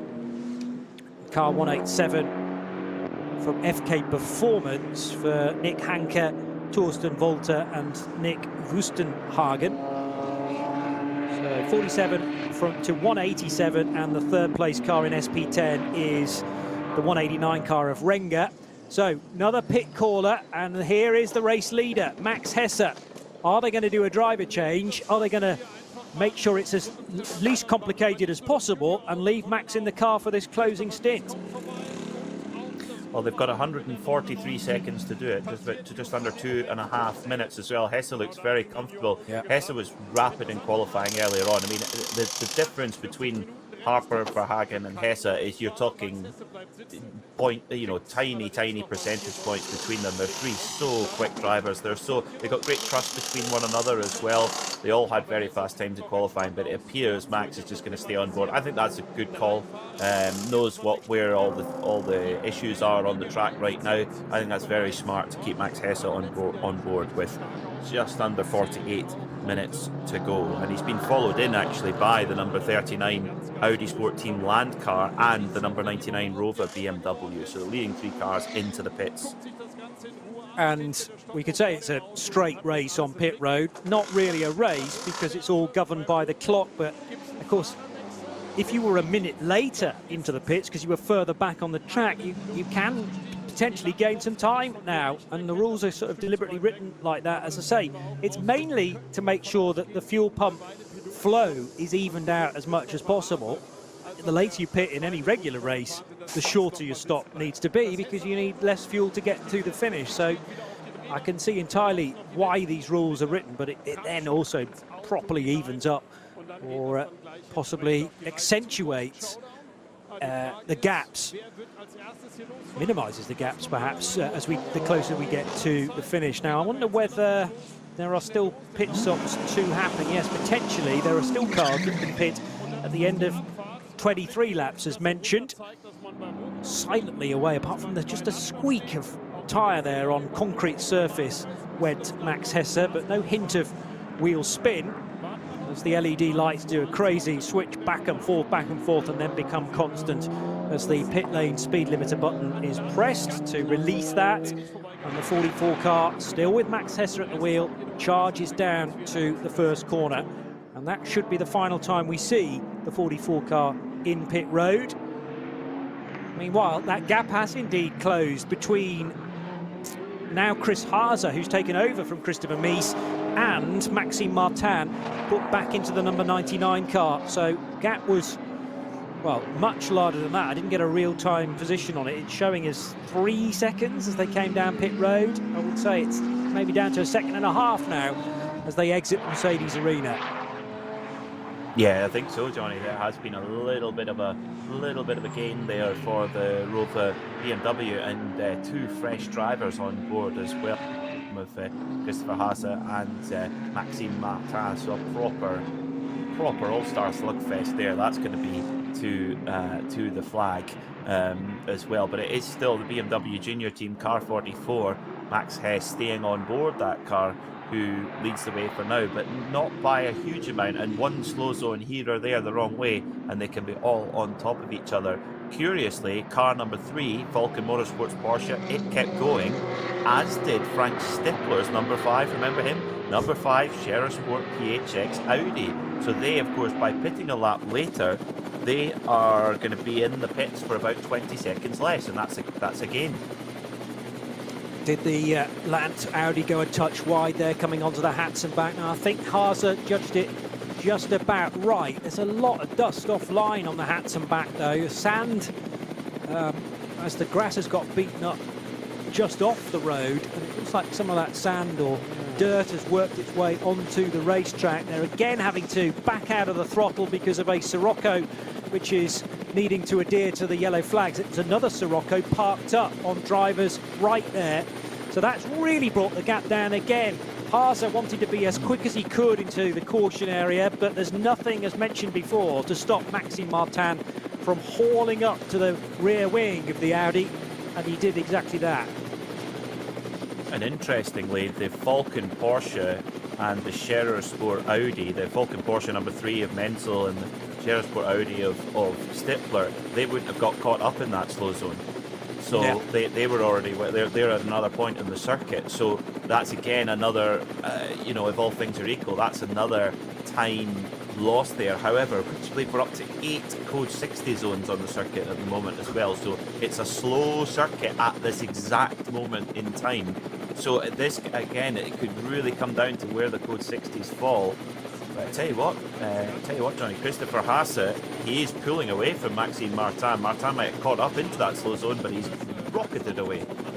So if there's 8, how easy is it for you to tell us where they are? We know there's one on Hatzenbach, and now it looks like they're into clear air down into the Foxhole and Adenauer Force. But where is the next one, first of all, that the second and third place cars will get to? So we've still got Kesselchen. We've got 2 at Kesselchen. We've got Klostertal, 3, Hatzenbach 4, and the others are off the other end of my timing screen, so they've probably been around for a while. It's now just been reduced to 6 as well, so they are still peppered around the circuit. But the drivers, you know, especially the experienced guys, they will be very well used to that, and I guess it's about staying calm and not getting frustrated, knowing that it's going to come and go throughout the race. Well, from at the time, the 99 car was being driven by Marco Wittmann, and from his perspective, he might have thought all was lost when he couldn't get through those cars on the run into the carousel, but then so quickly, and actually when Marco was out of the car, the gap came down again. Maxime Martin takes over, they find a bit of time in the pit stop, and let's hope that was all legal, and then the big win was Maxime Martin able to close in on Chris Haase into that first code 60 on Hatzenbach. But as you say, that more svelte looking Audi, and definitely more rapid on the straights, That is just starting to inch away from the 99. I'm not sure that's indicative of the pace of all the BMWs in this race. That just seems to be the way Rover have gone with their setup today. And it's meant that, yes, they qualified first and 7th earlier this morning, but the 98 car that took pole position has not been able to carry that pace into the race. Dries Vanthoor is 8th, and it's actually the car that qualified in 7th that is running in 3rd and trying to challenge Christopher Haase for 2nd position. Here's the code 60 at Klostertal and Kesselchen that you were talking about. So again, not allowed to overtake a much slower car, although it's a Cayman, so still pretty rapid. So not allowed to overtake that until they've passed the incident scene. And we are back to nose to tail again between Haase and Martin.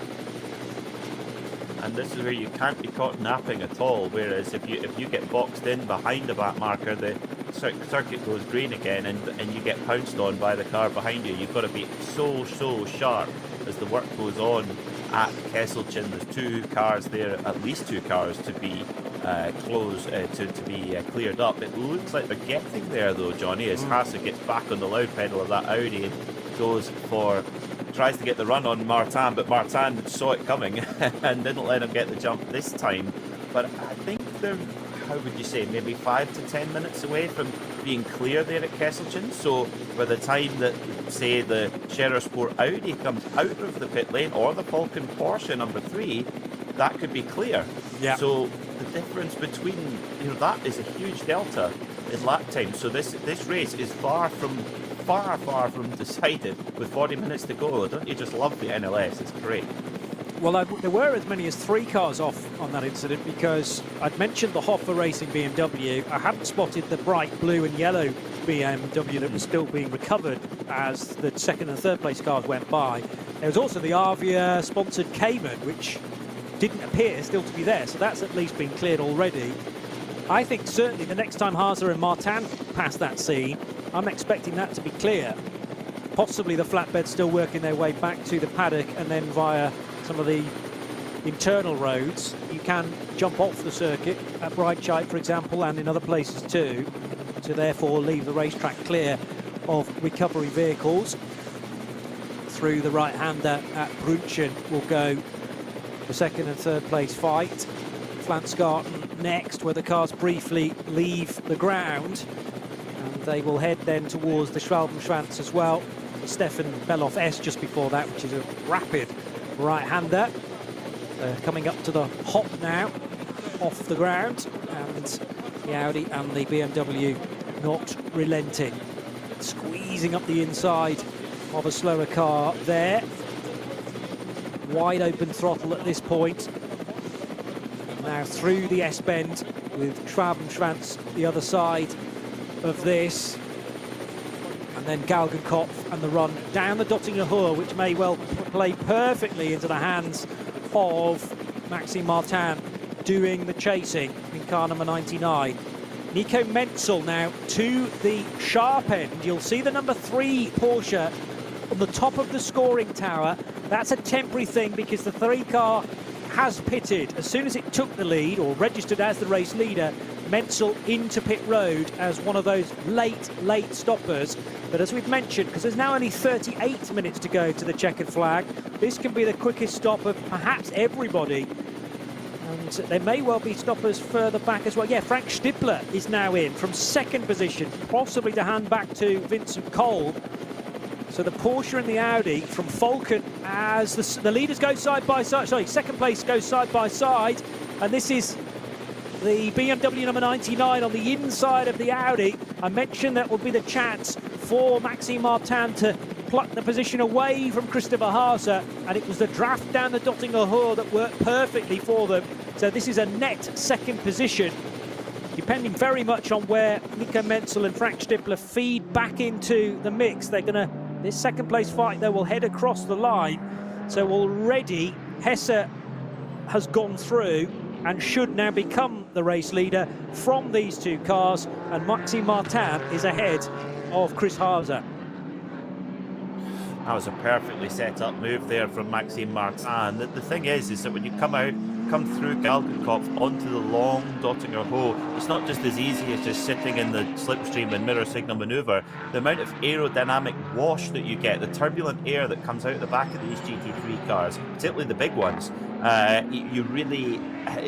gives a lot of front aero push, and therefore you can't carry the speed onto the Dottinger Hoe. So having to take the risk there to get the run onto that straight is a real skill indeed. So that was a really nicely timed there by Maxime Martin, and he goes past Christopher Hasse. But as we saw earlier on, Johnny, that Audi, when it gets in the draft, it's a missile as well. Yeah.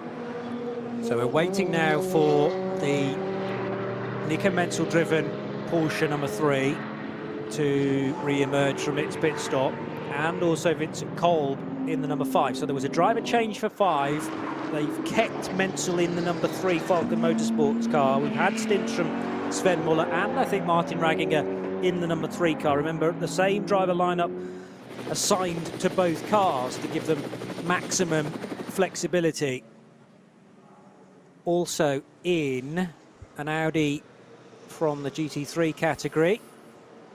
Car 15, Frederick Vervisch for Audi Sport Team Scherer PHX in an almost identical livery to the Land car.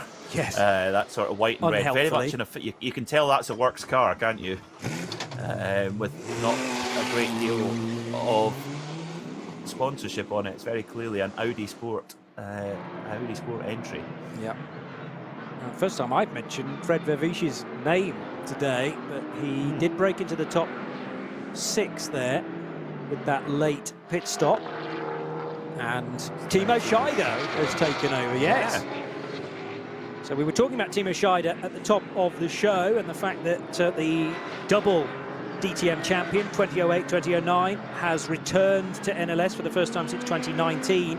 Not competed in, won the 24-hour race in 2003, but last in the NLS 4 years ago.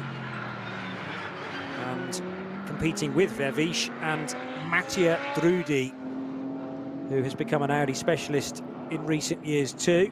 So that car coming in from 6th, but will have dropped positions now as a result of that late-ish pit stop, but a quick one.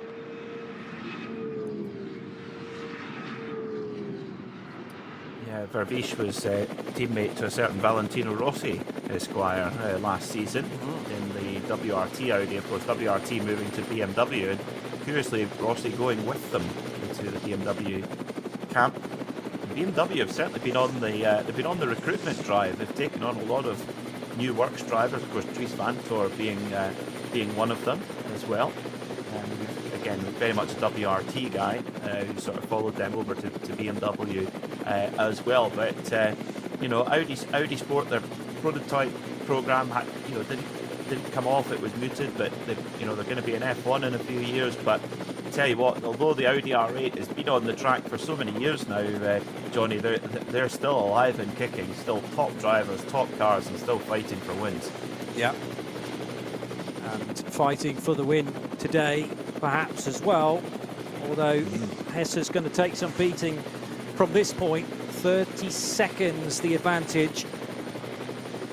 And Hesse, just reaching the end of sector 3 now and clear of those late stoppers. So Porsche number 3 still shown as the race leader. That's no longer the case. Audi number 5 for Vincent Kolb shown as in 2nd place. He's tumbled down the order as well because of each of those cars pitting at the end of lap 23. Max Hesse out front in car 44. That will all right itself on timing and scoring at the end of lap 24. With Maxime Martin and Christopher Haase duking it out for the other podium positions, and either 2nd or 3rd could fall the way of either of these drivers.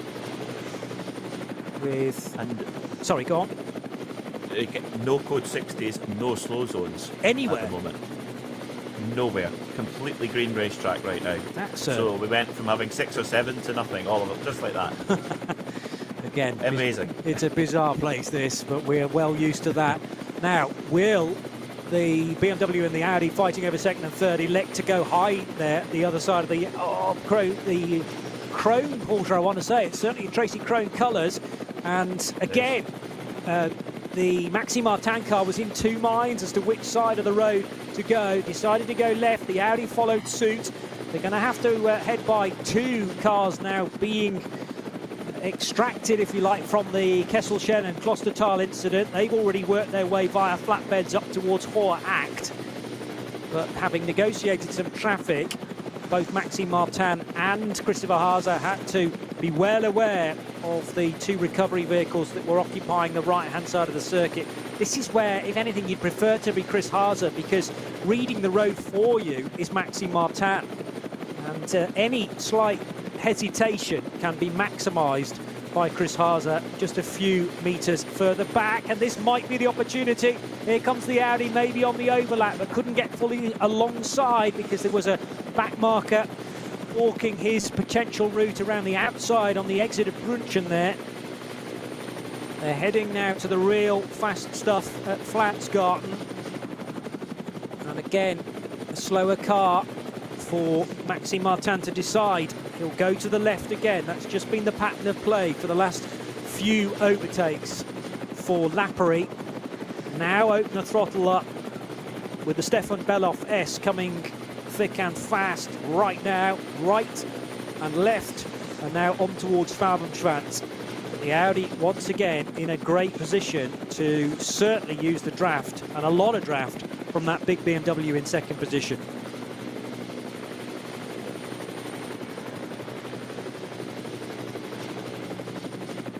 On towards Galgenkopf they will go.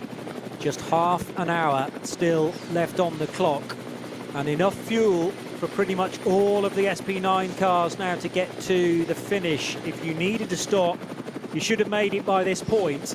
23 laps done. 7 + 8 + 8 is your maximum on all three stints so far. And a further, well, this lap and perhaps 6 more to go in the final half an hour here on RS1.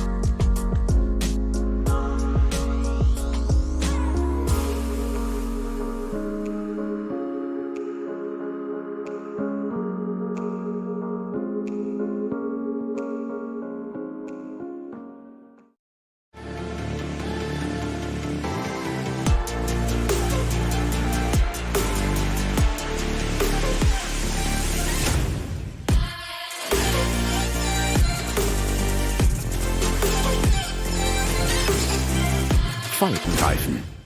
World's first asphalt watch.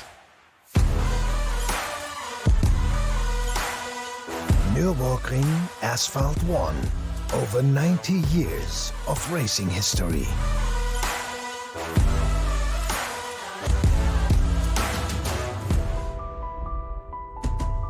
Cobbler.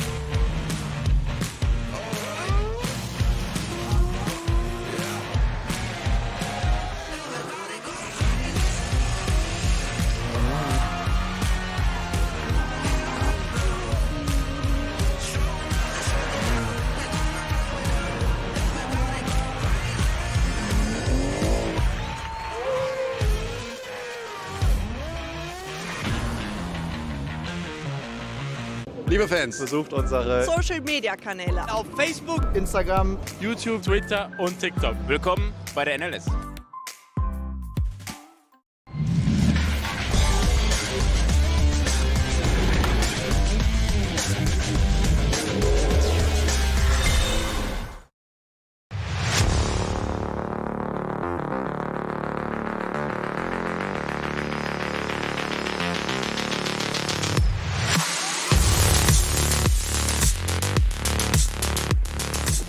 Into the closing stages of NLS3, and this might be the moment for Christopher Haase. Not quite. Again, he got his front wheels of the Audi from Team Land level with the rear wheels of Maxime Martin's Rover Racing BMW with the giant 99 on the roof, but there was no way through for the whole of the Audi.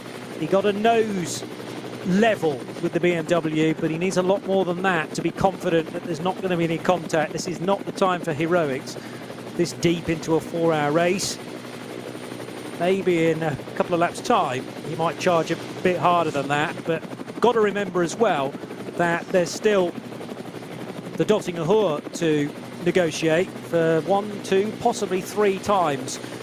Oh, he got incredibly close to the grass on the left-hand side of the circuit.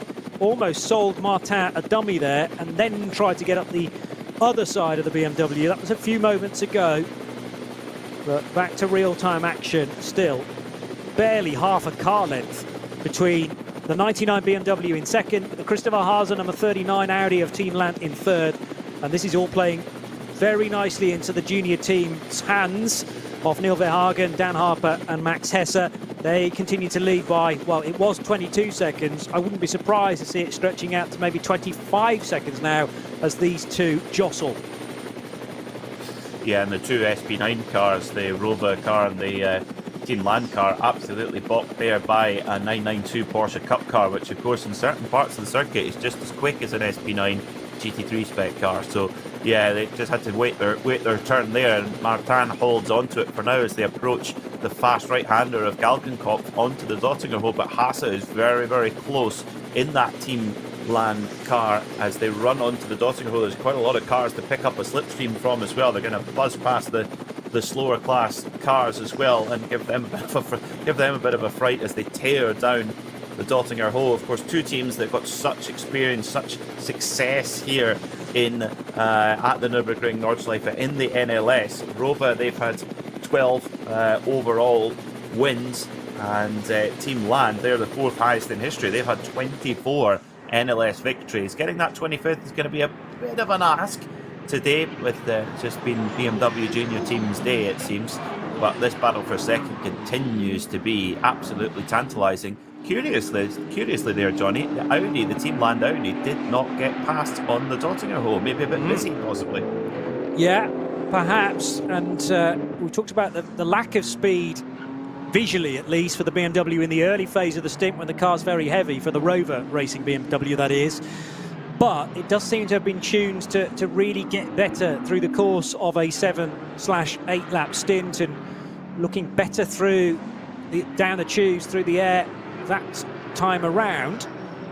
So the 39 Audi still struggling to find a way by. I think it is the quicker of the two cars, and should the 39 car get in front, Christopher Haase rather risks scampering away, and that's why it's so crucial for Maxime Martin to be shadowing his every move. This could be tricky though, because they've found a slower car on the apex of the cut-through U-bend on the Grand Prix track, and now quite possibly there's going to be a late code 60, if not just a single waved yellow, because of the 511 BMW 330i, which has hit dramas.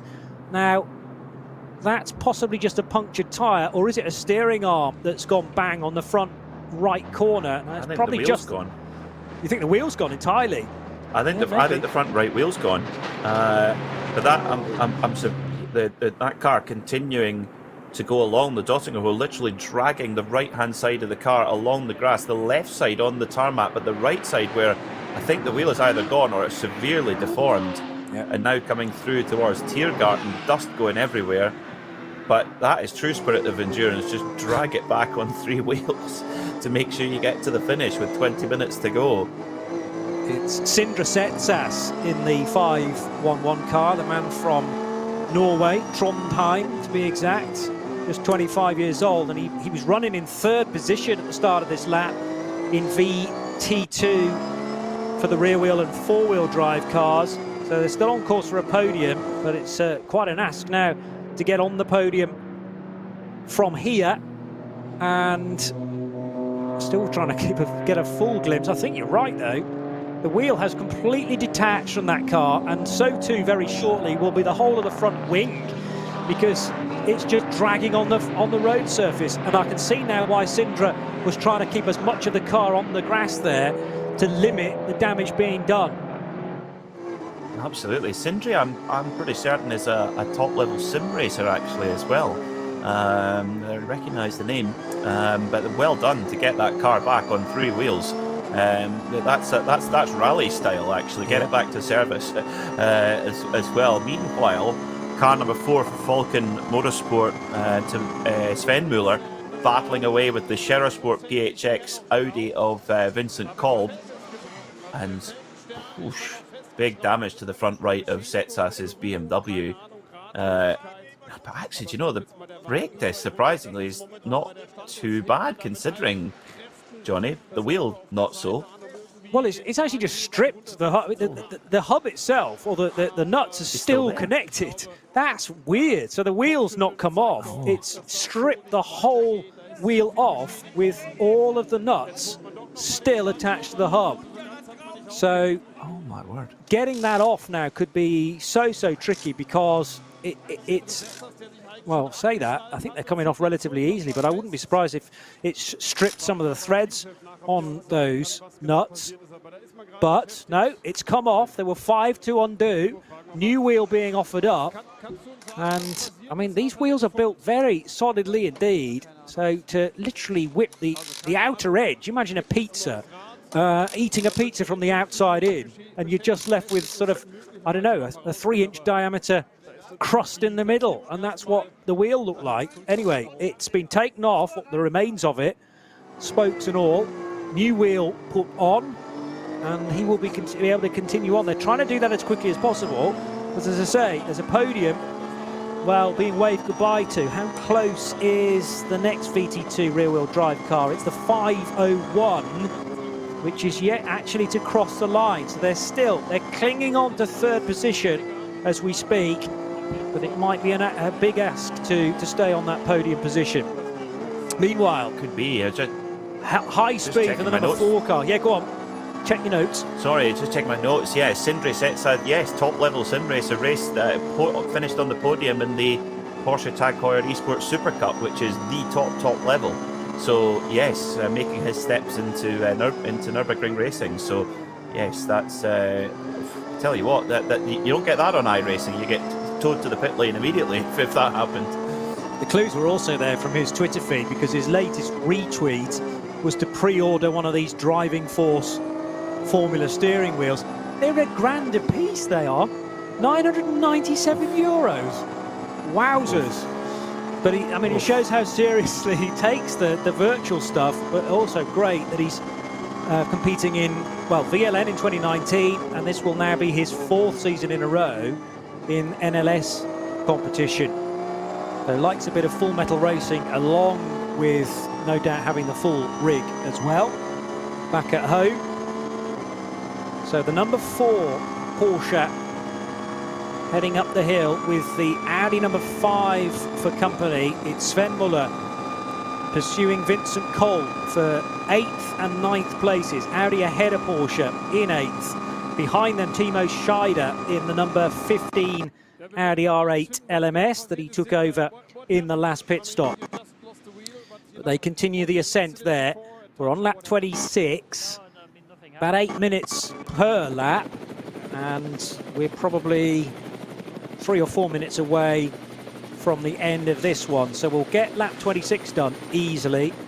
We'll get lap 27 done, I think, as well, and probably see the race leader onto another lap. So it'll be 28 laps in total, meaning that splitting it exactly into quarters, 7 laps for each stint, does seem to make sense. But those that left it slightly longer for their final pit stop, that's where the gain hits. So you go long in the early stages, and then your run to the flag is shorter, meaning that final stop can be shorter. And 1 or 2 cars have gained a bit here and there. But the way to have done it really appears to be the junior team's route. And it also helps, of course, having 3 incredibly quick drivers. Neil Verhagen for the opening stint, Dan Harper for stint 2, and Max Hesse stints 3 and 4. The reaction speeds here from Sven Muller, so crucial. He's having to work out where the Audi is going to go next ahead of him as they try and work their way through traffic, and the flash of the lights as well to show how impatient Sven Muller is right now with Vincent Kolb. And Sven Muller getting so close to the back of Vincent Kolb's Audi, but just not quite making contact as well. Speaking to Michelle Gatting, who was in the Porsche Young Drivers shootout with Sven many years ago, and she said, well, I won't say exactly what she said, it's not fit for broadcast, but basically he smoked everybody.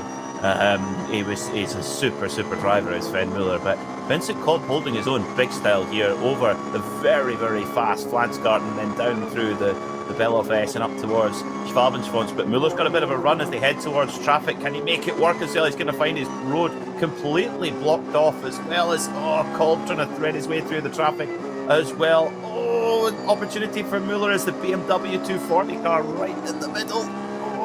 Oh, Johnny, I'm watching through my fingers here. This is so close. Well, let's hope Vincent Kolb isn't doing the same. We know for a fact Sven Muller has his eyes wide open. Now Dacia Logan, which side of the track is that going to go? Inside at Galgenkopf. So they go to the high line. Audi looks good coming out of the second part of Galgenkopf, and actually got a tremendous run onto the Dottingal Hoor. Sven Muller saying, I was with you, and now I've lost time. How is that possible? Yeah. So throws the hand up in desperation. Push. Yes, it is. Go on, explain Kevin more Estre about told that. Me about that. Yeah, Kevin Estre told me about that. He said with the Porsche, they really rely on the front aero, and coming out of Galgenkopf, the amount of push you get, he said, particularly if you're following a Mercedes, you get a massive front aero push, and I think that's what happened there to Sven Muller. So that's understeer in other language, yes. Right? You just can't get the rotation. That's another American term. It's fine, because we've got plenty of Americans hopefully tuned in to this. But yeah, push, meaning the car's going too deep into the corner. You can't get the required turn-in from the front tyres. And it's from the aero that will then push the nose of the car down to the track surface. So you can see how frustrating it is, because on certain parts of this lap, clearly the Porsche is quicker than the Audi. Vincent Kolb is he still a silver graded driver, which is a bit of a misnomer, Yes. frankly. Yeah, still silver, whereas Sven Muller will be easily gold, probably platinum. But you know, it's much of a muchness, really, when you are around the Nürburgring Nordschleife and in slightly different cars. But Sven Muller, the German, is gold, 31 years old, and a regular with Falcon Motorsports. In fact, entered into both cars today. He's a former champion in the Porsche Super Cup, so very much a specialist. In fact, in 2016, he was a double champion, both in Porsche Super Cup and in the Carrera Cup Deutschland. They're on the Grand Prix circuit now, going underneath the Cayman through the very quick right-hand kink at Hatzenbach-Bogen, and now into the chicane. Again, though, Kolb didn't want to risk going underneath a back marker on the run. Now, this might be a really good opportunity. Oh, and there's a bit of a clash there. Rear wheel arch on front wheel arch for the Porsche. And the Porsche again tries to go high. Let's hope that Sven Muller hadn't got too much steering input there, because he could very easily ruin the tracking on the Porsche if the rear wheels tangled with the front wheels of the Porsche there. Seeing it from the Rover Racing helicopter, you can hear the rotor blades in the background. Now they're on Hatzenbach, looking for a way by, and both are able to slip through another slower car. Yeah, I tell you what, I totally agree with you, Johnny. That wheel-to-wheel contact is always a worry. You don't want to bend the steering or anything like that. With just 10 minutes to go, this is the penultimate lap we're on now of the race. Muller on the headlight flasher. Vincent Kolb very much holding his own, like you said, silver graded. He's at work on Monday. You can imagine that, having his morning coffee in the office before you go on and get on with his day's work. He's saying, "Oh, what did you do at the weekend?" "Oh, it was quite good, actually. I had a proper dogfight on the last lap with Sven Muller. It was good. Good fun." Yeah. And that's when all your work colleagues say, "Oh yeah, we were watching. Of course we were." Sven Muller again, chance to go. Oh, and he gives him a right old shove into the Arenberg right-hander. That was a little naughty from Sven Muller. I can see how it developed. He thought there was a gap there. In fact, it was plugged by a back marker. But when you are so close to the rear wing of the car in front, it's impossible for you to know what is the other side of the car you're racing. And he had to leap on the brakes. His only route of escape was actually to get away from the back marker, but then he couldn't stop the car in time before he slammed into the back of the Audi. So again, there's now concern about damage to both cars, actually. Initially, I'd say the Audis helped because of that. He was given the shove into Arenberg, but he still got the car stopped, and that gave him forward momentum down into the foxhole. Well, that Falcon Porsche has been bumped and bashed about at the front of it as well. It was a big hit coming through there. I think, yeah, it was a little bit of a forceful one, wasn't it? But well, he gave it a boot Muller, of the throttle, I think. So Sven got clear of the back marker, and then he gave it a bit more of the right foot, and that was probably unnecessary because he needed really to be using the brake pedal rather than the accelerator. But well, unlike a cup car, a GT3 Porsche will take a bit of abuse on the nose because the radiator's sitting further back from the, rather than a Carrera Cup. Historically, if you get anywhere close to the front of that car, the radiator just shatters. But these cars will take a slightly more punishment. They are endurance machines after all. But let's hope that the gearbox of the Audi is still functioning okay. I'm sure the exhaust outlets will have been rather buckled there. The trumpets will not be in ideal shape as they head now through the right-hander just after Breitscheid, and this will be the telling moment through Klostertal and Kesselchen, getting back up to full speed. But both cars seem to be still evenly matched. The Rover mechanics preparing for a pit stop. Whether they're going to do a pit stop or whether this is just mind games, I don't know. There are Michelin wet tyres prepared in the Rover garage, 2 sets of wet tyres. So that, of course, they've got 2 cars out on the circuit. Are Rover planning to just throw the dice? At the moment, they're sitting, at the end of the last lap, they were sitting in 2nd and in 4th. And are they planning on just risking it, throwing the wets on and hoping that we're going to have a downpour in this last 7 minutes or so. It's a big ask, Johnny, but or is it just a little bit of gamesmanship going on there while the TV camera was in? I'm not sure. Well, I mentioned it is due to rain still, according to my forecast, after the checkered flag, but you never know with this place. It might arrive a little earlier than expected. We're 7 minutes to 4 now, with the light rain and then increasing showers expected from 5 p.m. It'll get worse from 6, but at the moment 90-odd% cloud cover, and the humidity's at around 60, nearly 70% actually. It's interesting, isn't it? I mean, you know, just to bring the tyres to the front of the garage gets a few other teams guessing, and they're there in case. But what you don't want to be doing is taking the cars out of good positions, 2nd and 4th respectively for the 99 and the 98, just on a whim. And we know what Rover did in NLS1. They entered 2 cars just to see which one would do the better, and then basically put 1 car into 2 hours of retirement in the middle section because they only had 2 drivers. It clashed with the Sebring weekend, both the 1,000 miles and the 12-hour on the Friday and the Saturday respectively. So 5 and a bit minutes still to go. It's still incredibly intense between Maxime Martin and Christopher Haase. Does the 98 BMW come into pit road for those groove tyres? The answer is no. Staying out on track. Also a real good fight to keep our eyes peeled upon is Vincent Kolb versus Sven Muller. They are absolutely nose to tail as well. I can see where Rover Racing are coming from here. It's getting very dark indeed on the start-finish straight. When you consider it's only 5 to 4 local time, that cloud is building and it's becoming more threatening, but will it unleash any dampness before the end of the race? Well, we're not going to see a tyre change for either of their cars now, because the 98 car has gone through, 99 car's gone through, and the 98 car having completed 27 laps as well. So we're on to the final lap now, at least for the top 5 or so cars. And in a moment or two, Vincent Kolb versus Sven Muller will arrive on the start-finish straight. Will they still be in the order? Audi ahead of Porsche, though. Muller is closing up. Again, not helped out by the difficulty to get the car fully rotated onto the Duttinger Hohe. And at Antonius Bucher, he would want to be much more level than he is right now. And the Audi, again, carrying good speed. They are venturing towards Tiergarten with 1 car to get by safely. They've done that. Plenty of curb on the inside line, and still Audi number 5 ahead of Porsche number 4 for Phoenix and Falcon. Nothing wrong with the straight line speed of that Shera Sport Phoenix Audi.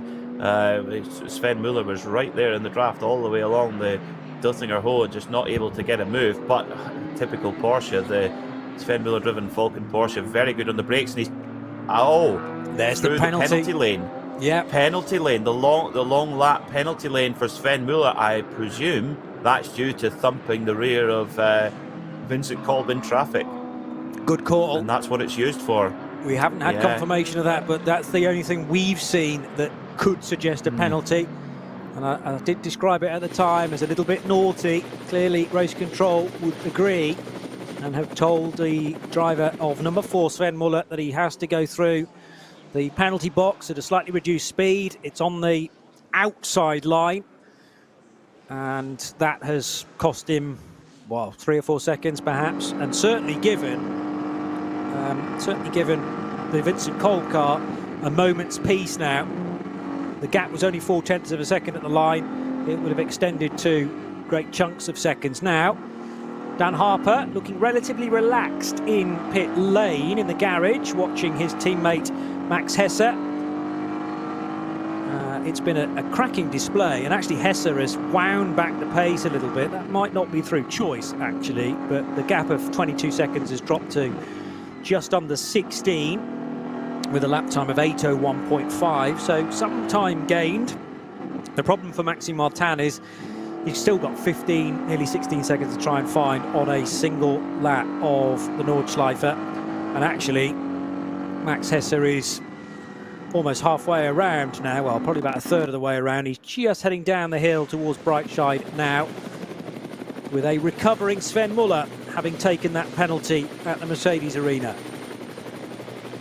And it really cost him. It cost him several seconds there for Sven Muller, and I would say it cost him the chance of fighting for that 8th spot. That looks like it's going to go the way of Vincent Call, but what a drive it's been from the BMW Junior team. You know, the Nürburgring Nordschleife has been a huge part of their development process here at, well, as professional racing drivers for the BMW factory, and this will, if they can get it to the line here, it will be their 3rd overall NLS win, and it will be a 3rd win in a row this season for BMW from 3 different teams as well. A big day for the Munich mark. Very much, and well, what's going to be altered, if anything, regarding balance of performance between now and the 20th of May? Is anything going to be looked at perhaps in the qualifying race next weekend as well? BMW clearly have a very good car in 2023, but Mercedes aren't that far away. Audi have strong contenders as well, and haven't necessarily had the strength in depth today, but the number 5 car and the number 3 car have looked, number 5 car rather, and the number 39 car have looked very strong at certain times. Still possibly a concern about Porsche, with no Manthey machine though today. We've got the 2 Falcon Motorsport cars getting better in the race, but they'll be concerned with their qualifying pace, with none of the Porsches in the top 10 earlier today. Yeah, I think that will be a concern. I think the lack of the Manthey car is, I mean, the Manthey car is always a factor here at the Nürburgring as well, and there are, of course, there's a very strong team from Lion Speed by Car Collection with Matt Campbell, Mathieu Jaminet, etc. But we do have multiple manufacturers in the top 5. I mean, we've got 4 in the top 6, because we've got the Fricadelli Ferrari in there as well, and without that, they're currently 49 seconds off the lead. I think they lost about that in the pit lane, changing that brake rotor, Johnny. Yeah, that was certainly close to that anyway. Yeah, that was the big downer, unfortunately, after David Pittard produced 2 exemplary stints. I mean, from 18th to lead the race, a tremendous run through the order, but a real shame then. And in fact, as that brake disc problem was being ironed out, that's the point where Patrick Simon decided to put the microphone under his mouth. But he was very professional, smiles generally speaking, but also you could sense frustration just purely from his facial expression, that he'd done all that hard work and then in one fell swoop they lose 30 seconds. But the Ferrari 296 is a good car, and after so much domination in this race from German manufacturers, could we have a Ferrari in and around the podium positions come the 24-hour race, and maybe even for the qualifying race? It'll be interesting, because Ferrari, I'm sure, are treating this as an experimental year with their brand new car, but if they could get a key result, I mean, wouldn't that be a coup for them? Final lap then, and final run down the Dottinger Hohe for Max Hesse. This will complete a 28-lap race in continually descending gloom, and I can understand why Rover Racing were, well, gambling as to whether they might go to a wet weather tyre. The windscreen wiper's been required at phases on a very intermittent level for Max Hesse, but there's definitely some moisture in the air. He still elects to take a fair bit of curb though at Tiergarten. Will potentially jump by the number 17 Aston Martin though. Decides to stay in its wheel tracks, so you can just about see the BMW Junior team there through the traffic. It will take the checkered flag at 2.5 minutes past the hour, and Max Hesse, Neil Verhagen and Dan Harper can now begin the celebration. The high fives down in the garage, and this trio of drivers who've been working together now for 2 and a bit years. They spent some time living together as well. They were flatmates as they began their journey with BMW. Dan Harper actually coming out of Porsche racing, one make Porsche racing, but getting a big deal with BMW to sign up for the future. And the same goes for the youngsters Neil Verhagen and Max Hesse. And they're big talents not only for the future, but right now, with a second podium result of the season, and more crucially for them, NLS3 resulting in a victory. Second place also going to BMW for the 99 crew of Marco Wittmann and Maxime Martin. And in third position, the 39 Audi Team Lant of Chris Mees, Chris Haase and Patrick Niederhauser. Now, a battle that's not quite decided is for 9th and 8th positions. Vincent Colby's 8th in the Audi, tucked in behind in 9th position. One more shout at this for Sven Muller, Peter. Oh, well, Sven Muller, he's pulled out just huge time through the latter part of the lap, pulling multiple seconds per sector out of Vincent Kolb. He's going to pop out to the right-hand side of Kolb here, coming through Antonius Bucca. It's absolutely side by side, coming down into Tiergarten. Kolb is just about going to hang on to it, though. Muller just trying everything, Johnny, but couldn't quite get past the Audi driver. Over the line they will go, and the order remains unchanged. Vincent Kolb in the Scherer Sport Phoenix Audi, flashing the lights to congratulate with the team, or celebrate with the team. Yes, they're celebrating 7th place, but nevertheless, it's a good effort. Now, what happened in the closing stages? Thomas Neubauer, at the end of lap 27, pitted, didn't he, in the 35 at BMW M4, so hasn't come around to complete lap 28, and therefore Kolb and Muller gain a position because of that.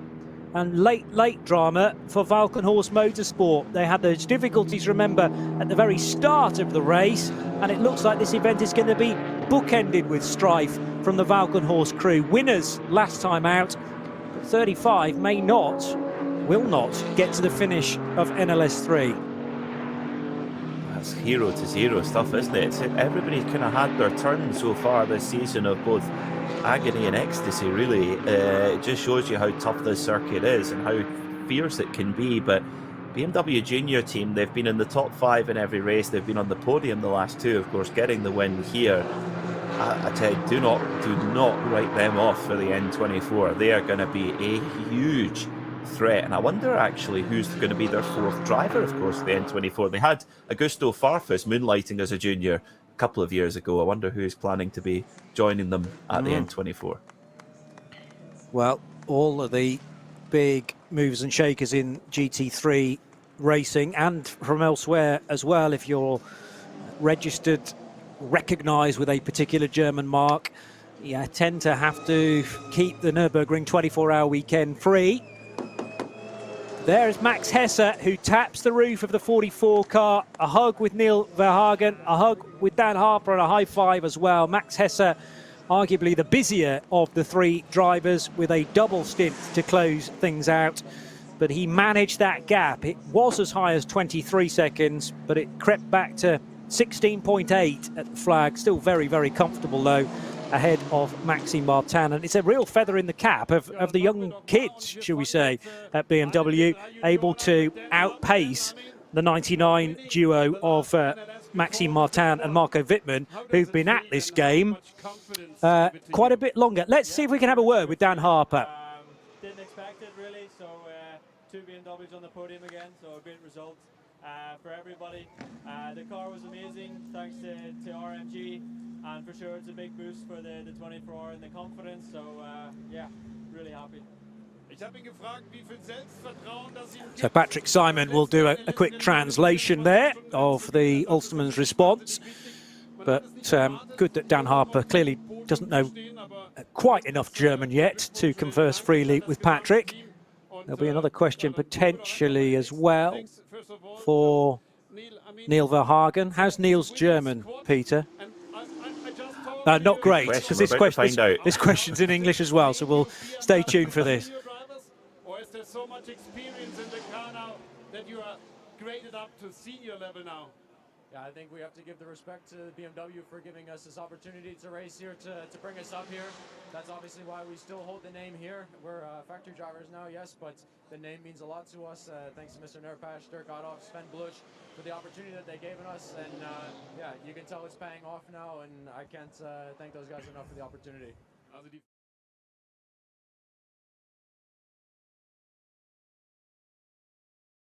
And I'd hoped that reply might be in a language that we could understand, Peter and I mean. And Max Hesse will be asked questions in German, quite understandably, so we will steer clear of those for the time being. But it's quite a statement, isn't it, now? Because they've had two very good results. Was it second place in NLS2 and a win today? They were third. Third, okay. Third and then fifth in NLS1. Yeah. In both in tricky conditions as well, which I think is worth noting as well. But you know what? The three of them, just observing the body language, none of them look surprised. They look like they expected to go out there and win today. I was watching their onboard and qualifying earlier, and you could just about, maybe I shouldn't say this, I could just about hear them chatting as they came into the pits, and they just seem so relaxed and so expecting to do well. They know they've got a good car underneath them. They know they've got the experience of racing at this circuit, and they certainly executed today. Brilliant stuff. Yeah, and to outpace both of the Rover cars when they looked to be the class of the field. Well, certainly one of them did, the 98 car of Sheldon van der Linde and Dries van Tor. And as things turned out, it was the 99 car that was the better placed of those two. So Maxime Martin and Marco Wittmann about to be interviewed as well, with the 39 car in third position of Christopher Mies, Christopher Haase and Patrick Niederhauser. Just try and head down the order to give you a synopsis of where the other classes ended up. The Ferrari 296 for car number 19, which is the Racing 1 entry. That car of Christian Kohlhaas, Stefan Aust and Luca Ludwig, victorious in SP9 Pro-Am. Cup 2 went the way of Moritz Krantz. I think it was edging that way from about three-quarters distance, really. Kay Kramer Racing winning for Moritz Krantz and Christopher Bruck. Cup 3, a win for the 952 car, amongst others Chris Rink, part of that driver lineup, and they took a stranglehold on the race lead, again with about an hour and a half to go, 21 seconds the advantage. Edoardo Liberati, together with the others at KCMG, Josh Burden et al. For SP10. They were winners in the GT4 category from the BMW M4, which really kind of kept a similar pace of the Toyota Supra, but there was a minute and 10 seconds between the two as they came to the end. Further down the order, TCR, led at the end by the Audi RS3, number 801, Gulbrandsen, bringing that to the finish ahead of the Stanco-driven Cupra TCR. And in third position in TCR, it was another Audi RS3. SP3T, 50th overall for the Porsche Cayman, number 333, from the Audi TT, number 300. And VT3, Frankie Bird, winner in that, in the Porsche 718 Cayman S, 56th overall. Plenty of other classes that we haven't unfortunately got time to mention, but hopefully you can find the results relatively easy via the Nürburgring NLS results website. They will be published in due course. But we've managed, Peter Mackay, to avoid any of this nasty weather, which will be closing in pretty shortly. It kept one or two teams guessing, but the sensible thing was to stay on the slick tyre. It was, yeah. I could see exactly why they had to be prepared for any eventuality, but luckily we got a clean fight from the green flag to the end, and what an amazing race, dominated by the BMW junior team as well. BMW will be very, very confident heading into the Nürburgring 24, but for me actually the real standout, the real surprise at such an early stage of its Nürburgring career, that Ferrari 296 of Fricadelli. I would think that Mr. Ablin will be very happy with his latest purchase. Fully agreed. Yeah, indeed. It's the right way to go, it seems, at least in the current state of GT3. Thank you, Peter, for all your efforts throughout the course of the last 4 and a bit hours. Looking forward for more coverage on NLS and indeed the qualifying race next weekend, which will be right here on the Radio Show Limited network of channels, followed a few weeks later over the weekend of the 18th, 19th, 20th and 21st of May with the Nürburgring 24 hours. Thanks, Peter Mackay. I've been Johnny Palmer. Thank you to Kerry Cobb as well, who's been making sure we stay on air here on RS1. And we will speak to you very, very shortly, again from the Nürburgring Nordschleife for next weekend's qualifying race. Bye-bye for now.